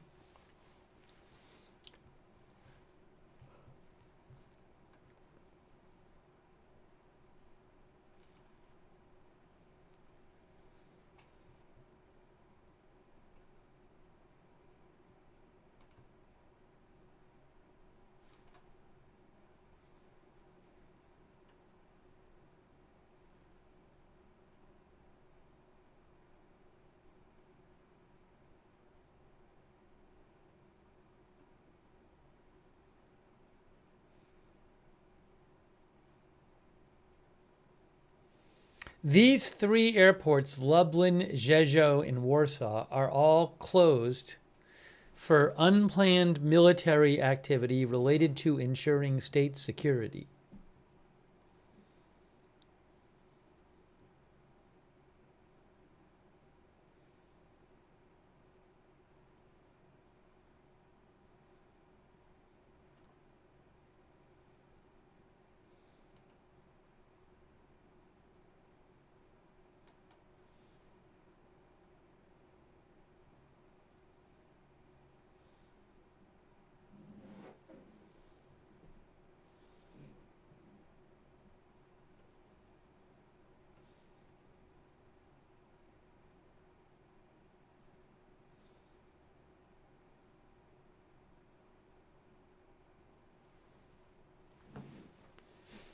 Hey, thank you to thanks to Alex Parker. That's not available at the moment. Not available, Alex. I'm sorry about that. I'm sorry, Alex, but the answer is no, unfortunately. Thank you, Alex Parker, very much for your support. Also, Dario from Mexico. Ed Weeby for the gift membership.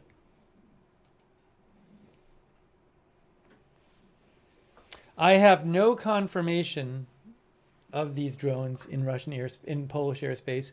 I have no reliable reports saying any of them have been shot down or that they attacked anything. Lar Haddon says they are taunting. Lar thinks they will end up attacking Estonia.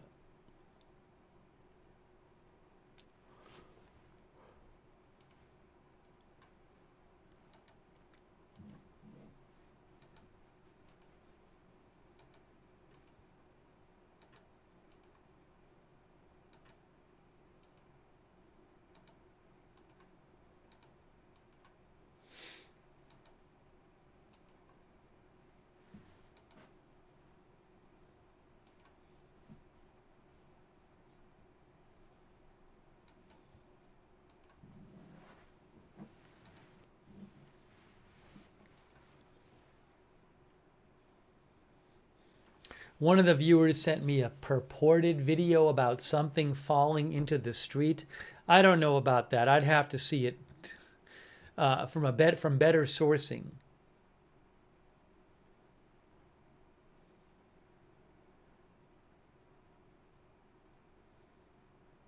PW360 said he was watching when Trump spoke earlier tonight, and that PW360 claims that one of the reporters shouted at Trump asking him about the drone rumors, and Trump said there is some sort of incident and walked away. Is that true? I didn't see that.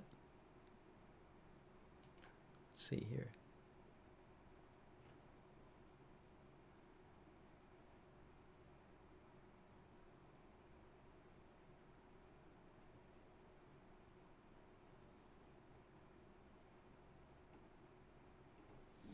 Did anybody else hear Trump say anything about it? I'd have to go back and watch the video.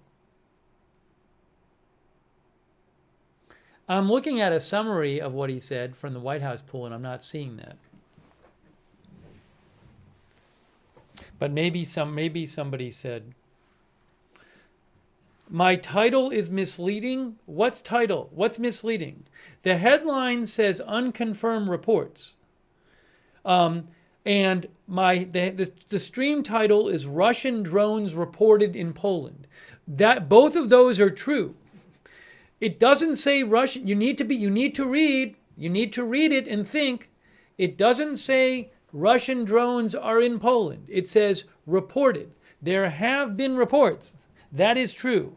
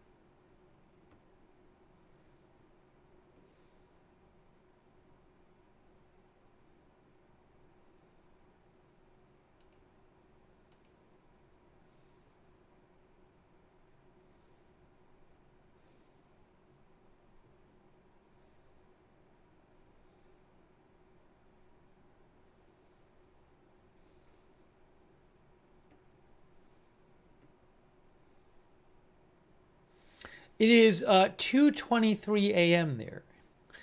These three airports, Warsaw, Rzeszów, and Lublin, are all closed for unplanned military activity related to ensuring state security.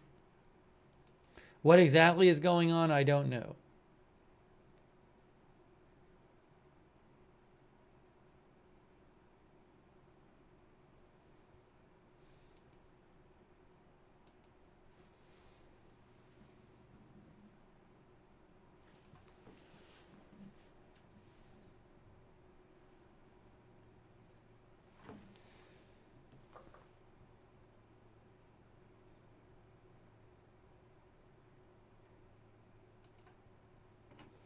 Russia's attack on Ukraine tonight is still going on. The Ukrainian Air Force said 11 minutes ago they have detected launches of glided aerial bombs by Russian aircraft on the northeastern part of the Kharkiv, Ukraine region.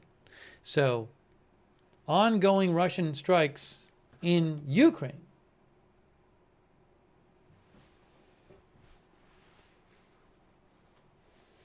Technics Audio said on Polish television they don't say anything about this.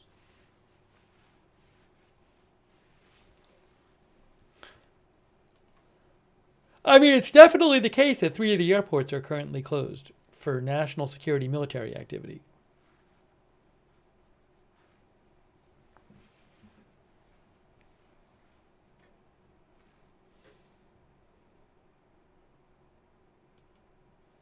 I don't know how many planes would be flying in and out of these airports at 2:30 in the morning anyway.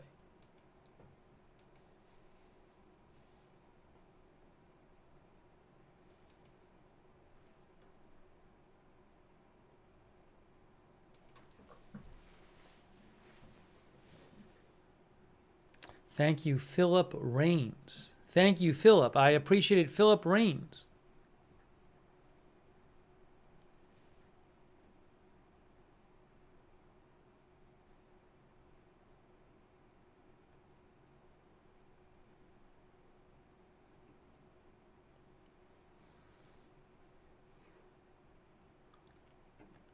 Max, who I follow for Ukraine stuff, says there are loud explosions in Kyiv, Ukraine, and Ukraine is being attacked by drones and their air defense is active. But that's in Ukraine.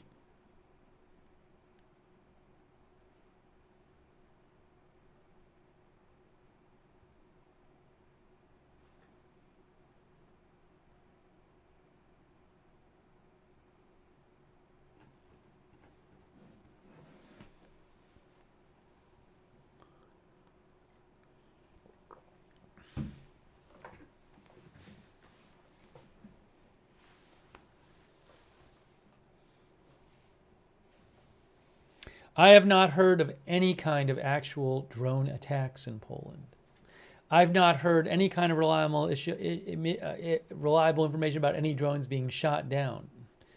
We do know those 3 airports are closed. That's true.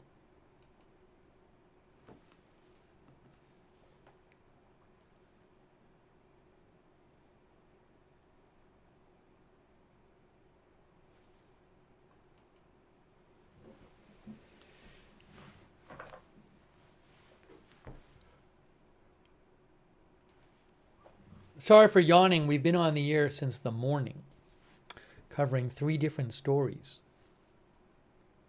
Vanessa says, does anyone know exactly what's happening? Well, I mean, I'm guessing like the U.S. military and Polish military might know what's happening. I can't tell you. All I can tell you is that there's 3 closed airports in eastern Poland, and there have been some reports tonight of several Russian drones entering Polish airspace. That's really all I know. Thank you, Vanessa.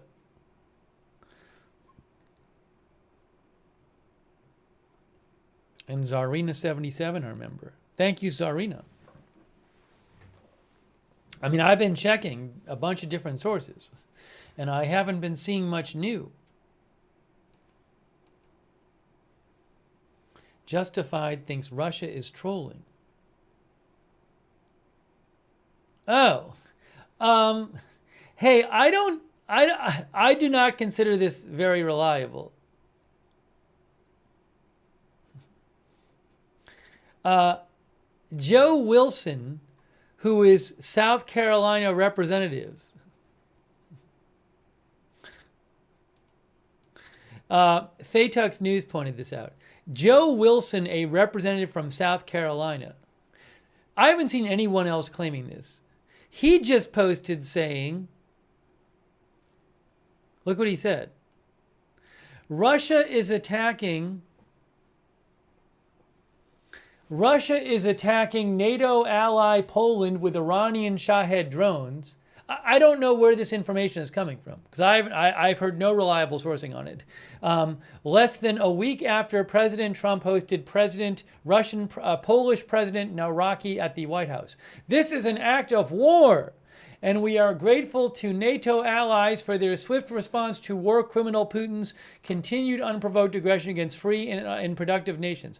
I urge President Trump to respond with mandatory sanctions that will bankrupt the Russian war machine and arm Ukraine with weapons capable of striking Russia.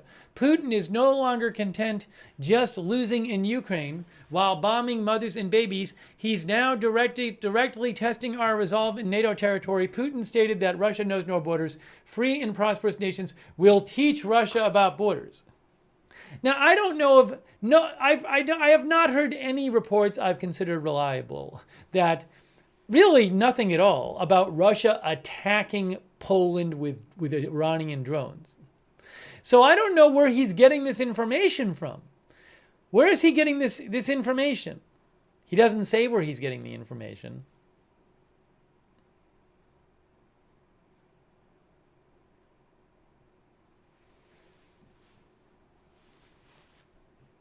Joshua White thinks Joe Wilson is a hawk on Russia. Anyways, wanted to mention that that was happening. Thanks, Faytux News, for mentioning that. James G says, source, trust me, bro.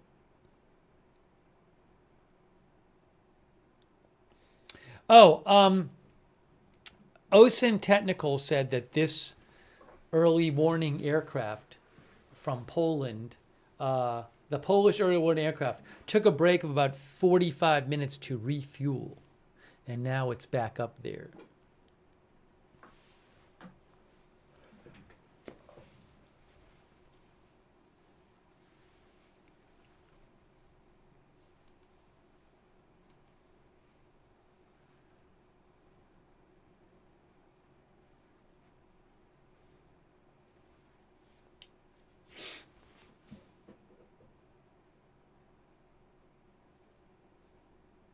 Faytux News thinks he might have good information, Joe Wilson.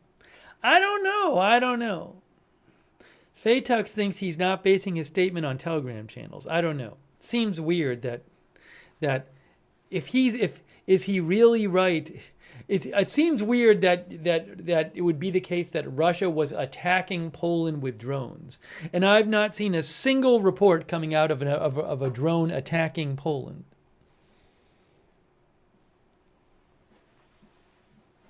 I'm pretty darn sure if a drone exploded in Poland, we'd have video of it pretty quick.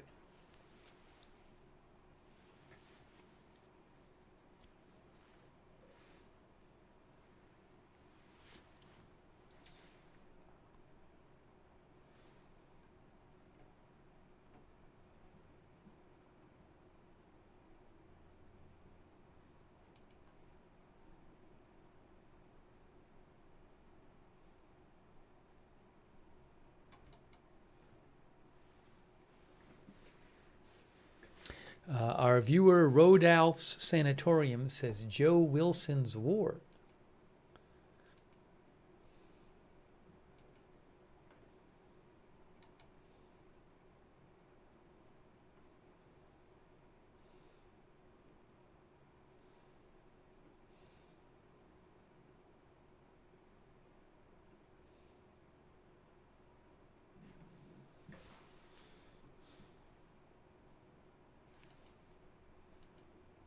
Guys, somebody just mentioned ads in the chat. I don't know what's happening with YouTube ads in the chat.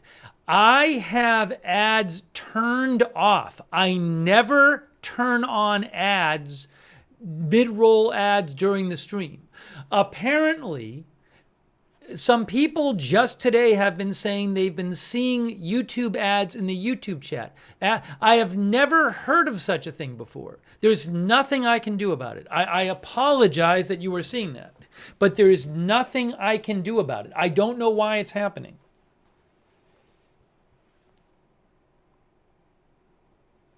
It seems like maybe a new YouTube thing or something, but I just don't know why it's happening. I didn't change anything on my end.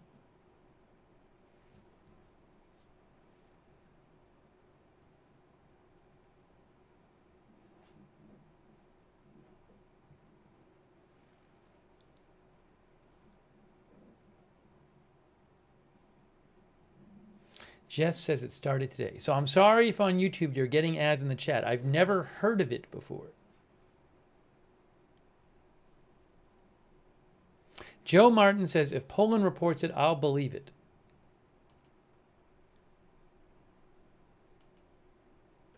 Yeah, we've followed this flight too. This is this NATO tanker plane flying back and forth in South. Maybe there's a bunch of fighter jets flying around in eastern Poland that we can't see on the radar. I would not be surprised. I would think with this tanker jet, with this tanker and the AWACS plane, there might be numerous aircraft, Allied aircraft, flying around in eastern Poland right now.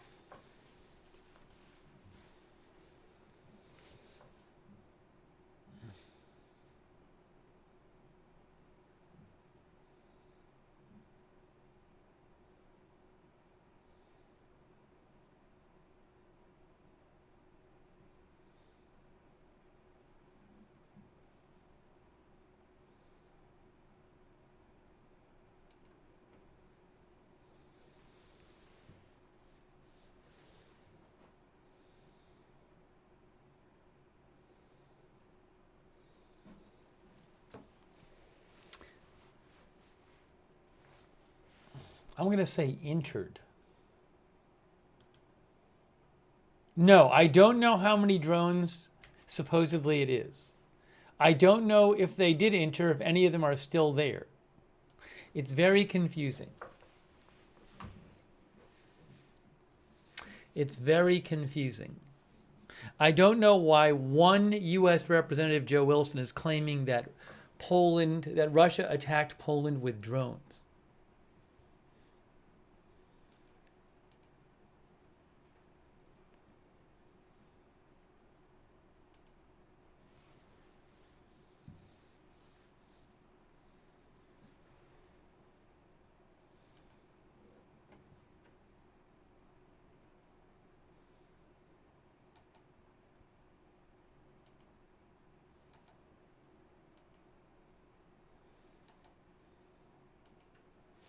PW360 says, if it were a massive deal, wouldn't Trump leave the dinner? Well, I mean, I don't know.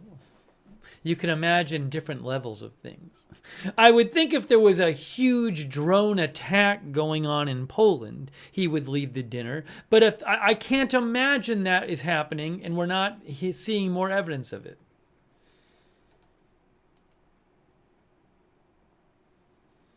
Sean's News says, I wonder how this will escalate. It happened so fast. Well, maybe it won't escalate. Whatever it is, we're not even sure what it is.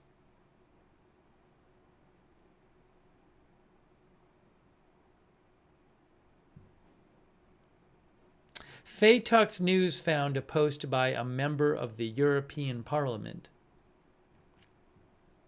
from Poland.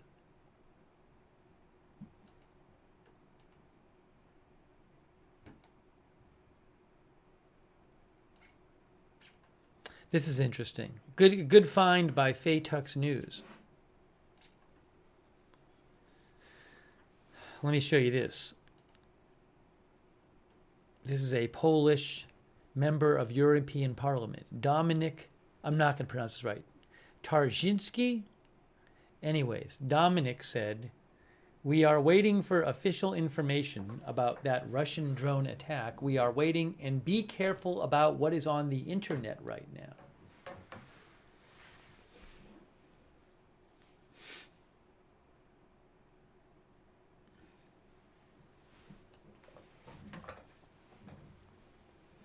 Bird Beast thinks it's nothing more than a training exercise. Alex Bodenstein thinks Russia did not attack Poland.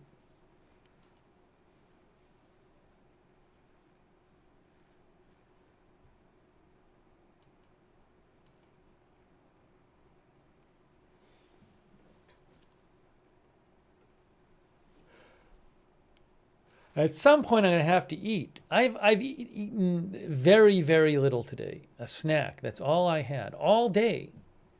All day. It's been nonstop today.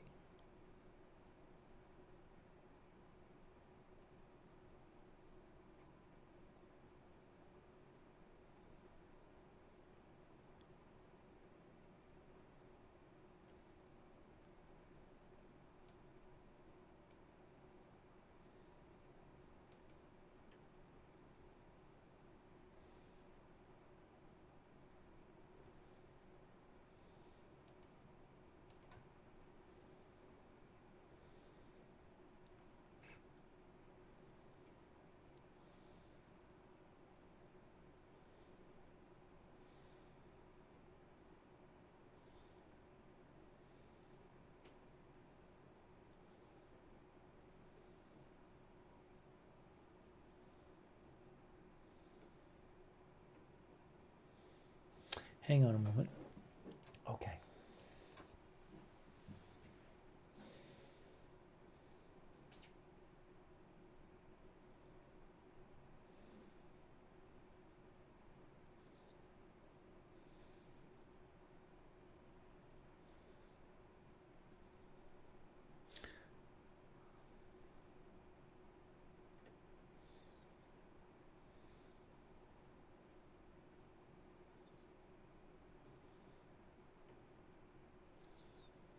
So the airports we know that are closed are Rzeszów,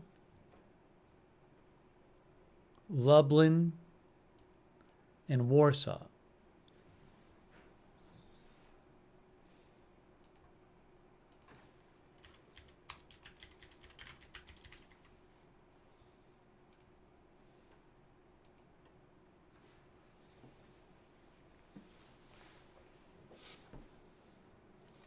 President Trump's schedule just came out for tomorrow. The events on Trump's schedule are he receives his intelligence briefing at 11:30 a.m. and he hosts a dinner at 7 p.m. Those are the two scheduled events for tomorrow. The dinner, neither of them have press. They're both closed press events.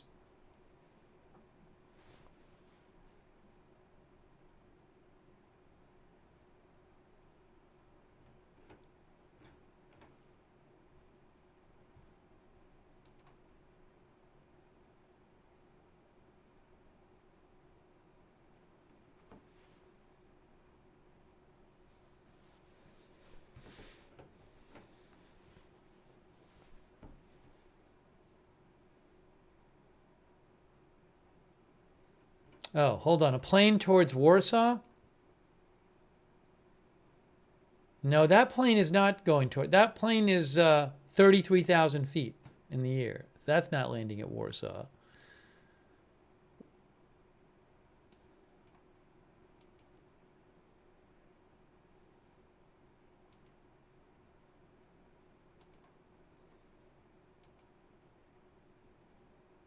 Oh, this plane. Ah.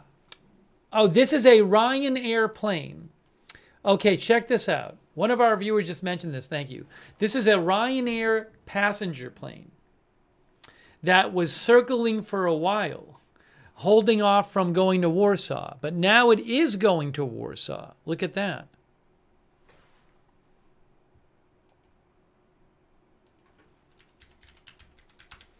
This plane came from Spain, Alicante, Spain.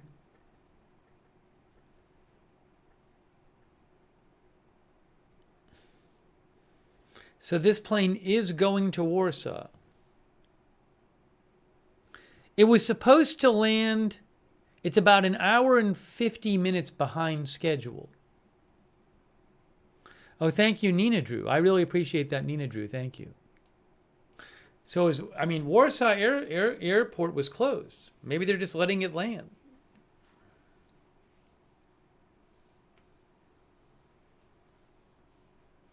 We'll see. Estimated landing time in 24 minutes from Flight Radar 24. Shout out to Flight Radar 24 for letting me show their flight tracker. FlightRadar24.com, great flight tracker. They have an app too. JM says, honestly, this is weird. One of our viewers, the catechumen, says it needs to land somewhere. Well, looks like they might be letting it land there.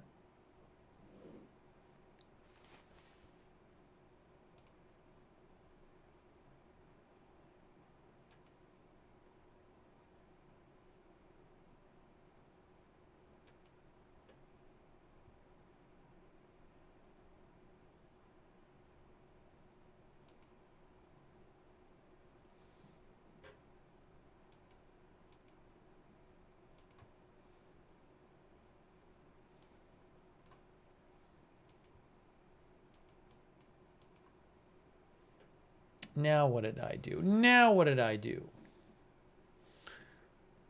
We got to keep an eye on this Ryan airplane. It's now the number 3 tracked plane. Look at this. They were holding it off, it looks like, from going to Warsaw. But now it's approaching Warsaw.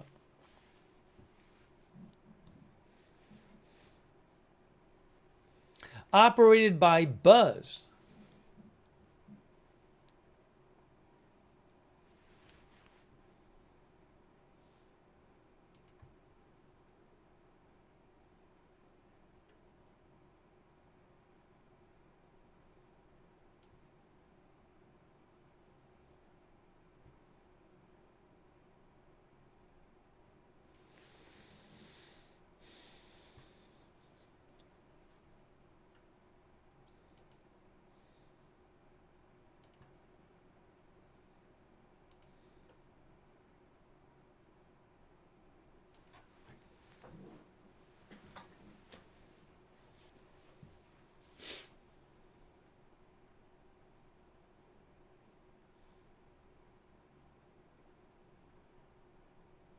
Oh, hey guys, and there's one other airport, I guess, where I missed the other airport.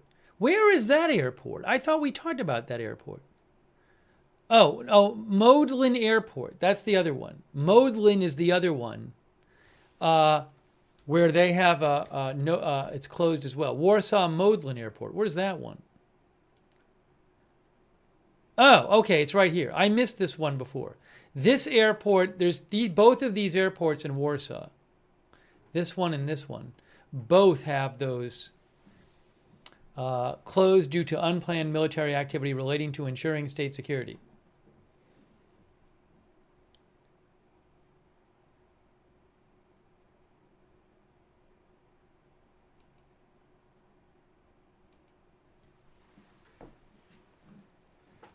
So 4 airports closed for that reason. This one here, that's Warsaw Chopin, probably pronouncing that right. What's the other one here? Then up here, Warsaw Modin.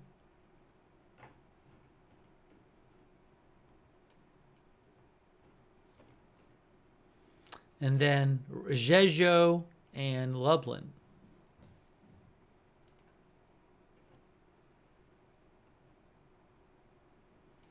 But this plane looks like it might be landing at Warsaw. Which Warsaw, though? Oh, no. See, yeah, Warsaw Modlin. That's where it's supposed to land.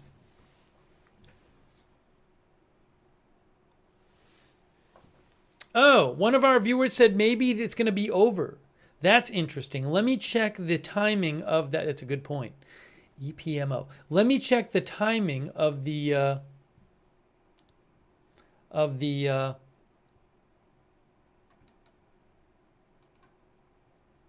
NOTAM. That's a good idea. I'm checking it right now. Okay, at Warsaw Modin, the Warsaw Modin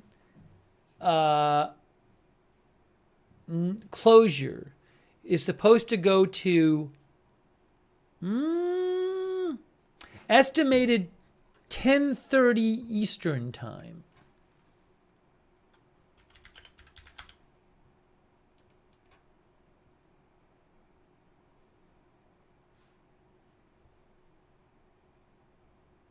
So, which is an hour and 45 minutes. So, this thing is on schedule to land before that estimated end of the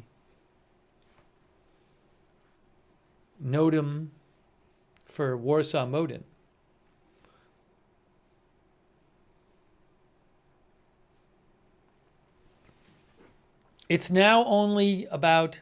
It's now getting closer. We have to watch it land there. Look at this, guys. Will this plane land at the airport? 7,500 people are tracking it. In 11 minutes, it's supposed to land. Let's go to 3D view. Oh my gosh, it's the plane, the Ryanair plane that had been held up and going in circles. It now is going to one of the Warsaw airports that supposedly closed. Oh my gosh, we can see it moving on Flight Radar 24.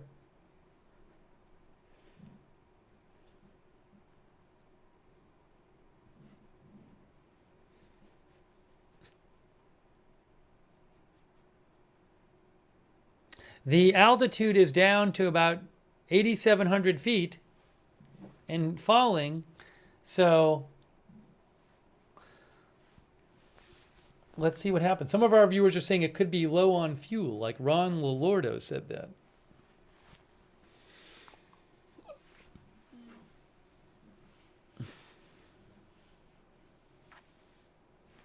Let me refresh the page for a second here.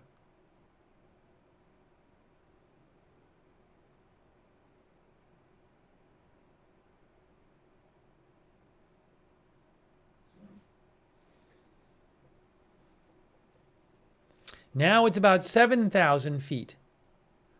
Estimated 7 minutes land until landing. Now let me go back to, you can see it is headed towards Warsaw-Modlin, which is under a NOTAM, should be closed at the moment. Maybe they're letting it land there, though that's where it was originally scheduled for. Let's go back to 3D view. We're going to watch it come in live.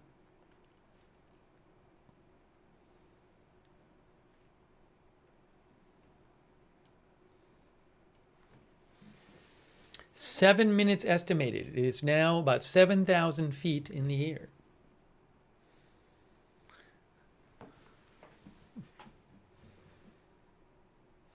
Soon, Mountain Man says that's clearly Poland. Soon we will see the runway come into view.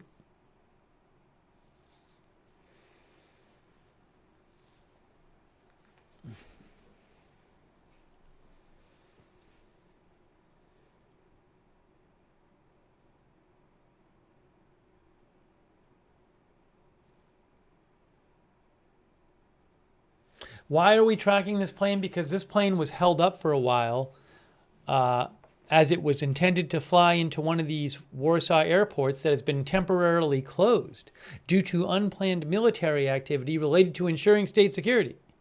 But now it is headed towards that airport.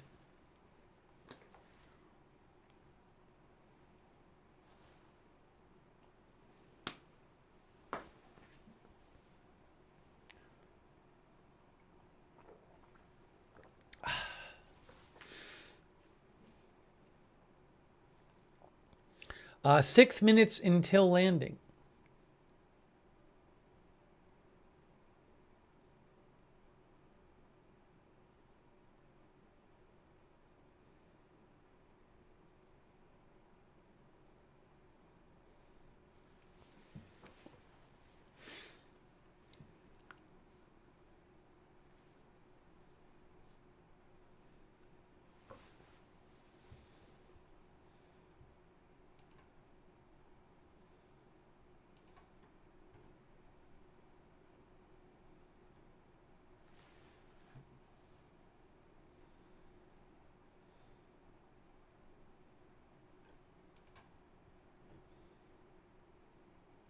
BBC says,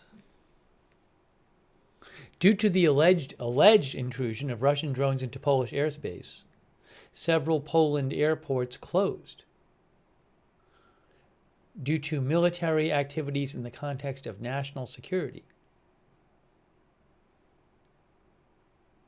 Oh, now, BBC says, according to Ukrainian monitoring channels, according to BBC says, there are now no Russian drones left over Poland. Again, BBC says, now, according to information from Ukrainian monitoring channels, there are no Russian drones left over Poland. That's what they say. Hey, we got about 5 minutes. This plane was circling in the sky. It had been stopped from approaching Warsaw Modlin Airport, but it is now apparently going to be allowed to land there.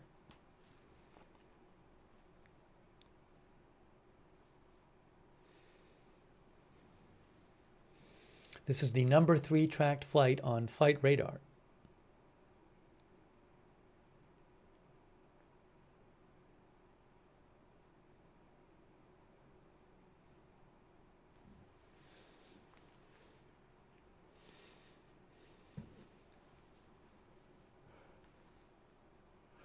All right, 3 minutes. We'll stay with it.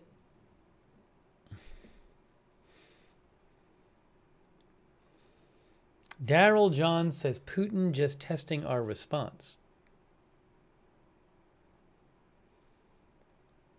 The altitude right now is about 4,000 feet.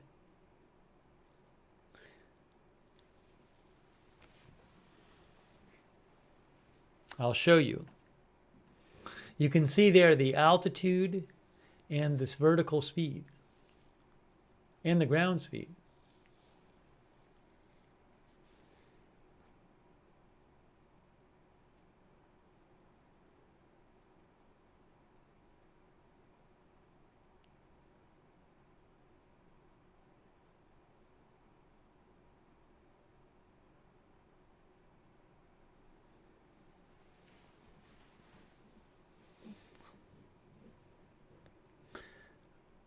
All right, it is getting closer.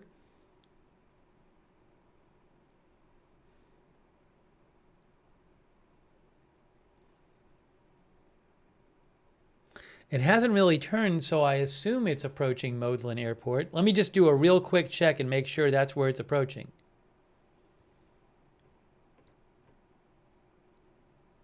Yep, Modlin Airport. That's where it's approaching right now. Here we go.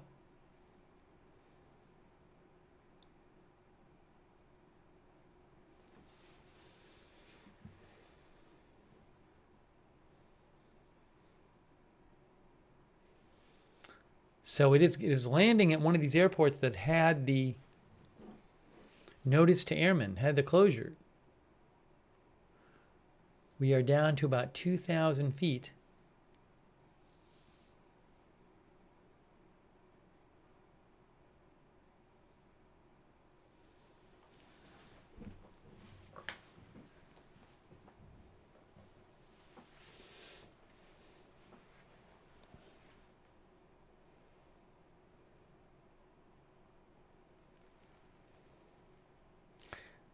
I guess this might be seen as encouraging that they're letting it land.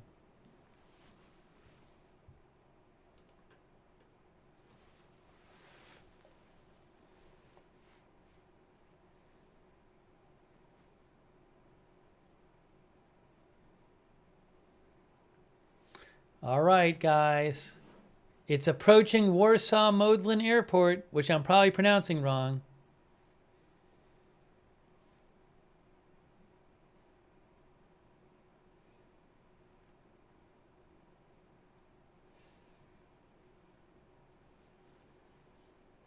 I believe 3D view might be a premium feature on Flight Radar 24. You can go to flightradar24.com and check out. You can check out the different levels, but you can also use it for free. You don't get every feature, but you can use it for the tracker for free. It's great. All right, here we go. It's coming in. We're down to about 1,000 feet. So they're letting it land there.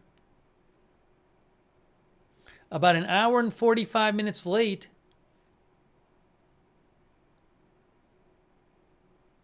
Warren Tinsley says, on the edge of my seat. I see the runway. I can see the runway. Look at, I see the runway.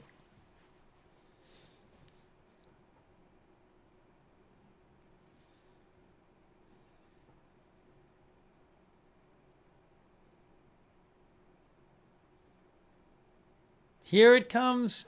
It's gonna land. We're making final approach into Warsaw. Number 3 tracked worldwide, almost 10,000 people tracking it. Look at this. There it is. Looks like it avoided whatever drones there might have been. And it's just about on the ground. I think it's landed. I think it did. The Ryan airplane. There you go, guys. It did it. This plane was circling while Warsaw Modlin Airport was closed, but they did let it land. That's encouraging. Kiwi says, welcome to Poland.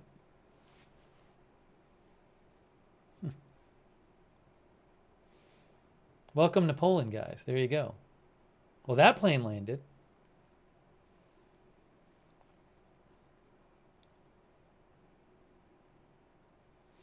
Oh, was the NOTAM canceled? Hold on a second. Let's look up the NOTAM for this airport.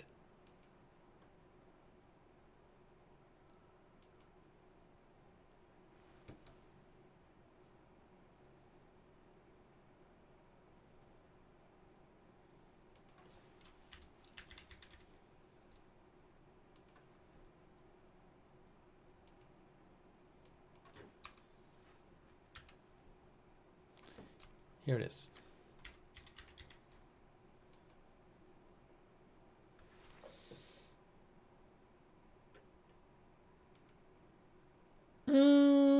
Now, I'm looking at the FAA site and it still has it up there.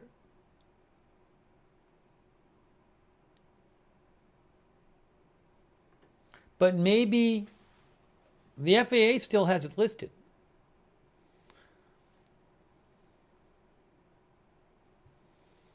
See if anybody else posted about it. But I just looked it up.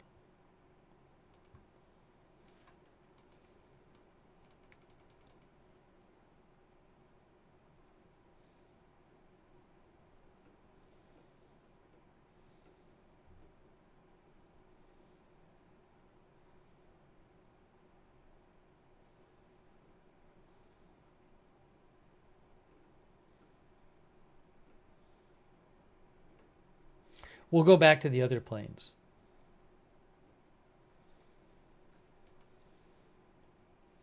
Anyway, so that plane finally landed. All right, now let's go back to fewer people tracking planes right now. There's this plane which has been up for hours. This. Oh, that's the. Did we lose the early warning one? This is NATO one, which has been up for several hours. It's a tanker plane. And then there's, oh no, this is the early warning plane that's been up for hours. Poland Air Force.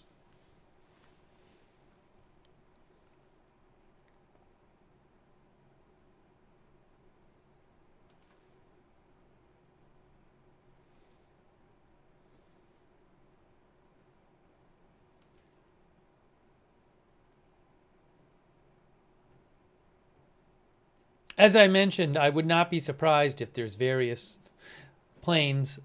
As one of our viewers mentioned, this is a refueling plane. And so given that there's a refueling tanker and there's an early warning AWACS, advanced warning and control plane, right? So there's probably other planes up here that we can't see. But again, I'm not aware of any actual drone attacks in Poland.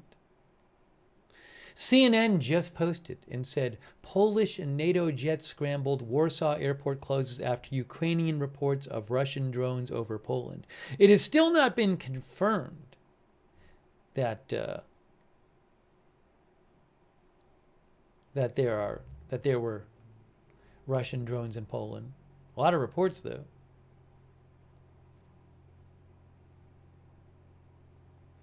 Myshao 109 says TVP info, Polish state media, and YouTube says nothing about, but as Polish, I can say it's normal here.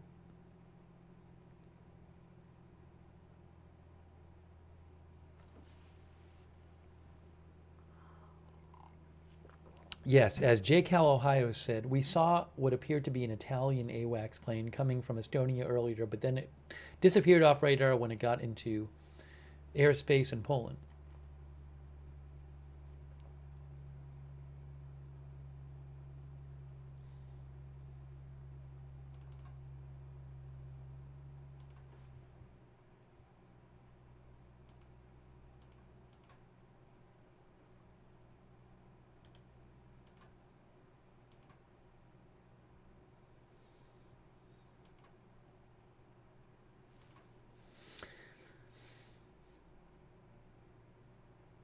Solid Pixel thinks the drones were going through the Polish airspace to get to Ukraine and they were not attacking Poland. That's what Solid Pixel thinks.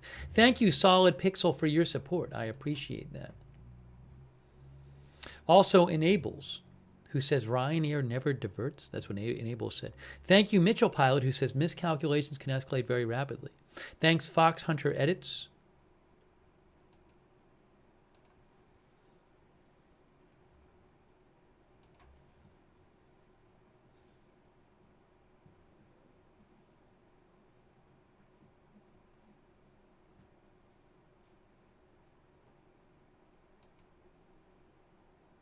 There's a drone by. Oh, is this is a drone? I guess I don't know what the deal. I think this has been there for hours. I assume that that's some sort of Polish drone right here.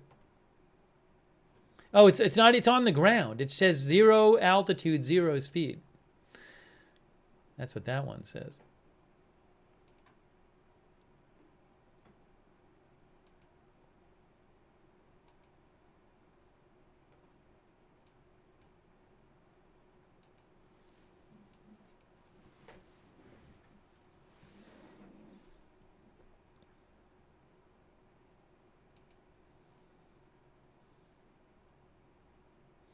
That's a Nouvelle airplane.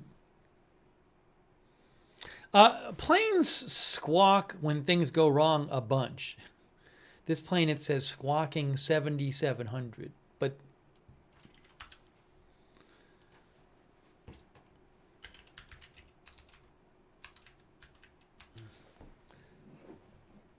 which is an emergency squawk, but that kind of thing happens all the time for various reasons.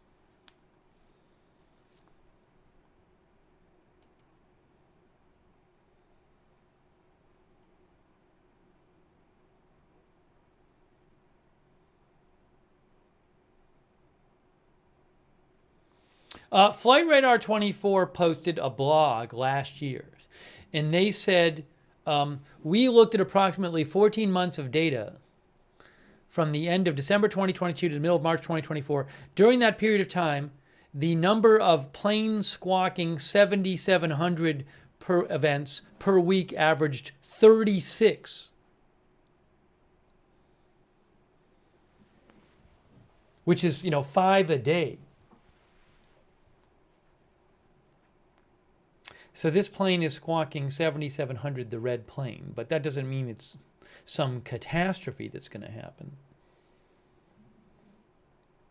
I mean, I don't know, but most of the time it's not.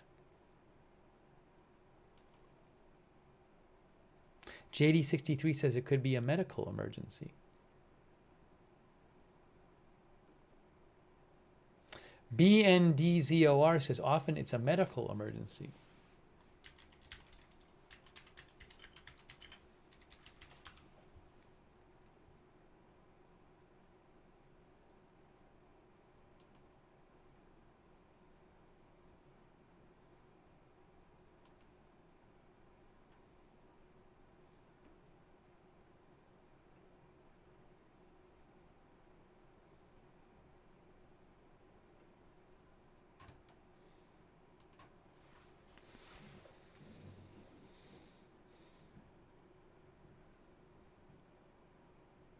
Flight Radar 24 says it's important to note that squawking 7700 only indicates a problem in need of immediate attention, not necessarily one that is an immediate danger to the aircraft. Conversely, aircraft with a major problem do not necessarily squawk 7700.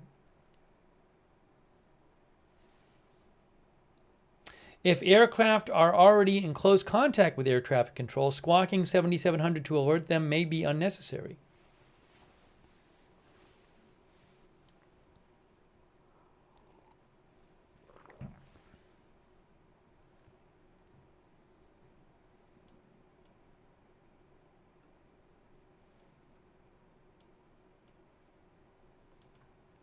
The red plane is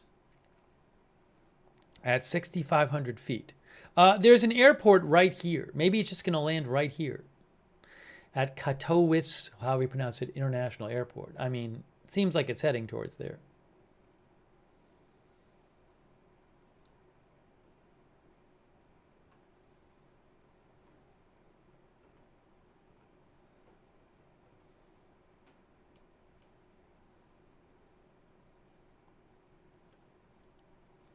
Thanks to John Delgado. Thank you, John, for being a member.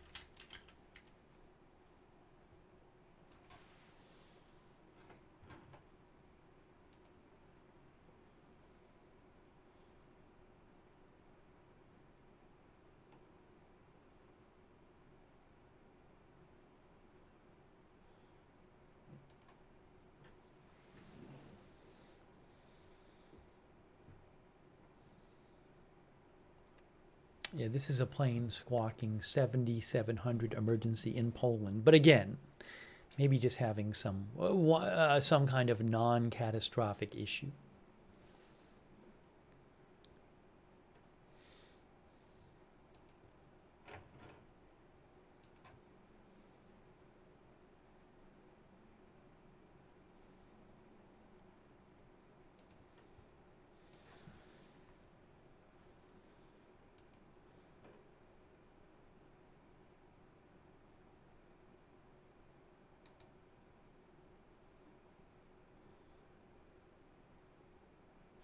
Faytux News posted that a reliable Ukrainian channel,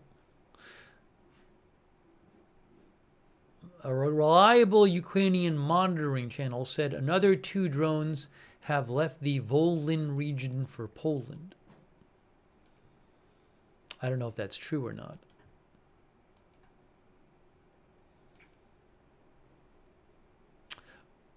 So Volyn is in western Ukraine.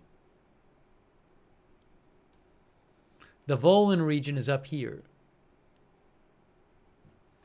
Is that true that a couple of drones have left the Volyn region for Poland recently? I don't know.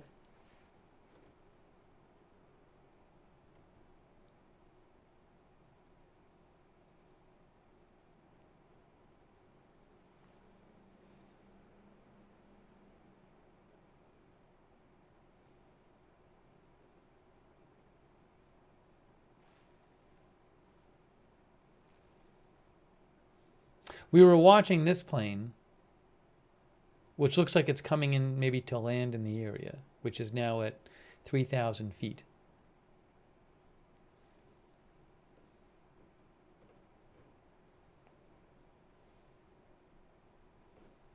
But again, this plane was reporting some issue. We don't know what.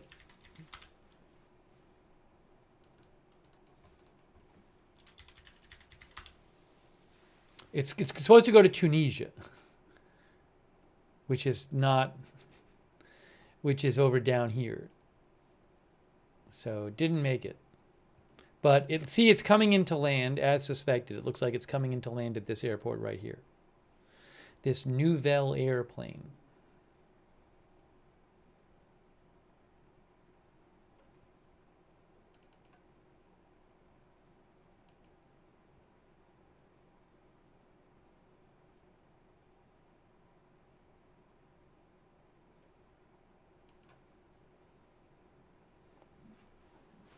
Hey, look, it's the plane that was squawking 7,700, but it's landing in Poland. I don't believe this has anything to do with what we've been covering, but a lot of people are tracking it, so you can watch it land on 3D view on Flight Radar 24.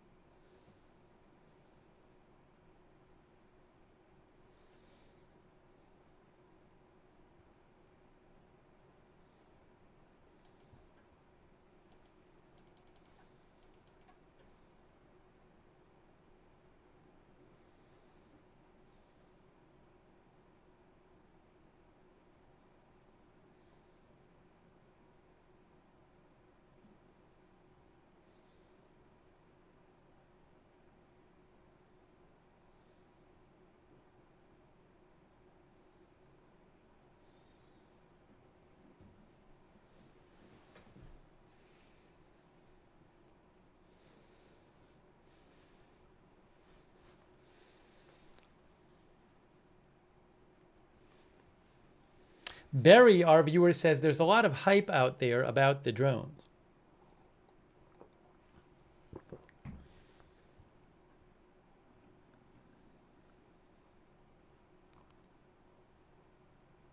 Oh, somebody wanted me to scroll down so you could see the altitude, I think.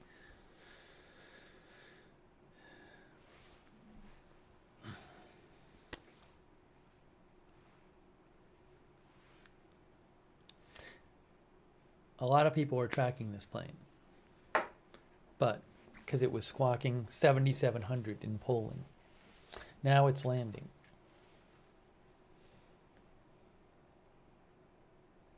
This airport it's landing at was not one of the airports in Poland that had announced it was closed.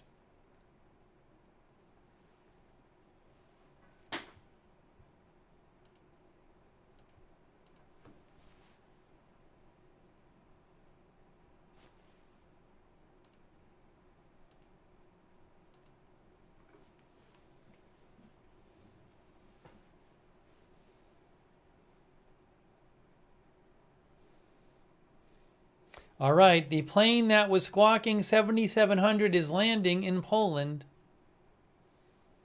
Seems to have made it there safely. Good job. Good job, plane that was squawking 7,700. Nouvelle Air. Thanks Jumper23, who thinks it was multiple drones going to the same spot.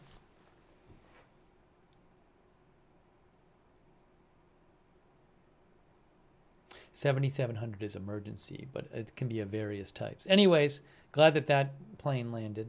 That was the number 2 tracked plane.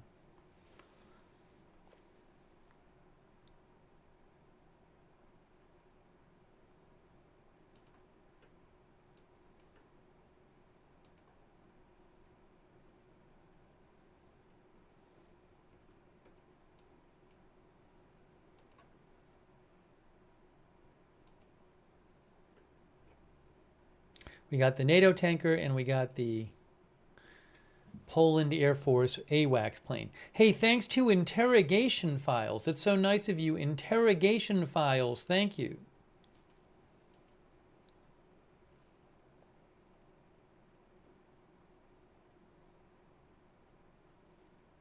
Also, Mimi, and thank you. And the Speed Run, Marnie, I'm sorry, Marnie, thanks for the gift membership. Thanks also to the Speed Run Spartan. Yeah, I saw an unconfirmed report, speedrun, of some Russian bombers taking off.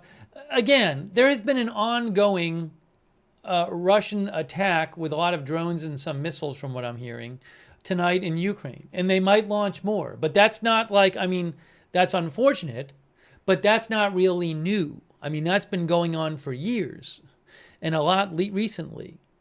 These reports of multiple drones possibly in Poland's airspace tonight are new. There's been isolated reports of a drone here and there in Polish airspace over the last few weeks, but there were reports tonight of several drones. You had 4 different airports in Poland closing because they said there was military activity going on to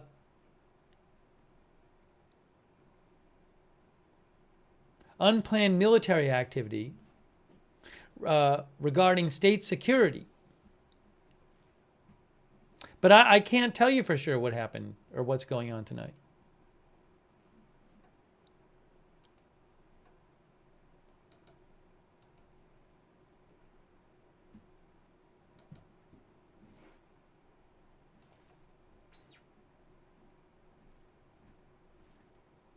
AJ says every 6 nights so far with the Russian bombers.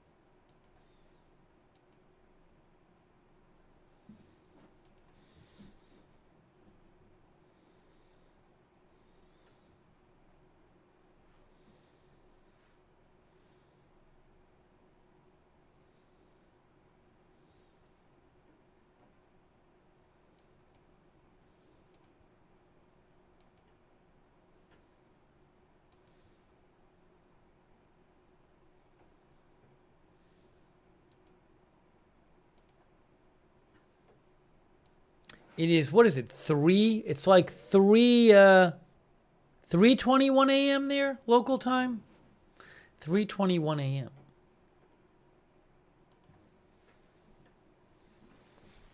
Squirrel thinks it's saber rattling, nothing more. This is Flight Radar 24 app.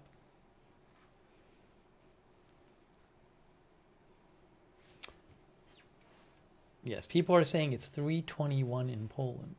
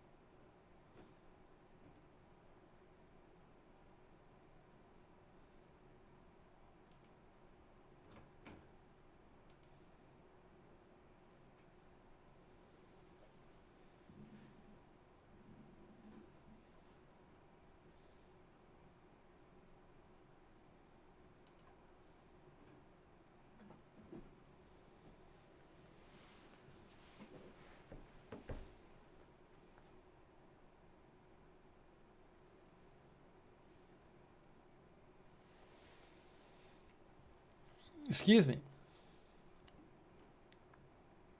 I'm not seeing that much at the moment.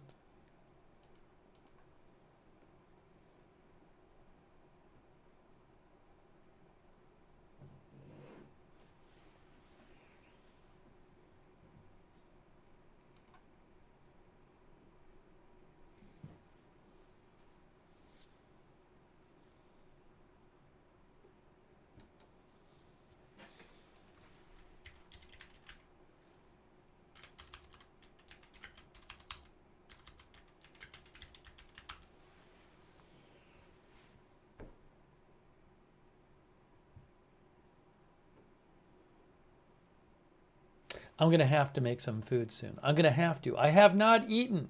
We've been here since the morning. It's been so busy. I've had a snack. That's all I had. By the way, thanks to Dirty Toxin for the gifts sub on Twitch. Also, Rabon Ninja Cowboy. Robo Ninja Cowboy. Thanks for subscribing. Lloyd Christmas, thanks over there on Twitch. Shakers WC, CC143. Amalian. Tribal Convictions. Maybe I'll at least put the food in the air fryer. I think I might have to do that.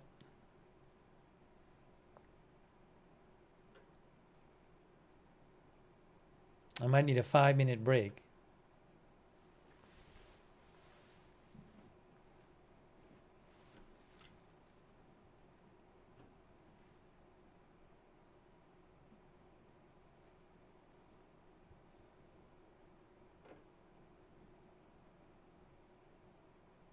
When were those, weren't these, you know what, before I do that though, weren't some of these notices to airmen supposed to be over soon, right?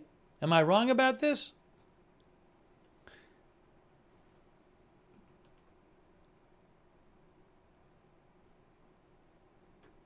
The one for Lublin was supposed to be over at 2 in the morning. No. I'm sorry. That's wrong. That's wrong. 2 Eastern. How about the one for what was the one we were just looking at? The Warsaw Modlin one. Warsaw Modlin.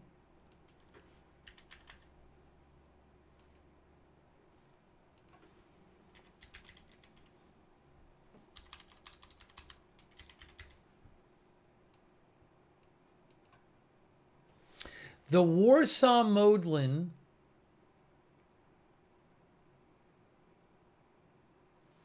Yeah, it's supposed to be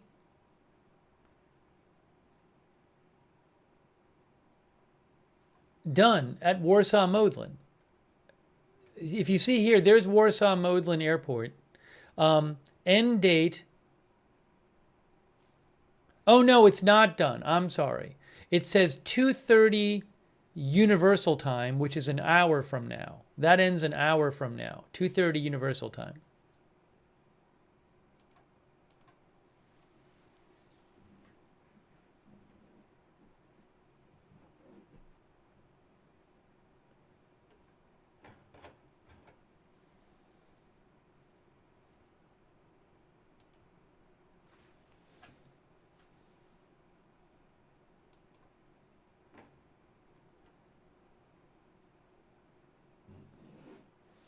Insider UA, which is an account I follow on Telegram about Ukraine news, they claim that one drone flying over Kyiv previously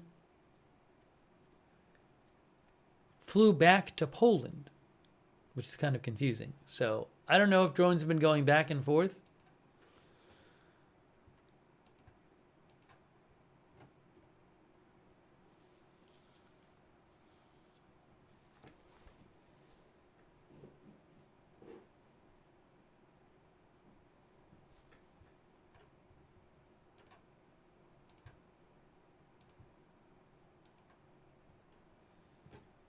Mansura says someone is running a PSYOP.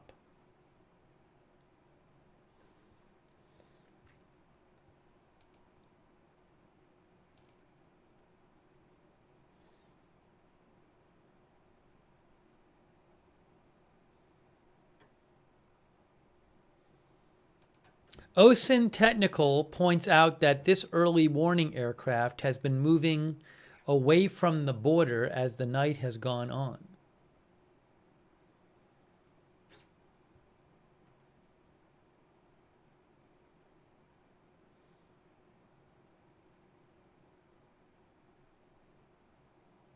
Oh, what is this here?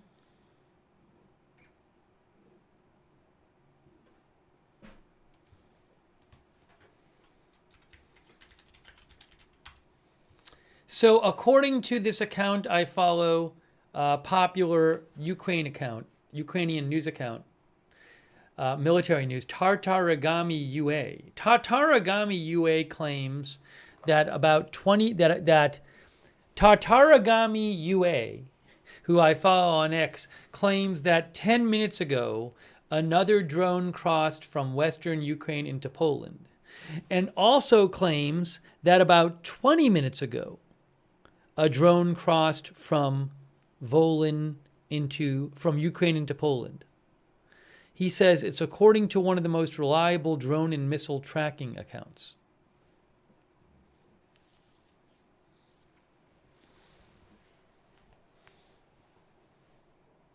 So there are reports of a couple of unconfirmed reports of a couple of Russian drones crossing into Poland, presumably Russian drones, in the last 20 minutes.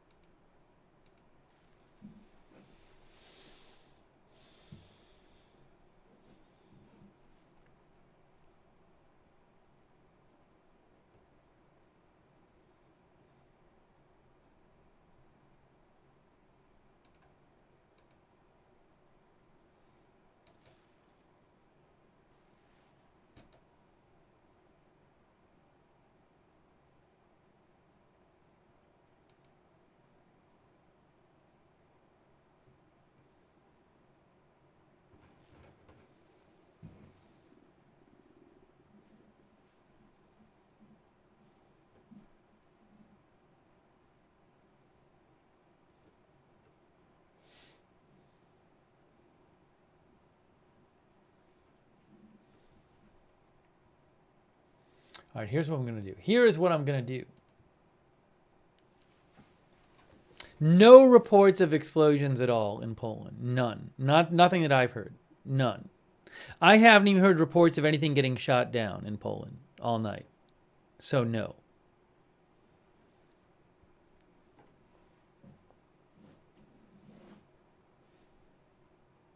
Thanks, by the way, to Roberts May Queen for moderating. Thanks also to Way Too Much Info.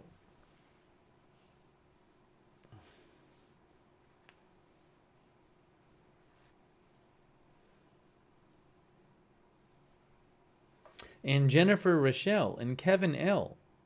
Thank you. HM Doppelganger. Ada Gedden. I don't know what kind of drones these supposed drones are. I do not know. I think I saw some reports claim they were Iranian Shahed drones, but I don't know.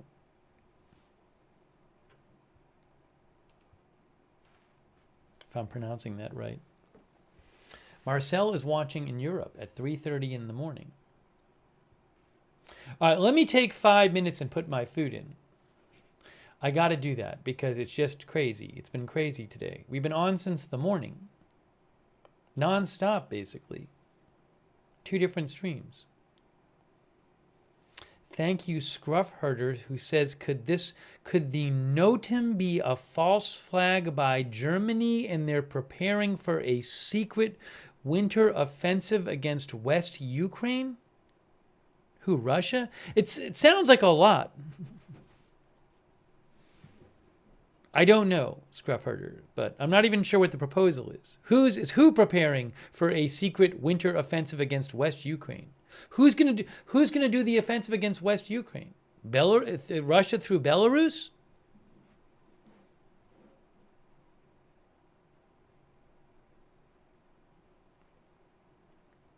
But maybe I'm just not understanding the proposal fully, because I haven't eaten. All right, I got to take 5 minutes.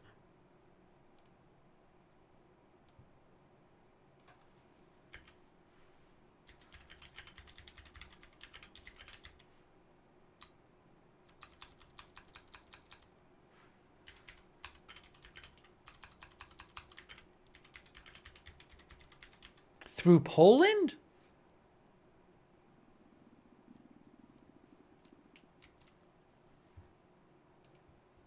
So again, apparently there are some reliable online sources, supposedly, that have been reporting drone incursions into Ukraine tonight. But it's still unclear exactly what's going on. A couple in the last half hour. All right, give me a few minutes. I'm just gonna throw some stuff into the air fryer so I can not fade away. so I can eat something.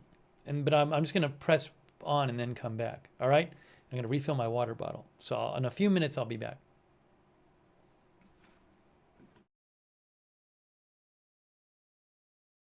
No, it's not a question mark. It should be exclamation point. It's not a question of whether I'm coming back. I'm definitely coming back. Here we go.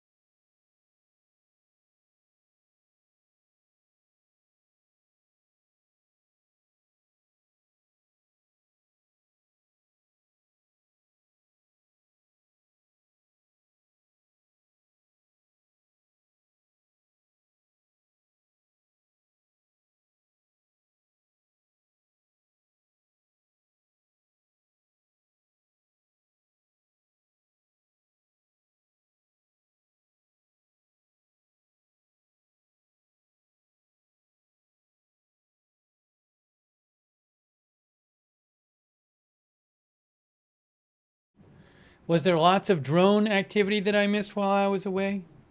And I put the food in the air fryer.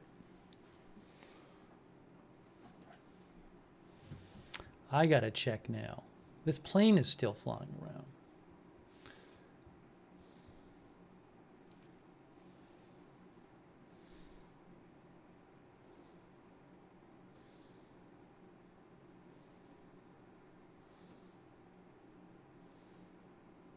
Hey, Bloomberg is also reporting about this as well.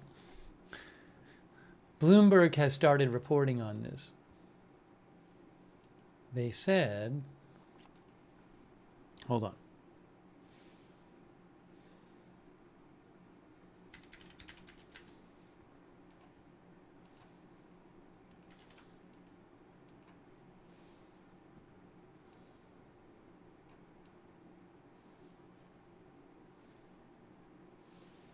So it has reached some of the larger media outlets. CNN has a story about it.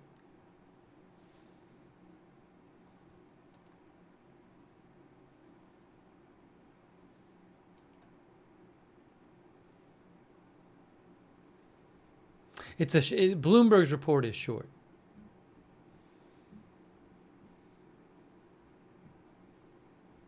Talked about reports that Russian strike drones had crossed into Poland's airspace.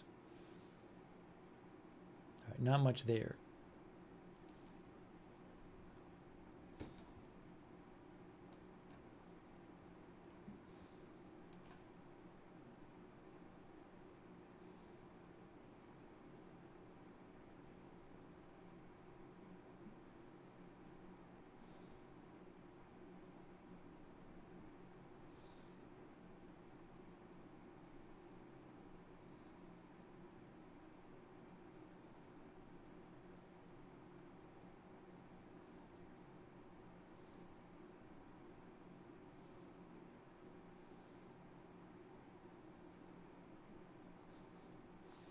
I'm looking over the last few minutes. I haven't seen huge reports, huge new reports here. I'm looking.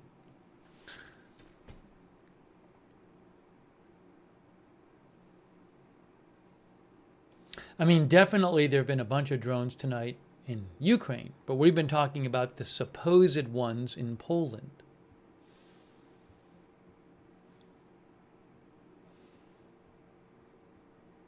Hold on a second here.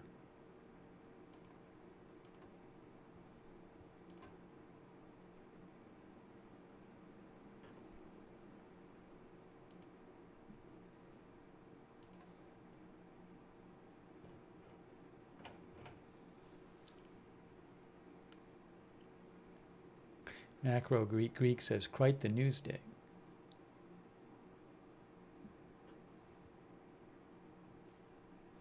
You know what? Give me about 15 seconds. I need about 15 seconds. Hold on, 15 seconds. 15 seconds.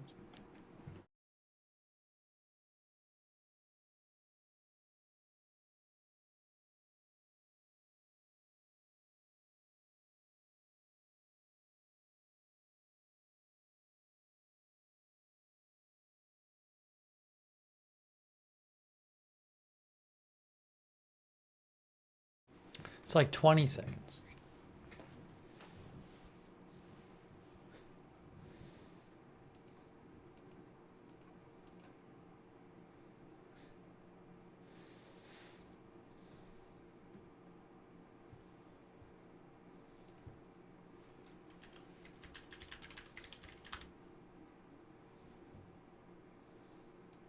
BBC is now posting about it as well. Oh, Chris Murphy posted something about it, I guess. Senator Chris Murphy of the U.S. Let me check this out.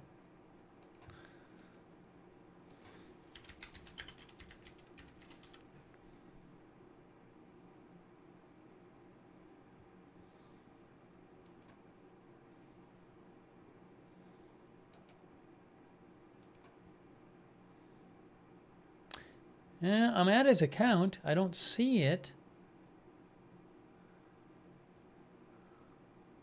Maybe he said it somewhere else.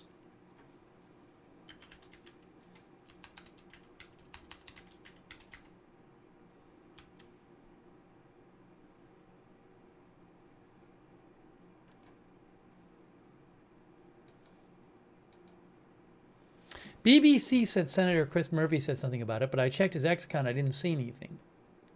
And I don't see a second X account.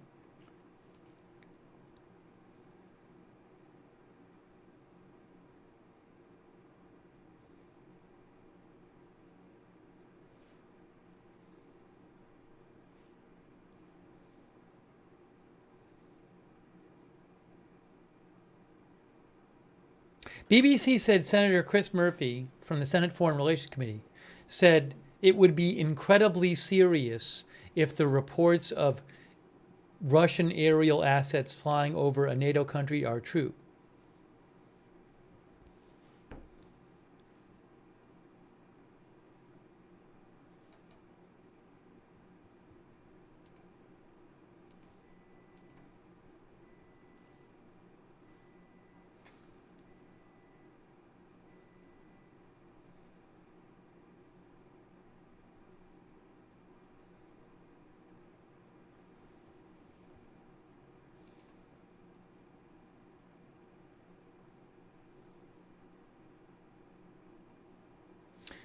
Reuters points out there has been no confirmation officially from Poland that Russian drones have been in its airspace tonight.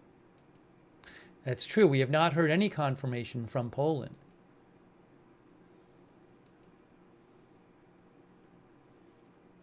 Thanks to Zico Bito on Twitch. Who shot JR? Larry Picklejar. Oh, I know who else I have to thank. Thanks to Margaret Riley for the Facebook stars. And Kristen McConnell Gates. Thanks, Kristen McConnell Gates. Poland confirmed it? Some people are saying Poland put out a statement. Hold on a second. Poland, give me 2 seconds. I need 15 seconds. Some people are saying Poland just put out a statement. Hold on, give me 15 seconds. 15 seconds.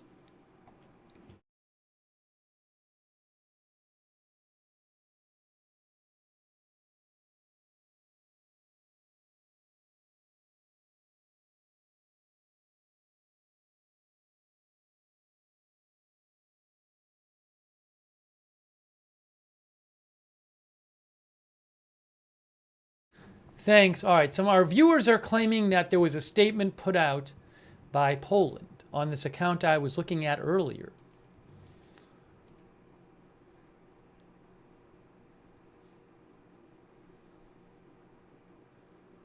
Here it is. I have the statement right here. I have it right here.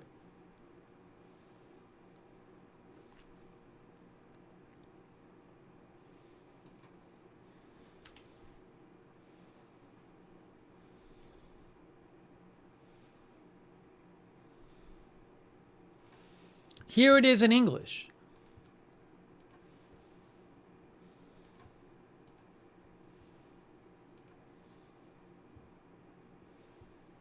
Look.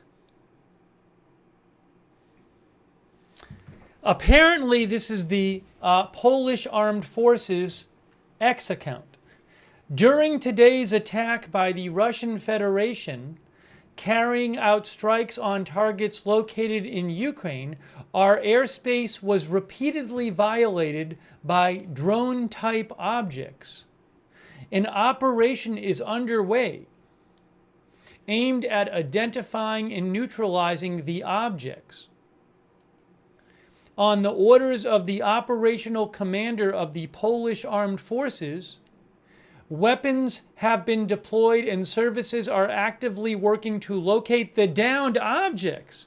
Hey, my gosh, looks like they said they shot down.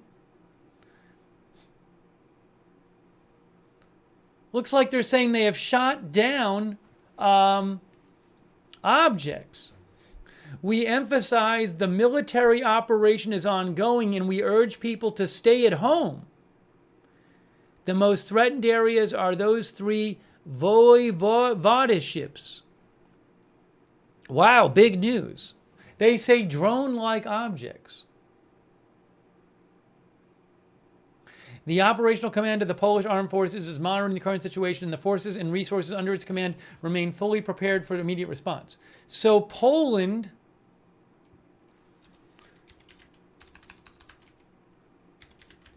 Poland says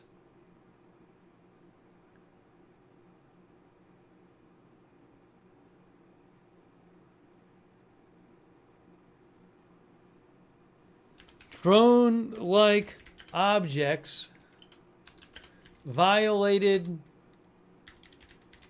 its airspace and some shot down.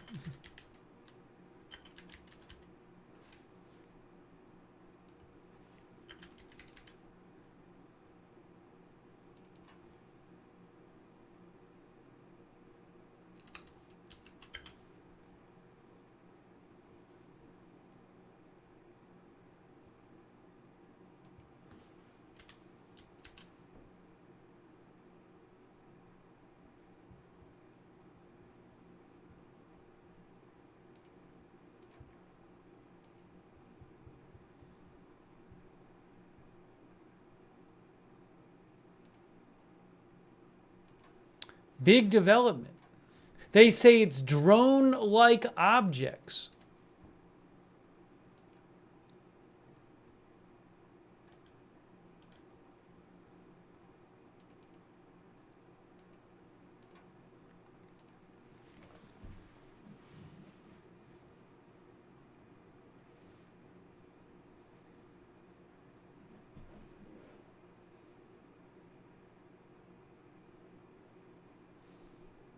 Yeah, I'm not drone type objects. I'm sorry, not drone type. But I'm not sure about the exact translation.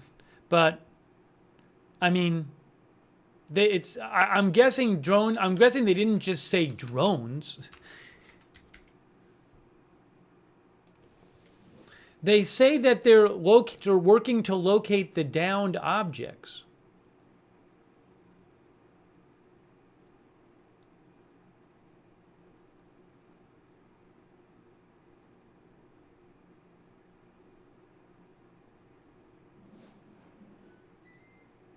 Hold on, what are they saying now? Let me try a different translation. Let me try a different translation.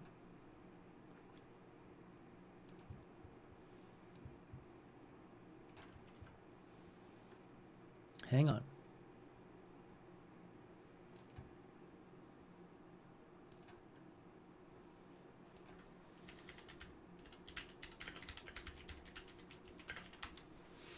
ChatGPT also translated it as drone-type objects.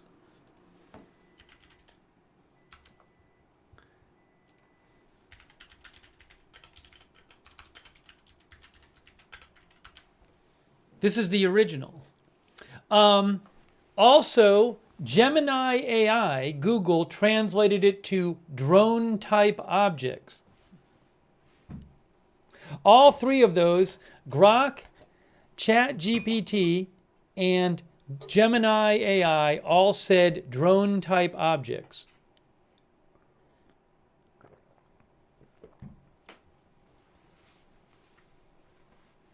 But maybe that just means drones. I don't know. I don't know well enough. I don't speak Polish.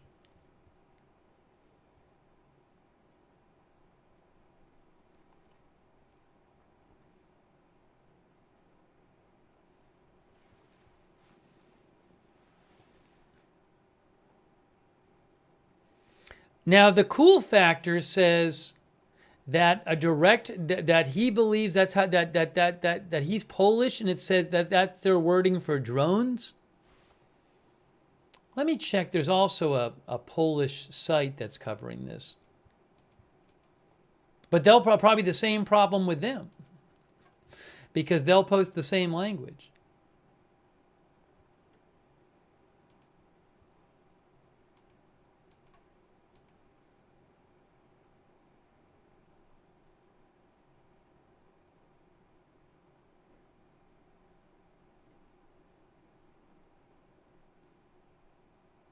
I guess it's drones. Michael Weiss, who knows what he's talking about. Michael Weiss, who's a specialist on Ukraine and Russia, says Polish confirmation that Russian drones crossed into Polish territory tonight. So Michael Weiss says it's drones. Oh, Reuters says they say drones. So I think I'm going to go with drones because I'm seeing multiple accounts that I trust call it to say drones.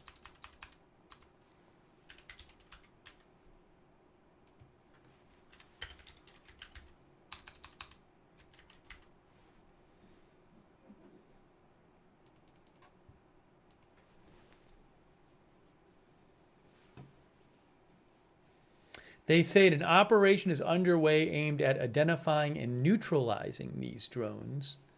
Weapons have been deployed. Services are actively working to locate the downed objects.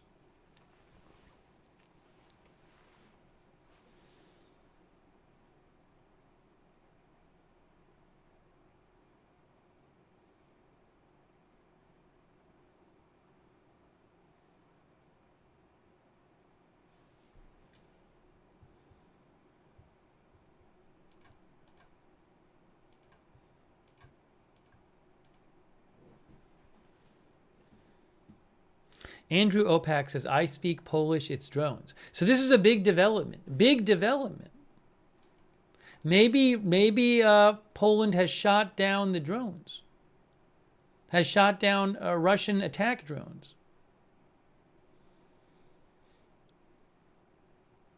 They say they used weapons.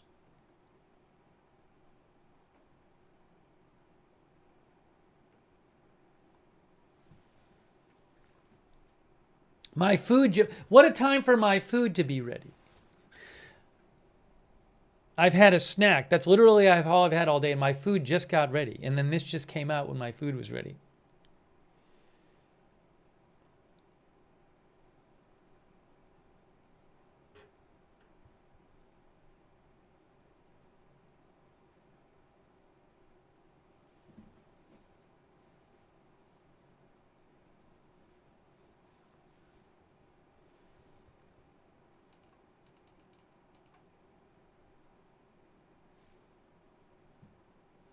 TK thinks this is insane.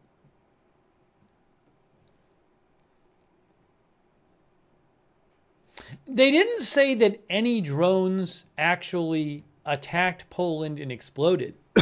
They did not say that.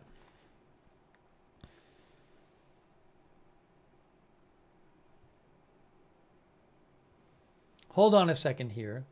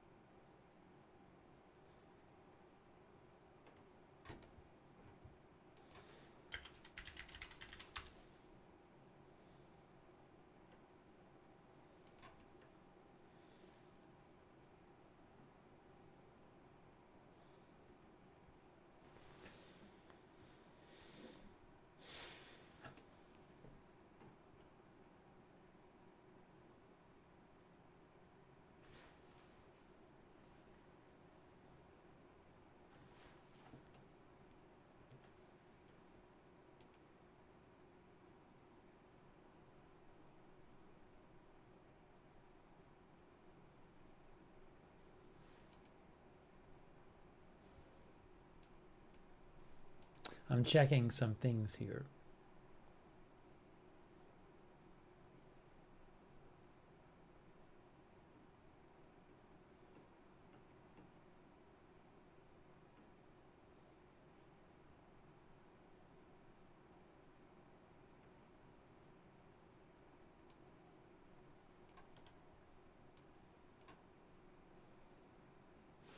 You know, I've seen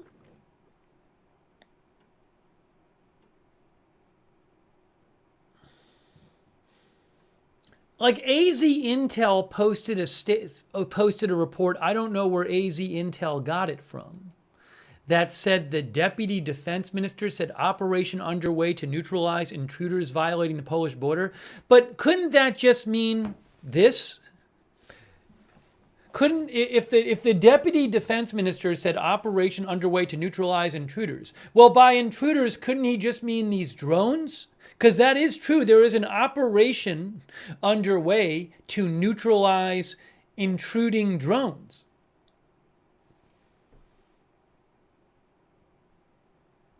So I don't know why everybody in the chats is saying that Russian troops have entered Poland. Is that based on that one report?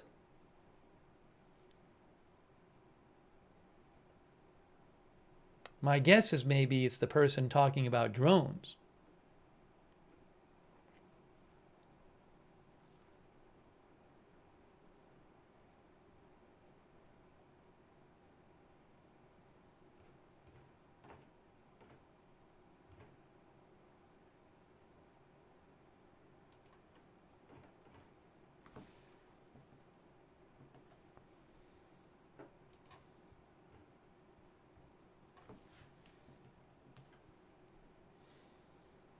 Yeah, I follow a lot of like Ukrainian accounts and nobody's reporting that.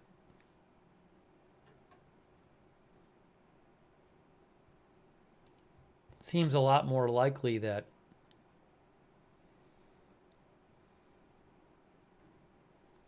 it's just talking about what the military said here.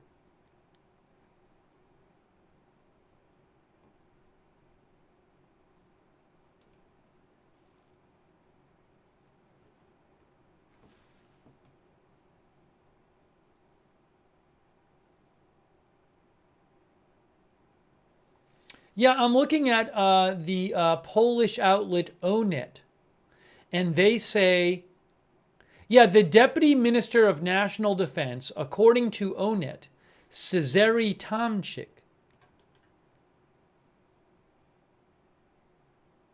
it doesn't talk about troops.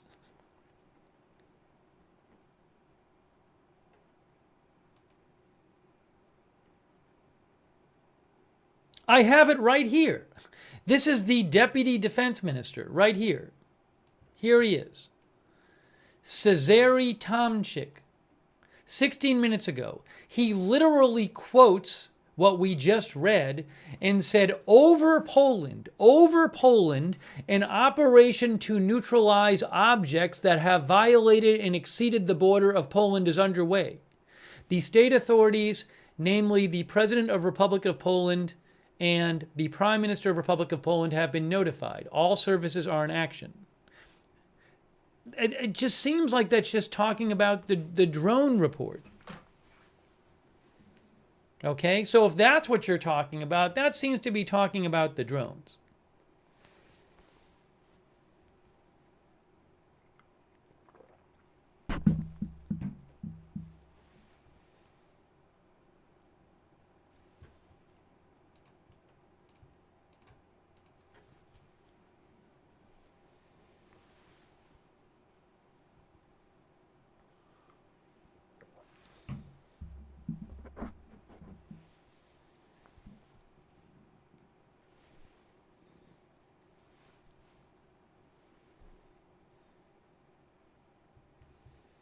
What I'm going to do is,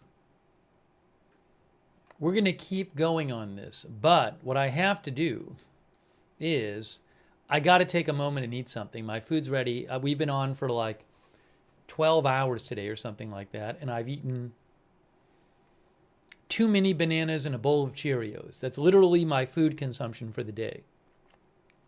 So I got to eat something right now. But what I'm going to do is, I'm going to post this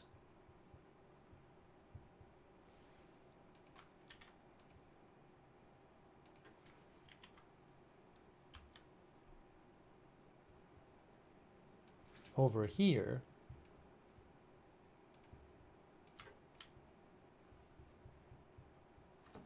I'll let you look at Flight Radar 24, and I'll post that while I go eat, because I just have to. I've just reached the point where I've reached the point where I have to eat. We do not have any option. It has to happen. I can't help it. Too long. 12 hours too much. Must eat right now.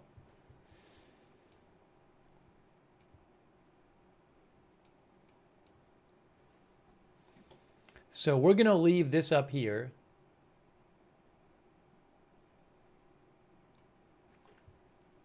And then I'm going to say,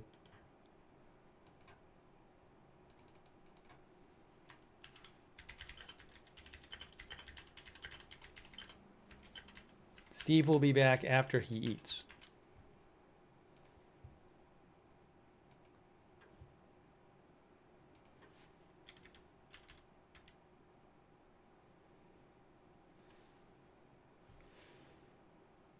Our viewer Alt-Delete F5 says this was a clear warning to NATO to stay out of Ukraine. I was literally just thinking, and we talked about this earlier, that Russia, I talked about this earlier, but that Russia, would send, maybe they sent a few drones into Poland and they're not attacking anything. And the idea is it's to send some sort of message, so.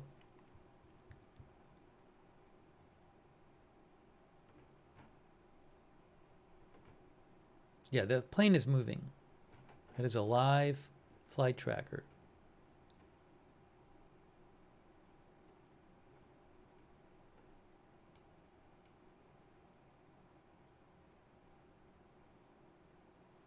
So maybe that's what happened. I got to go eat right now.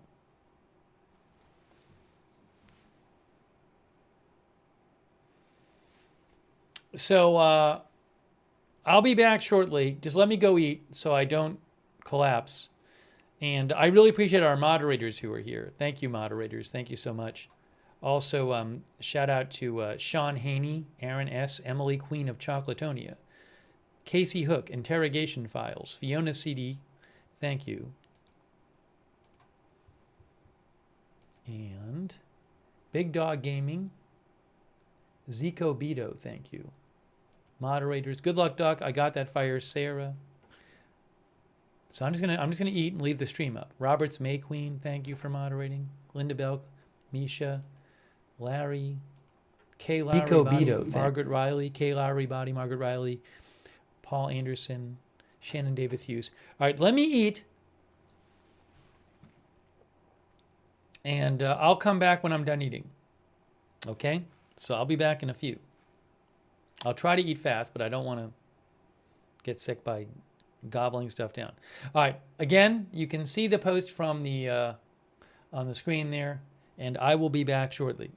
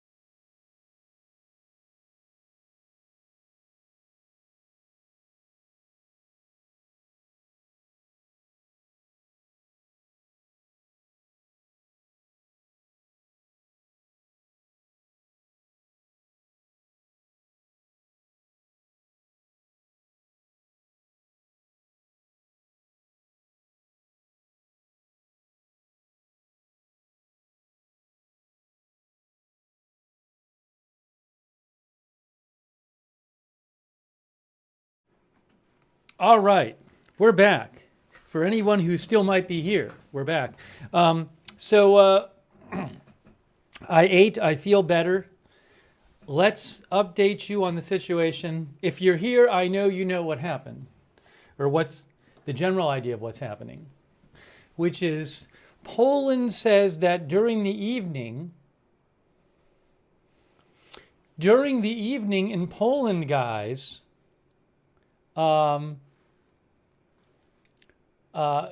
multiple drones have violated Polish airspace, and an operation is underway in Poland to shoot down the drones. All right, let me get back into this now. Give me a moment here.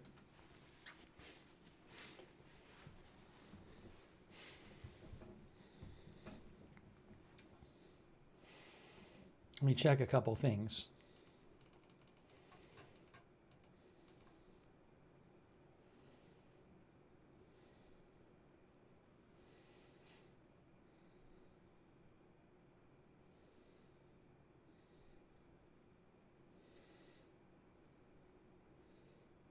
Donald Tusk, by the way, posted this, the Prime Minister of Poland. The Prime Minister of Poland said, oops.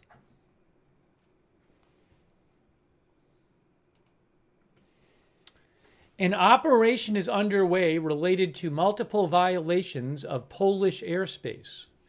The military used armaments against the objects. I am in constant contact with the President and the Minister of Defense. I received a direct report from the operational commander.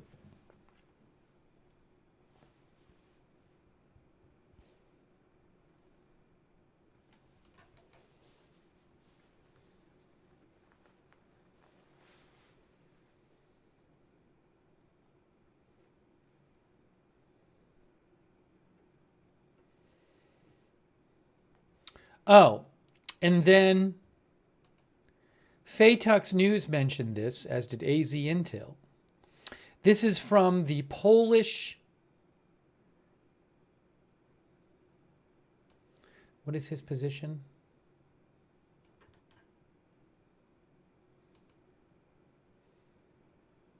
Deputy Prime Minister. This is from the Deputy Prime Minister of Poland.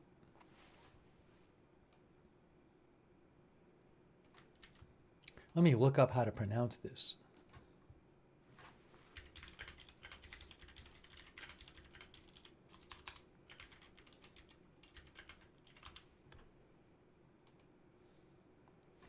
Władysław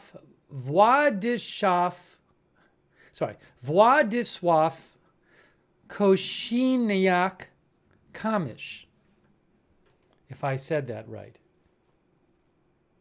Here is what the Deputy Prime Minister of Poland said. We already saw this, didn't we? No. This is 14 minutes ago. Over Poland, an operation is underway to neutralize objects that have violated the border. The President and Prime Minister have been informed all services are operational. We ask for compliance with the announcements of the Polish Army and Police. Aircraft have used weapons against hostile objects. So that suggests that some have been shot down by planes. Aircraft have used weapons against hostile objects. I wonder how many it is. We are in constant contact with NATO command. The territorial defense forces have been activated for ground searches of downed drones. We ask for calm and to share only the announcements of military and state services. In case of encountering object fragments, please do not approach them and inform the police. I don't know. Some of our viewers are saying, how hostile are the objects? I don't know exactly what kind of drones these are. Do they have explosives on them or not? Are they observing drones? I don't know.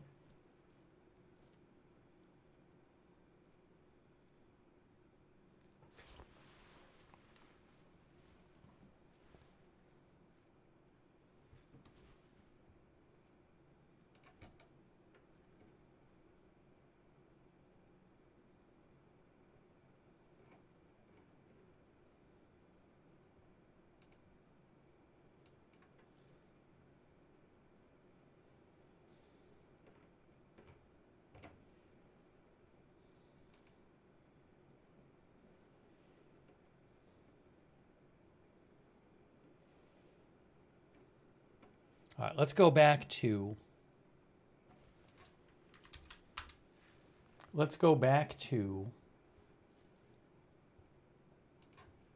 Flight Radar 24. Oops. Richie said a report in the UK said Russian suicide drones. Well, I don't know where they're getting that information. We have not heard, we haven't even heard them specifically say it's Russian drones. Seems kind of implied, though, because they originally said, the military, that this happened while Russia was attacking in Ukraine, right? They said during today's attack by the Russian Federation in Ukraine, our airspace was repeatedly violated by drone-type objects. But they haven't said anything specific about what type of drones they are. No, actually the government has not said it was Russian drones. They have not specifically said that.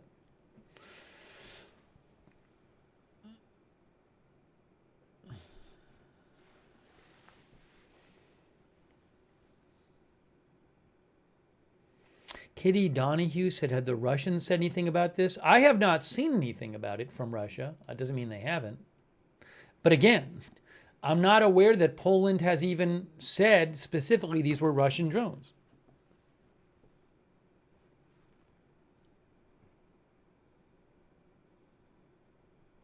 There are missiles, cruise missiles, by the way. I guess from what I'm seeing, reports of several dozen cruise missiles. I'm seeing some reports online saying around 40 that have been fired by Russia at Ukraine that are in the air. So that's going on as well.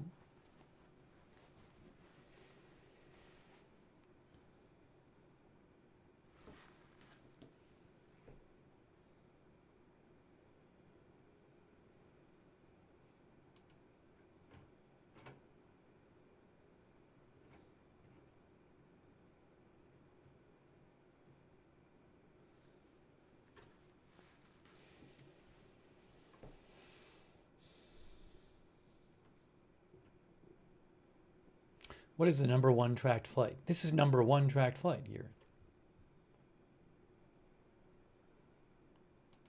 Again, that's that that Polish AWACS plane. I presume that there's. I mean, we've heard that Polish aircraft are flying around and shooting down drones tonight. So that AWACS plane, maybe that is organizing or overseeing that whole operation. I'm not sure. We saw a tanker plane up earlier as well, which I'm guessing maybe was refueling. Is that still up? That's Finnair. But we saw a NATO tanker plane in that area for a while, which maybe was refueling some of the jets. Has NATO said anything? I have not heard any NATO comments yet.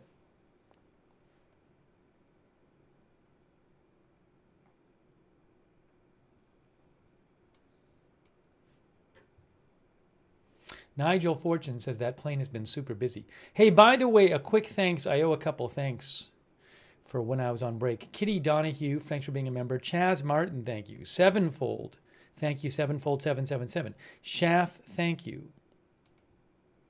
Then there was also, I think there was somebody I thanked in the text in the chat earlier. Hang on, let me look this up.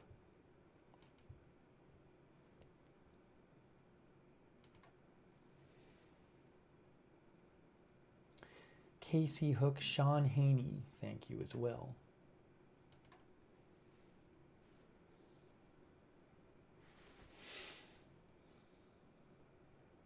Also thanks to Valor2 on Twitch. Thank you, Valor2. And Rapkins112 and Big Dog Gaming. Kenai Acro said the NATO plane seems to be heading back to Netherlands now. Maybe no more drones? I don't know. It's a good question. I'm guessing you'll hear from the Polish government eventually when the operation is over. Where's the NATO plane? I don't know where it is.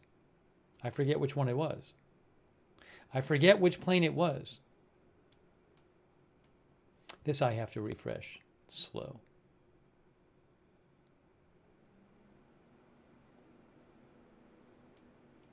That's better.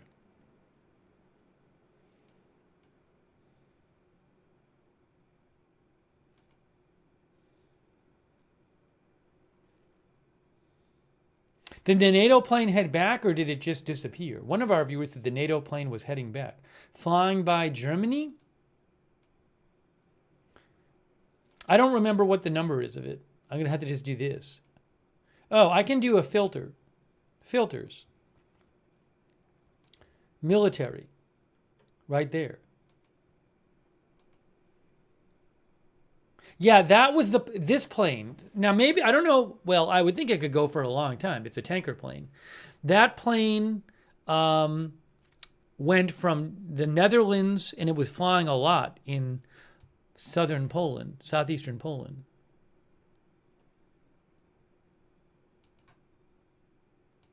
That plane has been up for, why does it say landed? Oh, live.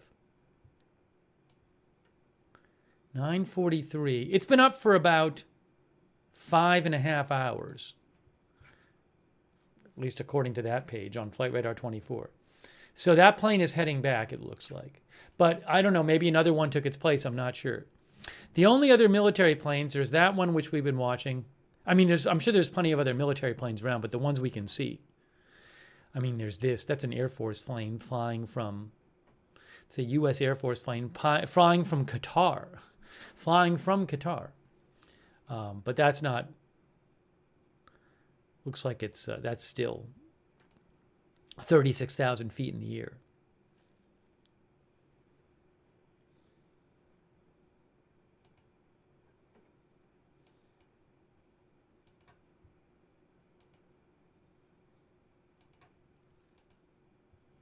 Thanks, Andrew McCamey, and thanks for shouting out the mods, Andrew. I appreciate that.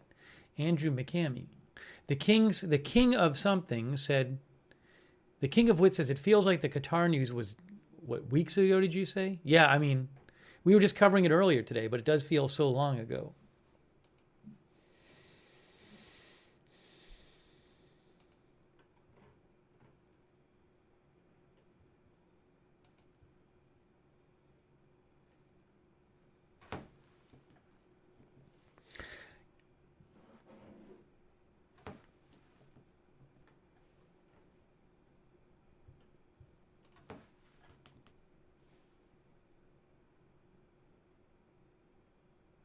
Again, cruise missiles in the air. Ukraine Air Force says that there are cruise missiles in the north and south of Vinnytsia region heading west. They also said cruise missiles in the north of the Kyiv region heading southwest. Cruise missile now in the direction of Kyiv, stay in cover, says the Ukrainian Air Force. So cruise missiles fired by Russia currently in the skies above Ukraine. That's going on.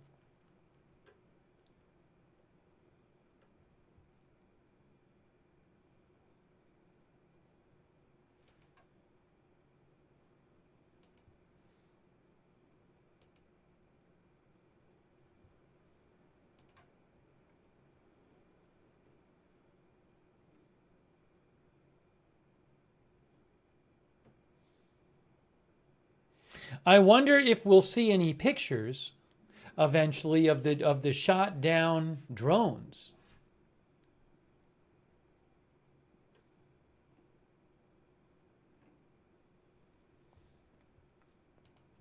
Oh, thanks, by the way, to DI Advisors Group, LLC. I very much appreciate that. Thank you. Dark Knight says no one has confirmed what the objects were. Just says hostile object shot down.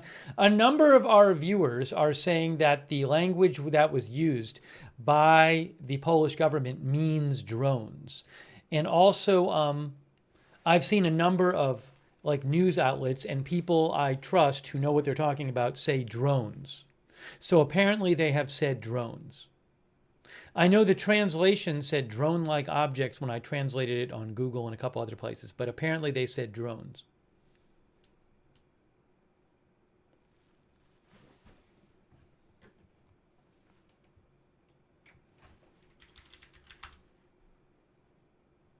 Here, look. Right, for example, Poland engages drones in its airspace during Russian attack on Ukraine. This is a new article from Reuters. Poland said it scrambled its own and NATO air defenses to shoot down drones today, on Wednesday, well, tomorrow if you're in the U.S. right now, after a Russian air attack on western Ukraine, the first time in the Ukraine war that Warsaw has engaged assets in its airspace. The first time. This war is 3.5 years old. It's the first time they have engaged assets in their airspace. Poland's military command said Polish airspace was repeatedly violated by drone-type objects during the Russian attack across the border in Ukraine. An operation is underway aimed at identifying and neutralizing these objects. Weapons have been used, and service personnel are carrying out actions to locate the downed objects. Now, this says both, the headline says drones, and the article says drone-like objects. It says the military operation was ongoing and urged people to stay at home, naming the eastern regions of Podlaskie, Mazowiecki, and Lublin as most at risk. Poland also closed 4 airports during including its main Chopin airport in Warsaw. Russia's defense, the Rzeszów airport in Poland's southeast, a hub for passenger and arms transfers to Ukraine, was among the 4 airports that have been temporarily closed. Russia's defense ministry did not immediately respond to Reuters' request for comment. CNN reporter Caitlin Collins said that Secretary of State Marco Rubio of the U.S. had been briefed on reports of Russian drones over Poland. The State Department did not immediately respond to a request for comment. Earlier, Ukraine's Air Force had reported that Russian drones had entered Poland's airspace, posing a threat to the city of Zamosk, but it subsequently removed that statement from the Telegram messaging app.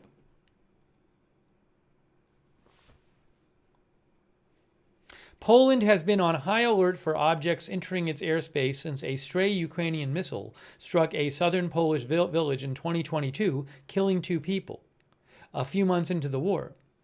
But there have been no reports of Polish or Allied defense systems destroying drones until tonight.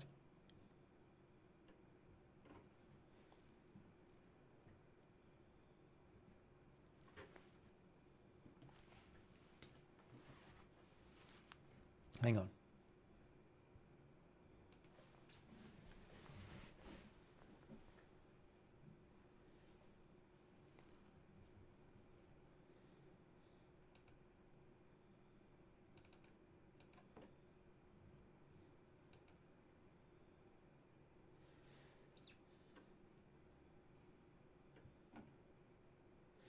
LoJack says, did Russia do this because EU countries sent Storm Shadow missiles to Ukraine? I don't know. I mean, I don't know if this is, assuming it is Russia, is it a message to not send peacekeeping forces into Ukraine? I don't know.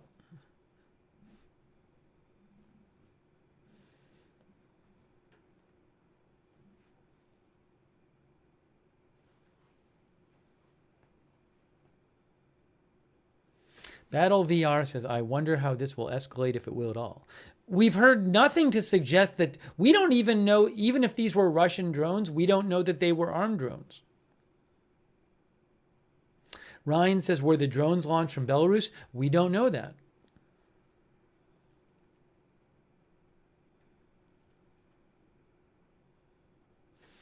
DPFX thinks it's a precursor of what's to come if Western pressure continues to smell upon Russia.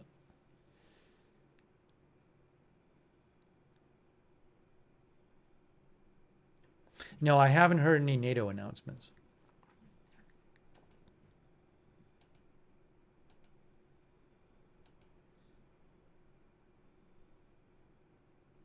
I wouldn't be surprised if Russia doesn't comment on it.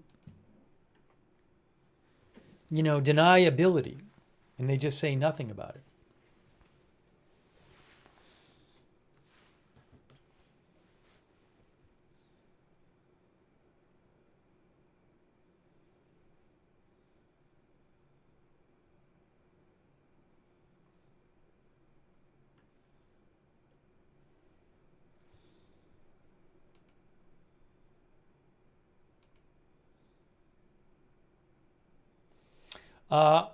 At the White House, President Trump went out to dinner in D.C. tonight. And I guess he was asked some questions.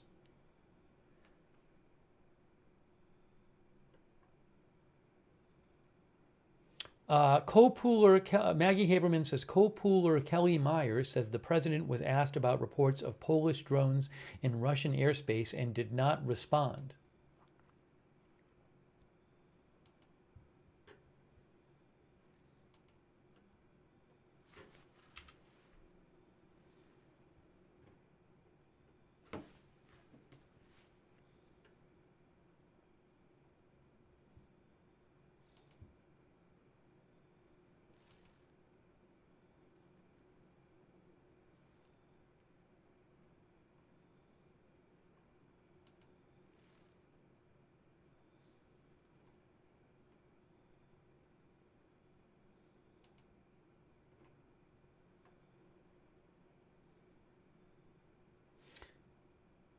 What is this?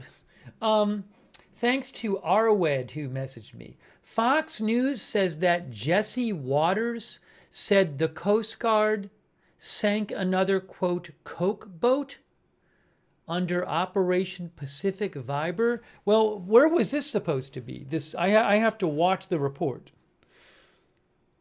Fox posted it like an hour ago on X. Is this even near Venezuela, or is that somewhere close to the U.S.? I don't know what the report says. Give me a second. I'll have to mute myself so I can watch this for a second.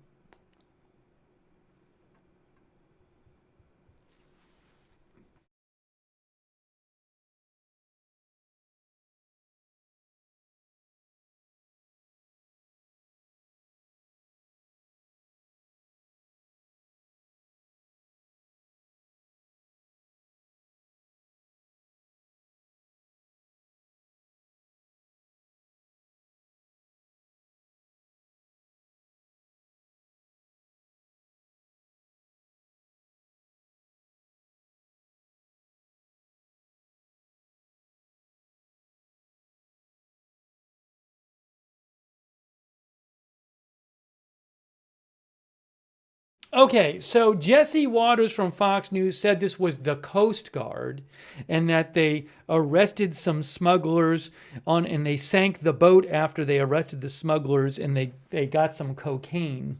They took some cocaine into custody. That seems like a very different operation than the military blowing up a boat with what they said was a drug boat with 11 people in it that had left from Venezuela. So I don't know the details on the Jesse Waters report. He didn't really get into the details in the clip I saw.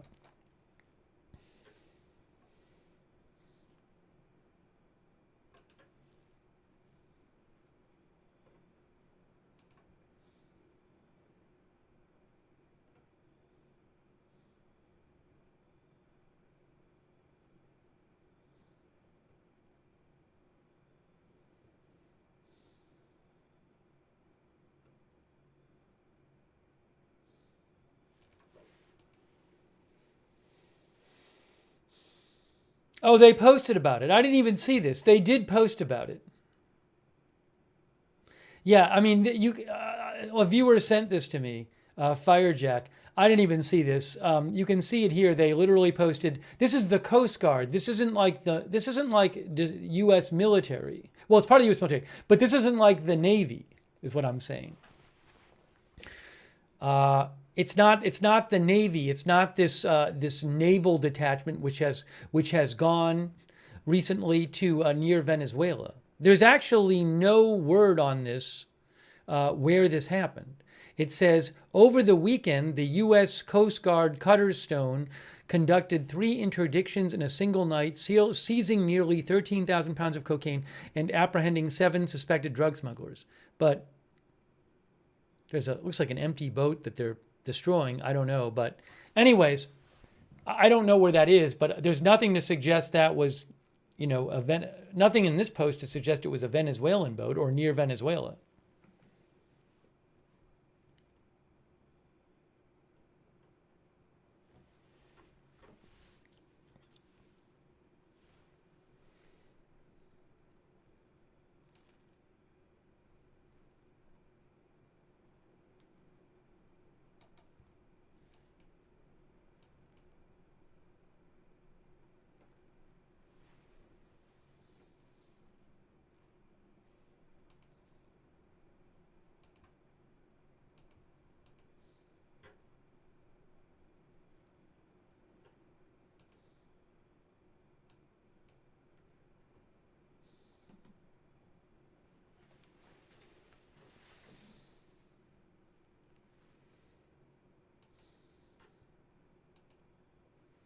So when will we hear from, we'll have to just wait and see when we hear an update from Poland.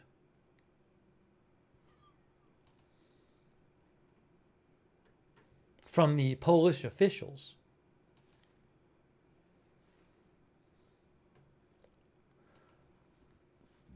Excuse me.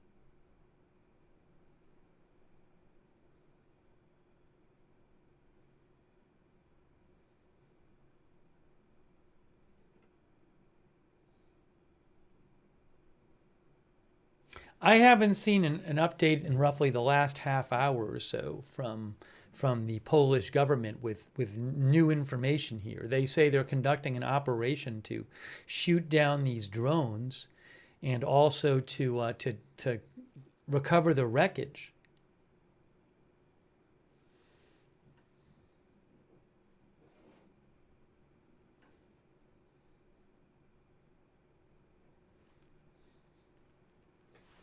Yeah, time in Poland right now is 5:18 a.m.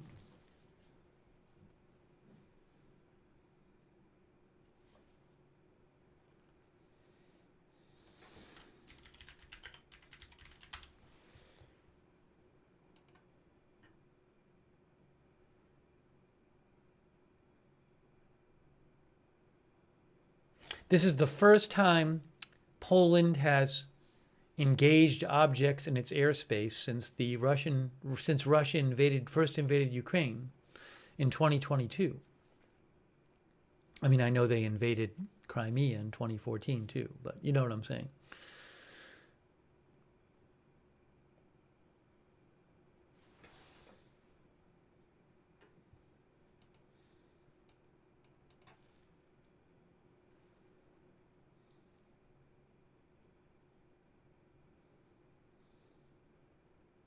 I wouldn't be surprised if in the next couple of days we get some kind of briefing or, big announcement from Polish government where they show off the drones, or maybe they'll show video of them downing the drones, right? I would expect we'll hear more details in the coming days from the government there.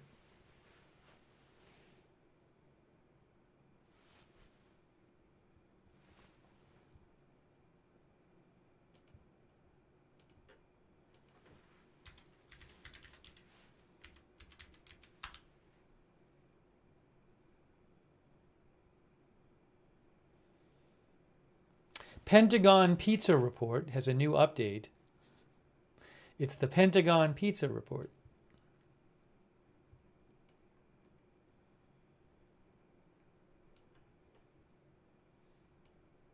At Penn Pizza report. 5 minutes ago, they said a Domino's nearby the Pentagon and a Domino's nearby the White House are both reporting above average traffic. Crystal City Sports Pub nearby the Pentagon is reporting below average traffic.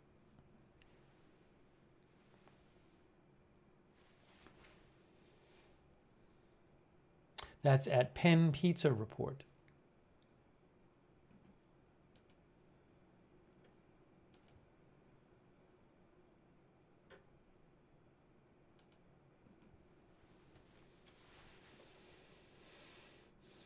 On Facebook, for those watching Facebook, first of all, thanks to Billy Joe Drage for the Facebook stars. Thanks, Billy Joe.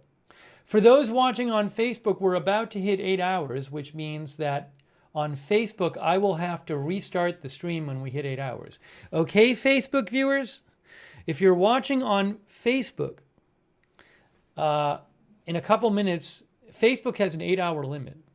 So in a couple minutes, when the stream ends on Facebook, I'll restart the Facebook only stream. The other platforms, don't worry about it. Hey, by the way, shout out to our Facebook mods: Margaret Riley, Paul Anderson, Kay Lowry Body, Shannon Davis Hughes. Also, Linda Belk, Larry, and Misha on X. Over on Twitch. Thanks so much, moderators. I got that fire. Matthew Kohai 3, Sarah. All of our YouTube moderators like Roberts Mayqueen who have been there. Thank you.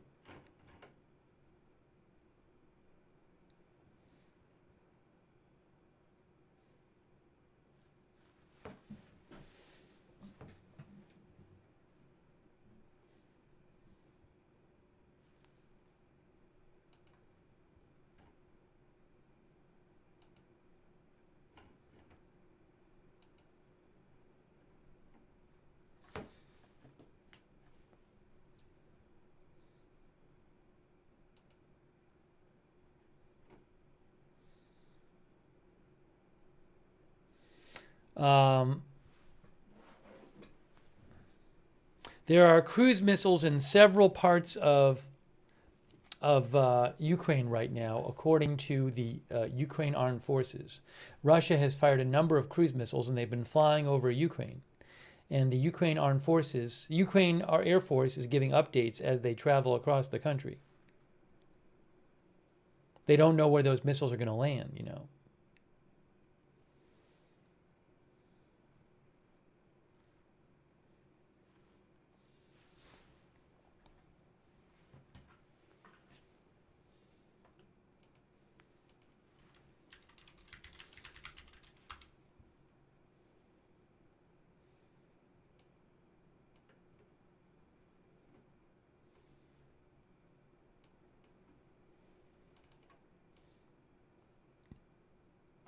So, for example, I'm looking here at the Deep State Map, deepstatemap.live, which is a very good map of Ukraine.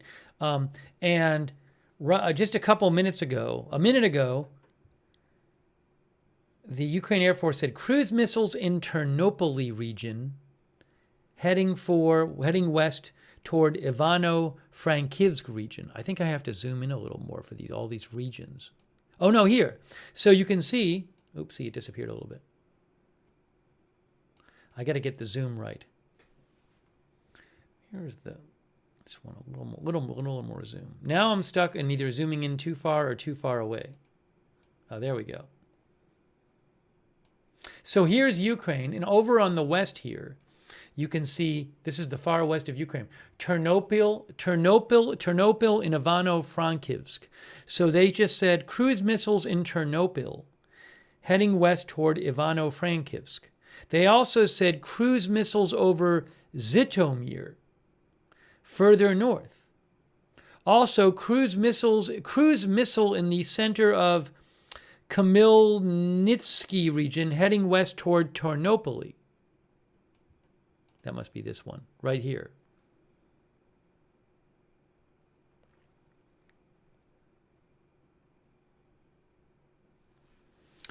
So some cruise missiles in the western part of Ukraine now.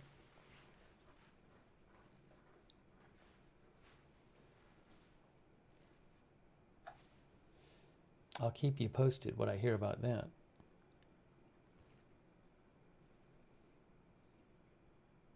Valerie Price thinks Putin has lost his mind.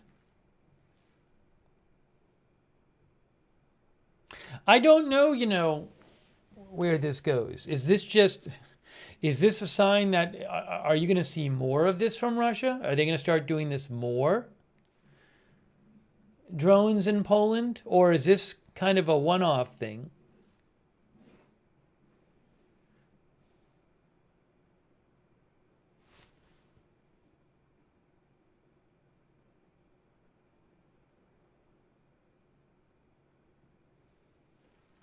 Thank you to Crypto King. That's really nice of you, Crypto King. Thank you. Oh, did Facebook end? I got to restart the Facebook stream. After 8 hours, I need to restart the Facebook stream. Hang on. I'm restarting the Facebook stream. Thank you for your patience.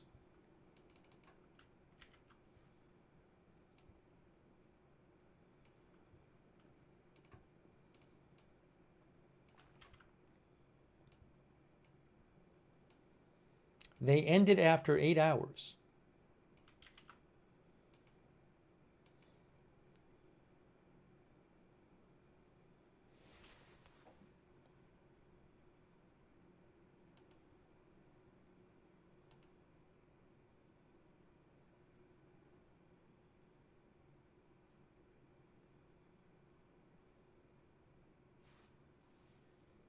Just making sure this is working. The Facebook stream has been restarted. Adrienne thinks Putin is teasing Trump and laughing about it. I mean, it wasn't even that long ago that there was the Putin-Trump summit.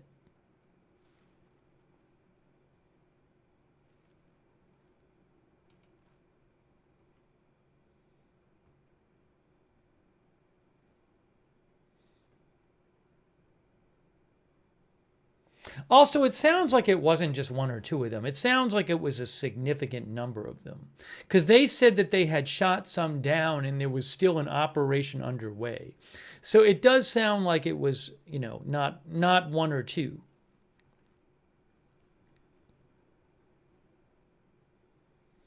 Wooden thinks that the Russia drones were scouting for Russia.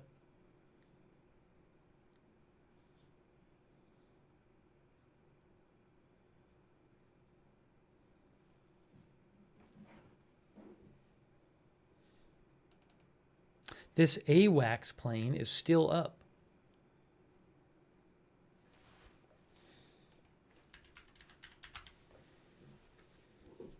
Airborne Warning and Control System.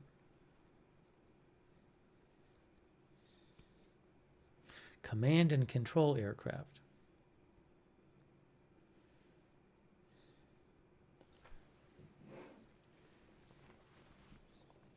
Yes, 5:29 a.m. in Poland. Are there planes taking off from these airports yet? I don't know.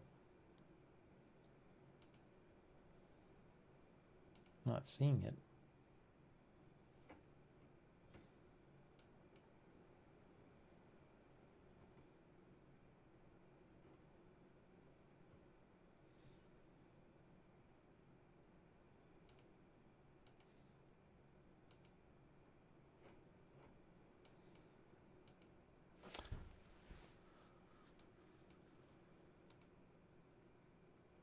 Both of these Warsaw ones were two of the four closed there in Poland.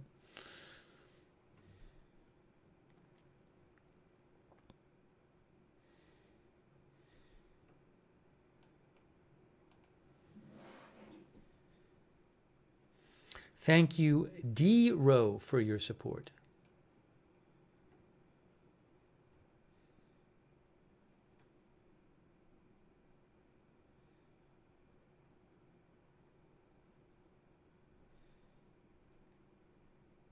No, I have not heard tonight about any missiles flying into Poland.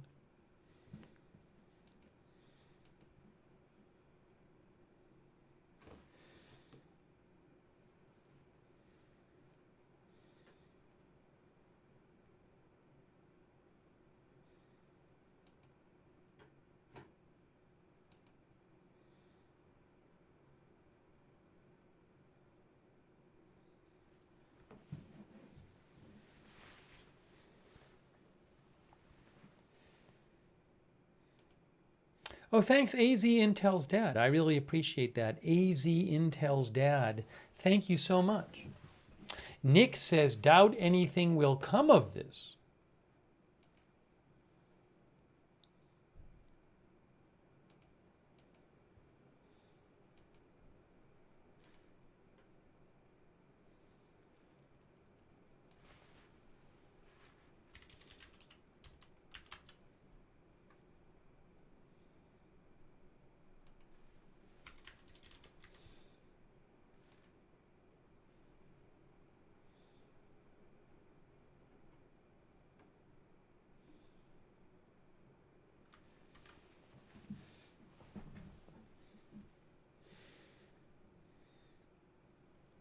It certainly seems like a calculated thing, though. I mean, if no drones fly over there for 3.5 years, and then all of a sudden this happens, you know?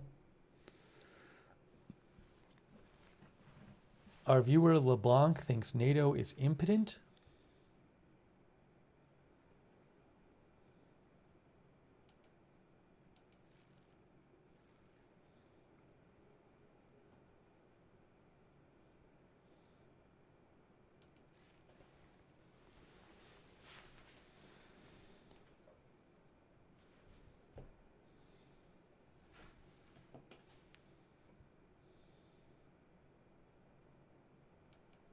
Update. We have an update. We have an update from the Polish government. Update from the Polish forces right now just got posted. As a result of the attack by Russian Federation on Ukrainian territory, there was an unprecedented violation of Polish airspace by drone-type objects. This is an act of aggression that posed a real threat to the safety of our citizens. On the order of the operational commander of the Polish Armed Forces, defensive procedures were immediately activated. Polish and Allied assets radar-tracked several objects, and the operational commander of the Polish Armed Forces made decisions to neutralize those that could pose a threat. Some of the drones that entered our airspace were shot down. Efforts are underway to search for and locate the possible crash sites of these objects. The operational command of the Polish Armed Forces is monitoring the current situation, and Polish and Allied forces and assets remain fully prepared for further actions. So I don't know if this suggests that the operation, this initial operation is over, because it says they're prepared for further actions. Kind of sounds like they've done what they were going to do. No, this update was literally posted 5 minutes ago. It has some similarities to the earlier update, but this was posted 5 minutes ago.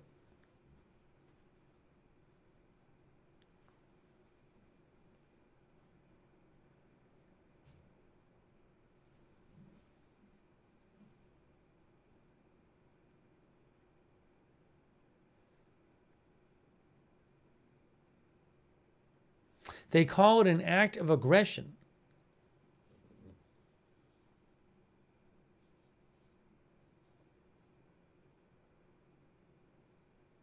Some drones were shot down. Hey, Brian Beelman, thank you. That's so generous of you. Brian Beelman, thanks so much, Brian. Very kind of you. Also, Robert Twidwell, thanks so much for the memberships, Robert. Thank you, Josh Shakalaka. Thank you, Josh. Yeah, Fred Flintstone said the language is stronger this time. I don't think in the first update they said an act of aggression.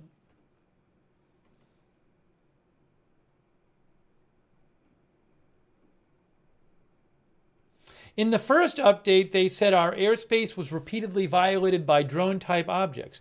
They said nothing about it being an act of aggression.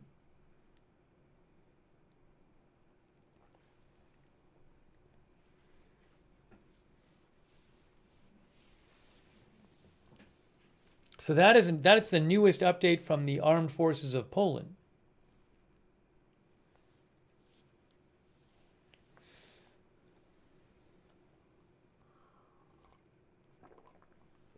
Wickedest Witch says it does not seem like an oops event. Buddy says, have the drones stopped or they're still being shot down? You can't really tell from this.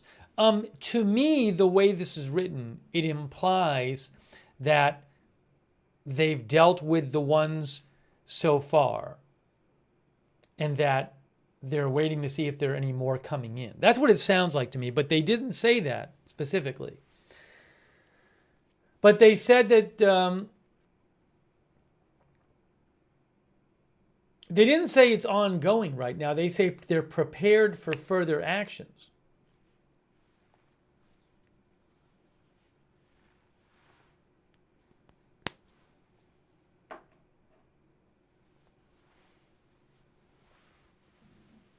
It hasn't said what kind of drones. It doesn't say whether they were armed or not.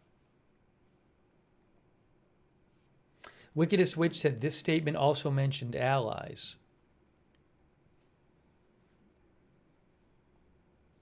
Yeah, the previous statement did not say allies either. It's a fair point. I haven't seen a comment by President Trump about this.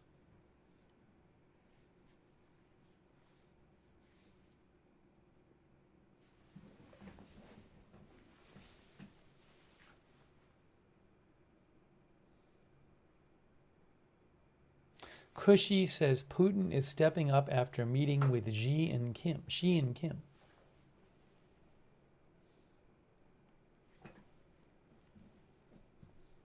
Hey, JAD from Australia. That's really nice of you. Thank you to JAD.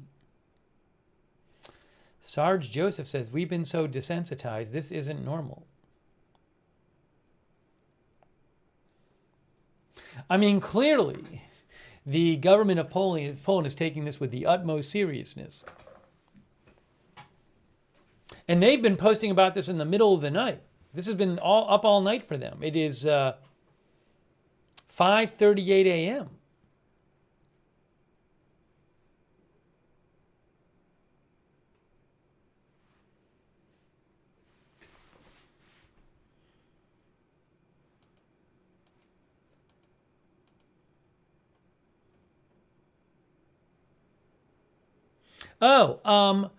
Flight Radar 24 says that the expiration of the closures of the airports for the two Warsaw airports that have been closed tonight, Modlin and Warsaw.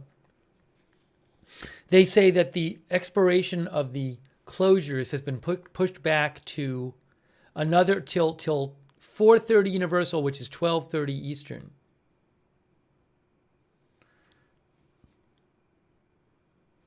Four different airports were closed due to unplanned military activity related to ensuring state security. And two of them were supposed to have expired, but they got pushed back.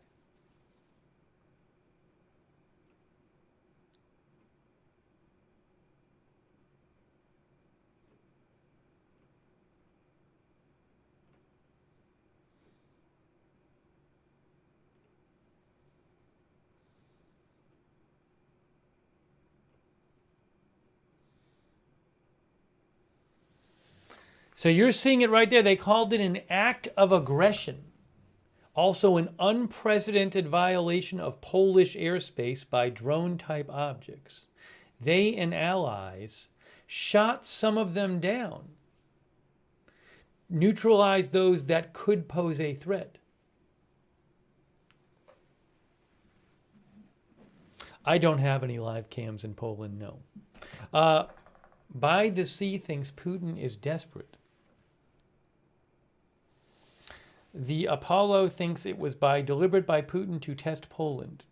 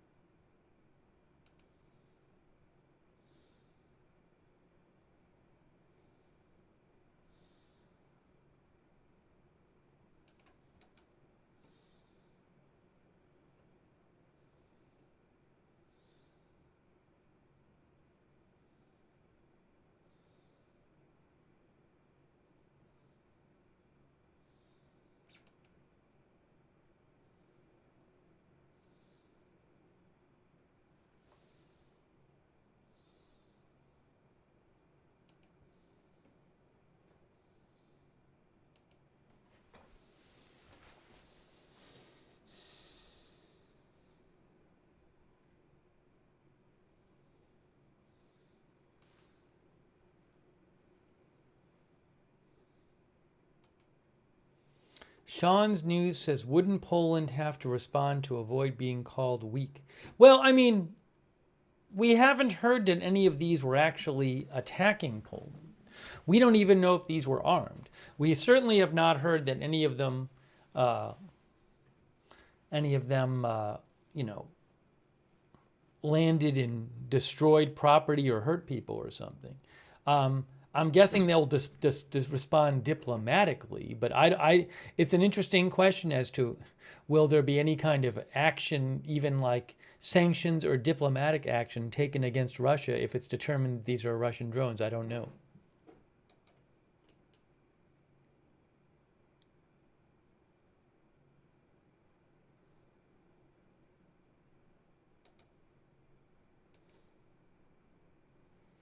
PW360 says, pushing how far and what lengths he can get away with?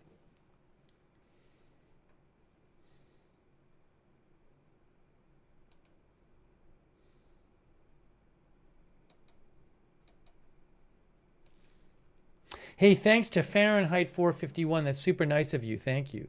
Also, Andrew McCamey. Thank you, Andrew, for your support.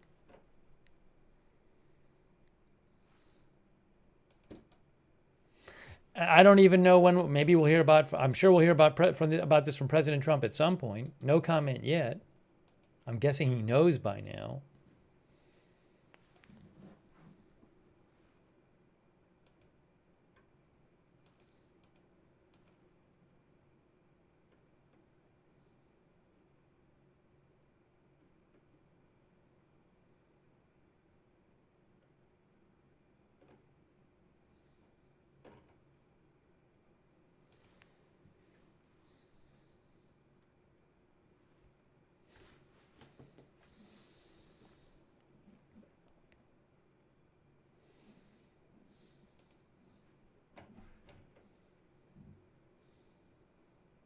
Truka Ukraine says a huge column of smoke over Vinnytsia, Ukraine after a Russian missile strike. There have been a number of dozens of Russian missiles launched in Ukraine tonight. Some still in the air, apparently.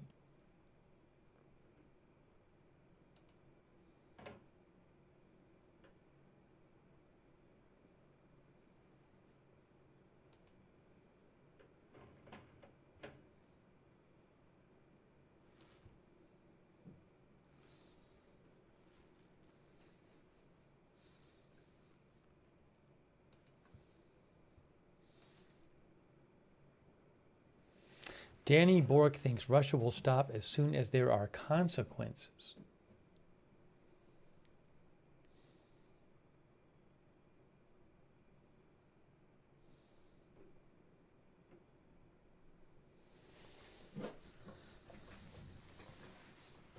Mr. Dick's Production says, I really hope that no one gets hurt by all of this. Thank you, Will Geo, for your support.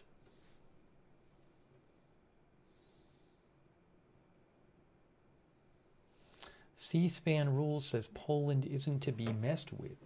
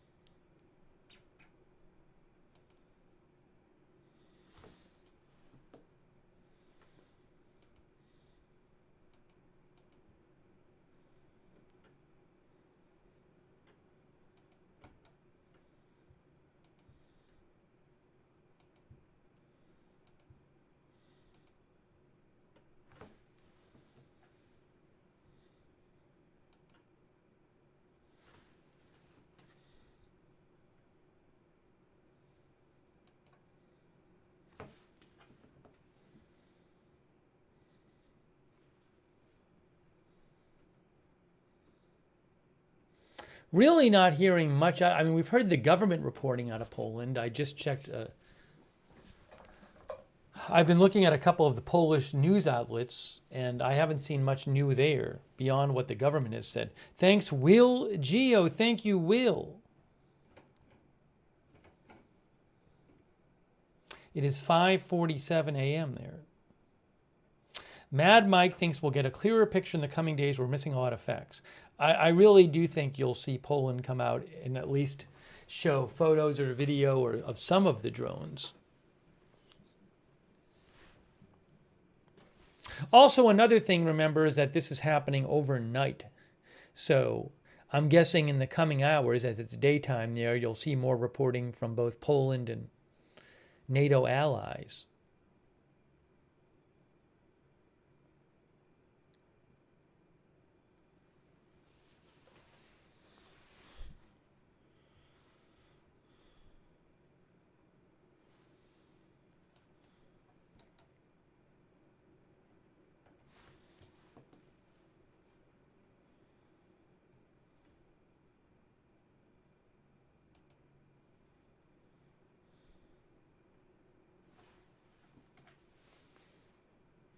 Oh, what is this here?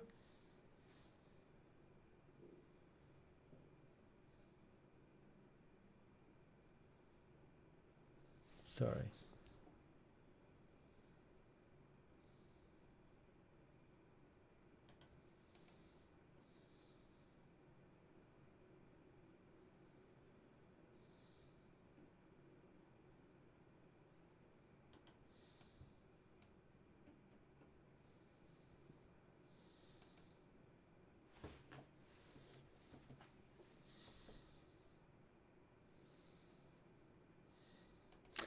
What is this about? This is from the Territorial Defense Forces of Poland. Let me show you this post from the Territorial Defense Forces of Poland. They say, readiness alert. Due to the violation of the Polish airspace and the activation of ground search and rescue teams, I guess for the downed drones, a shortened reporting time has been introduced for I assume that's the Territorial Defense Force soldiers. Soldiers may receive a call for immediate reporting within 6 hours in certain places, within 12 hours or 24 hours in other places.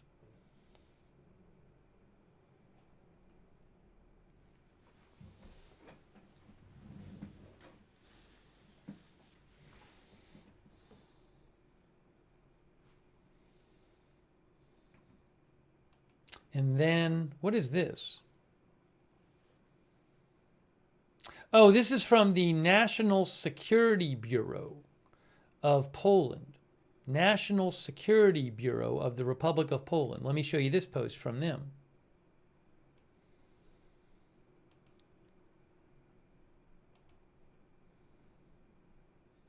Oh, two of them.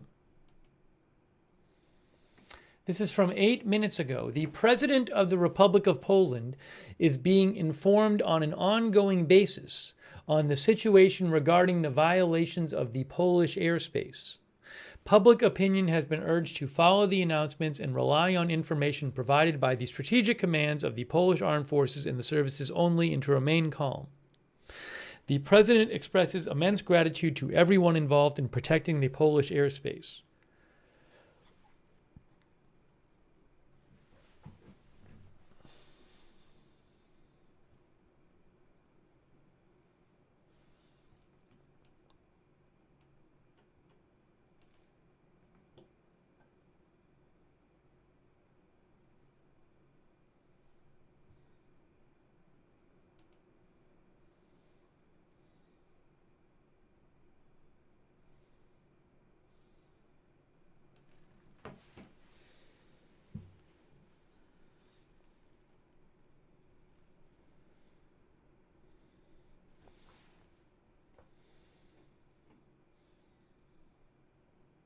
ABC News now also reporting on this story.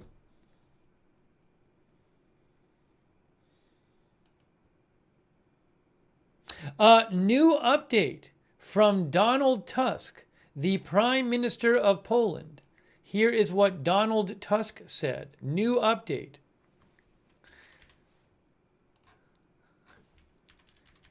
I received a report from the operational commander of the armed forces branches regarding the downing of drones that intruded into our airspace and could have posed a threat. The operation is ongoing. He says the operation is ongoing. But drones have been downed. Thanks, Kim Owens. Thank you, Kim. He is the Prime Minister of Poland. He just posted that 2 minutes ago.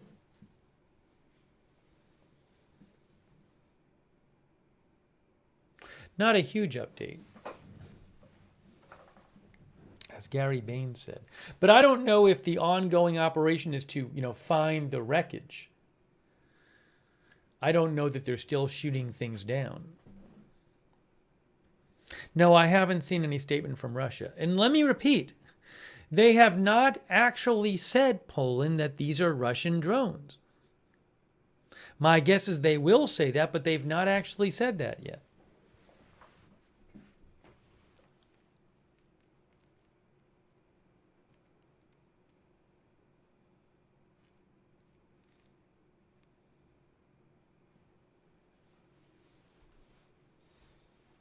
Nope, they never said it was Russian drones. They have not said that.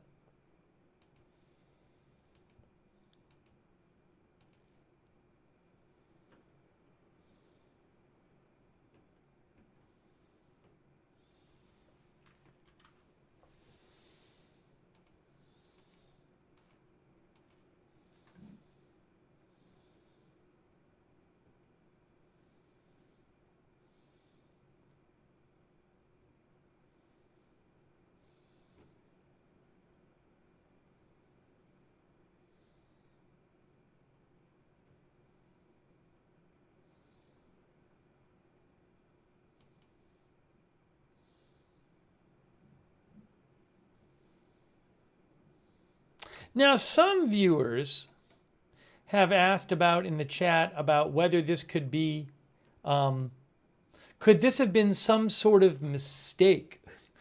Could Russian drones that were meant to fly over Western Ukraine somehow have messed up and gotten into Polish airspace? I don't know. I don't know enough about it. I mean, it's been 3.5 years and it hasn't happened until today. Certainly seems like a number of them did. It wasn't just one or two.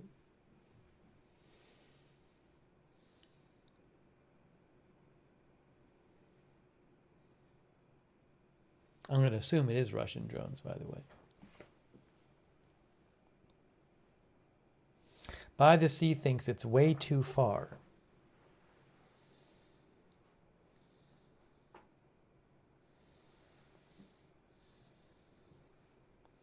Drew Ellis says it's been happening for like a month now. Well, I mean, there have been some reports the last few weeks of a drone here and a drone there, and one was reported to be not a military drone. I was going over some of these reports earlier.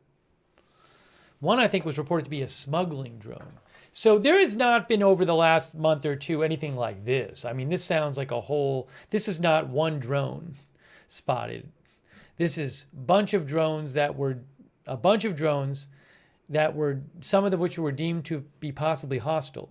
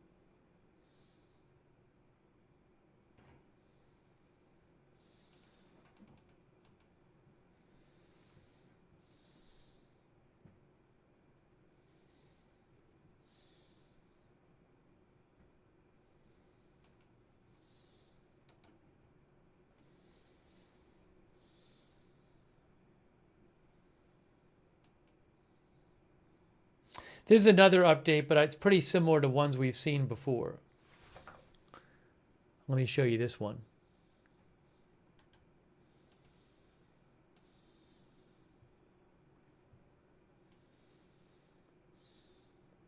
I think this is the Deputy Prime Minister here.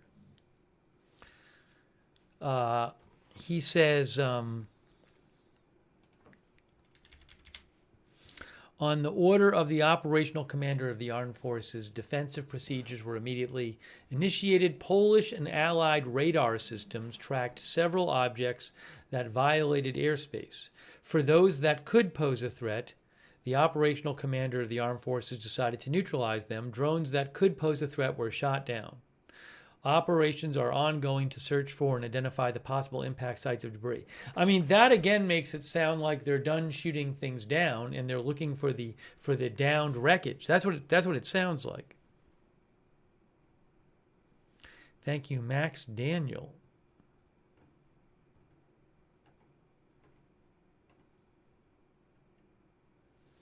And PZ Papa Zulu.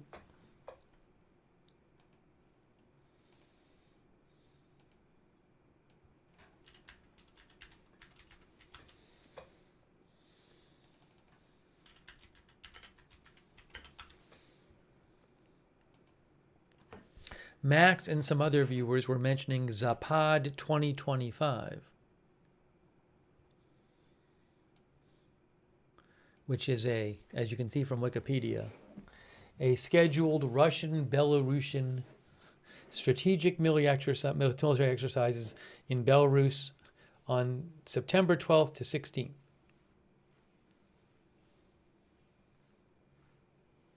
It will be the first Zapad exercise since Russia's full-scale invasion of Ukraine in 2022. Authorities describe a scaled-down format and locations deeper inside Belarus. Belarus has indicated an official participating figure of 13,000 personnel, substantially fewer than the 200,000 or so claimed for Zapad 2021.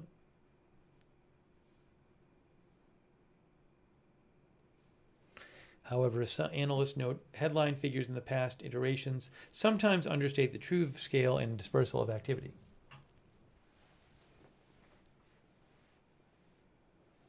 Over 20 countries participate in this.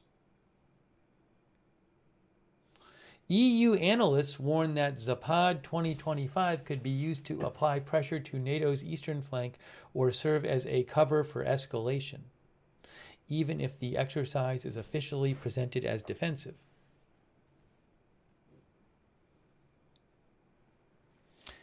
Yesterday, Polish Prime Minister Tusk said Poland would close its border with Belarus at midnight on September 11th, citing national security concerns over aggressive military tactics that were to take place near the Polish border during the Zapad 2025 exercises.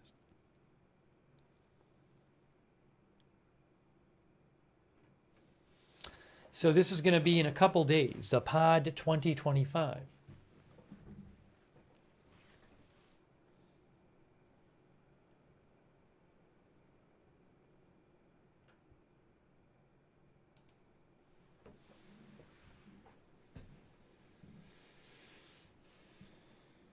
Stargazer says, I bet Germany is on high alert.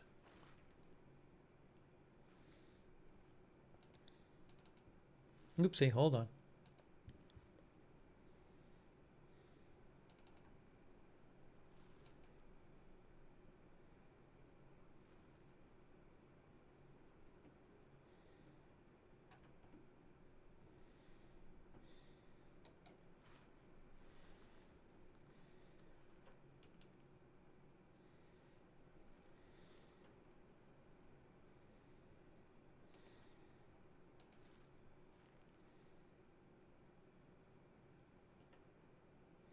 One of our viewers mentioned Donald Tusk posted something else. He posted something else, Donald Tusk, the Prime Minister. He says, I informed the NATO Secretary General about the current situation and the actions we have taken regarding the objects that violated our airspace. We are in constant contact. Oh, thanks to Matt Morgan, by the way, for the memberships. I really appreciate that, Matt. Thank you. Yeah, I'm guessing we'll get some kind of NATO commentary today, and tomorrow President Trump might say something about it, and Marco Rubio might post about it.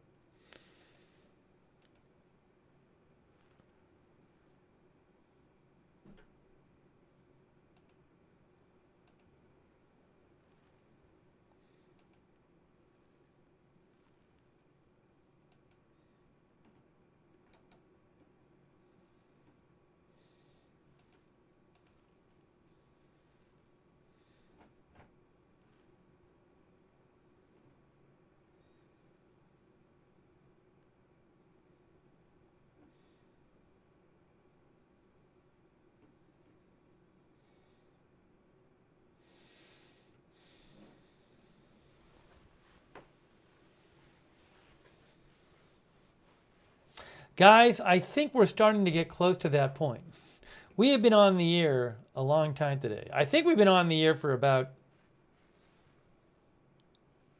I don't even know.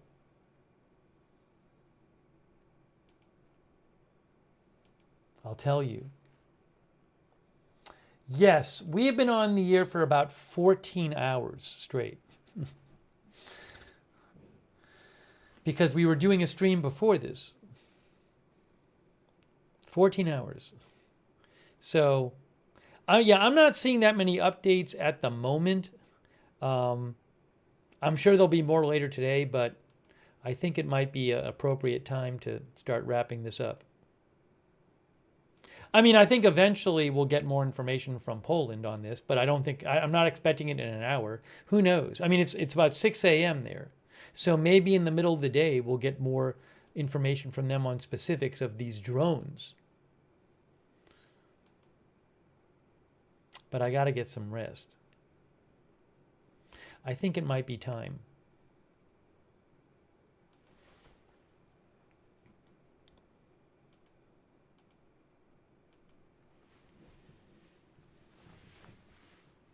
You can, by the way, flightradar24.com, you can go there or get the Flight Radar 24 app and you can track this and other planes yourself. This is that plane that's that AWACS plane that's still there. So, yeah, I did not expect this story. I mean, we covered 2 stories before this. This stream didn't even start out. This stream, I'm going to have to change the name of it again because this stream was originally the Charlotte press conference stream. And I didn't anticipate this being a whole long stream, so I didn't even restart the stream. I just changed the name of it. I figured we'll change the name for an hour or something. And it became this whole thing. So now I'm going to go back and I have to change the name of the stream to like Charlotte and Poland or something. Because it's 2 streams in one.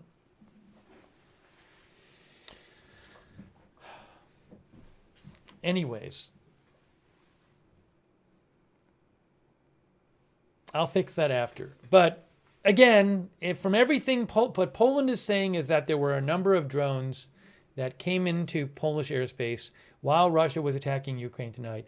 I'm guessing they were Russian drones. They haven't specifically said that. They said some of them could have posed a threat to Poland and were shot down. They are looking for the debris of all of these. Maybe they found the debris of some of them already. And I'm assuming we'll hear more from them. They said it was an act of aggression.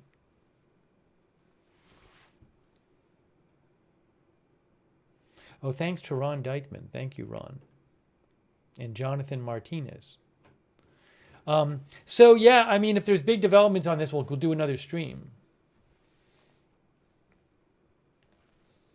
But I'm going to get some rest. But I very much appreciate you guys. People have been really helpful today sending in updates. I've been hearing about stuff in the chat. Like they'll say, oh, this happened. I know when, for example, when Poland first posted that they confirmed that there were drones that entered their airspace. Heard about it right away because people in the chat just started saying it right when it happened. So I very much appreciate you guys sending me updates and writing in and also just watching. Thank you for watching the stream. I will post updates when I'm not on the air on my X account. You can follow me there. So if I see some stuff when I'm off the air, I'll post it on my X account, @Lookner. If you're on X, follow me over there. And we'll come on the air when there's more big news. I don't know, you know, where this is going and if we're going to see more of this happen in Poland. But again, I really appreciate you guys tuning in. Subscribe and follow the channel, Agenda Free TV. We cover all kinds of live breaking news without an agenda. We covered 3 different stories today. I don't even remember what the first story was. Oh, the first story was Israel. As one of our viewers said, seems like forever ago. That huge story where Israel launched an attack on Hamas in Qatar. Man, that seems like so long ago. And then the Charlotte stabbing, and then this. So subscribe, follow Agenda Free TV. Also, turn on the notifications. We have a notification system. I don't know when big stuff is going to happen, but you can get a notification whenever we go live so you don't miss a stream. Sign up. It's free to sign up for the notifications. We do it through Discord. The mods will post a link in the chat. You can find the notification sign up link also in the YouTube and Facebook description for this broadcast. But sign up for the notification. Oh, thanks to Megatron. Thank you, Megatron. I appreciate that. Also, let's thank our moderators who've been incredible. We've had moderators in our chats all day. They're the reason that we can have chat rooms. So thank you so much. For right now over on YouTube, we got BZ and Roberts May Queen over there. Thank you. And all of our other YouTube moderators who have been there today. Thank you so much. Also on Twitch, all of our moderators who've been in and out, like 13 Alamo, Good Luck Duck, Matthew Kohai 3, Sarah, and all of our other Twitch moderators. Huge thanks. Kay Lowry, Body, thank you, Kay, for all the modding, and Margaret Riley too. Paul Anderson, Shannon Davis, huge thanks. Linda Belk, Larry, and Misha on X. So huge thanks to all of our moderators. And a huge thanks to everybody who donated today. It's so nice of you guys. I really appreciate your support for the channel. That's what allows this channel to exist, is your support. So huge thanks for your support for the channel. If you ever want to donate, you go to agendafree.tv, agendafree.tv. But I think I got everybody. Hopefully I got everybody. My intention was to thank everybody. So hopefully I did. I'm not seeing that I didn't catch up. But again, that's what allows the channel to be a full-time news channel. So huge thanks to you. Thanks, SNN, our member.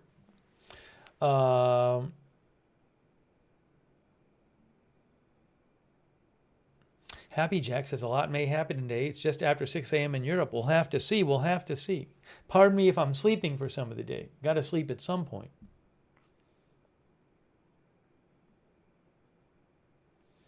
Hey, another way to find out when we're live is to follow us on X. If you're on X, follow us at Agenda Free TV. I always post there before we go live.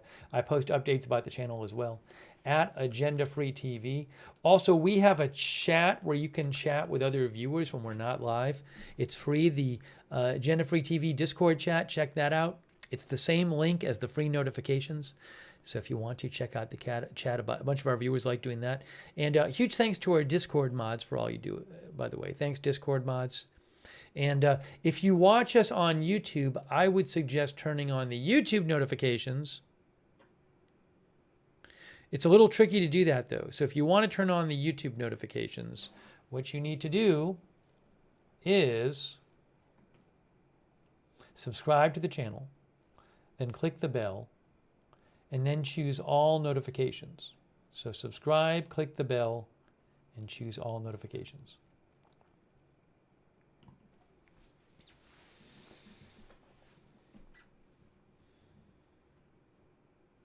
Thank you, Axe Slinger, for your message.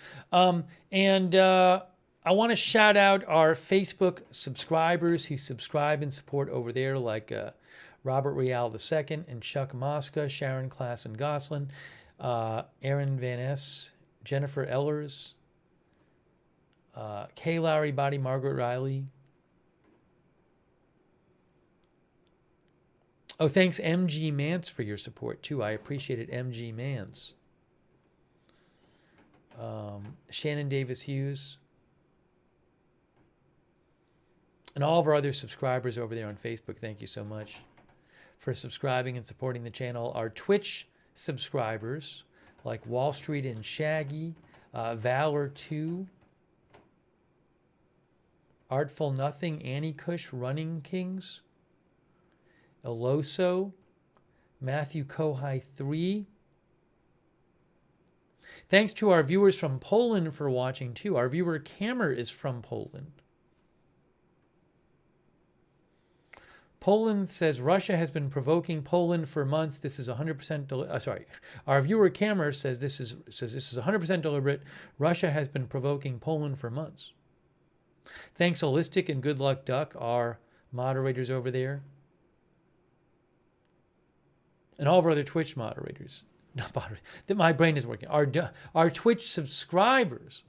Thank you for subscribing over there. My brain stopped working. Our YouTube members as well. Austin Batman, Matt Morgan. Austin says, stay safe, Poland viewers. Yes, indeed. We don't have an exact number of drones yet from the government there. Wickedest Witch, and thanks so much for your support today, Wickedest Witch. Really appreciate that. Thanks for being a member too. JK Cinar, SNN, Justin King, Austin Batman, Leslie Ladyhawk, Megatron, Chris N. Thanks for being members. Gen Xer, Ethereal Planet, Matt Morgan, Marin Gobra, Brenda Triplet, Ane, Lizzie, Detective Wisdom, Fiona CD, Pebble Girl, More Regal Any, J.K. Cinar, Sydney, Matt Morgan, Wicked, Pebble Girl. I might be repeating some here. Crypto King, UV Lightning. Thank you. Yeah, I first heard about the drones because people in our chat were talking about it on the other stream. Gary Baines, Joe Hart, and everybody else who's been writing in, letting me read your comments on the air and sending updates in. Thanks, Lunali Syria, for watching. Jordan Rivera, KK, Larry Sellers, Miss Drea, Ace6583, Sarah Smile, Jarrett Najalki, Selena Elizondo Cepeda, Rita Evans Lang, Chuck Mosca, Joselito Lopez, Martin Svoboda, Juliana Martin, thanks for watching. Aloso, our subscriber. Faith Takes You Far, our subscriber, thank you. Chairman Elmau, Kinetic Pause. Sidewalk Connoisseur Strong One, thank you.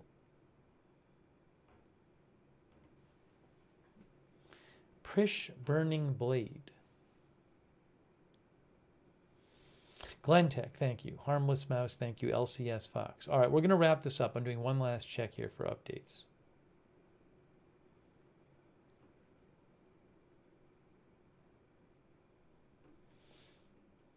I'm guessing, of course, there will be updates in the coming hours.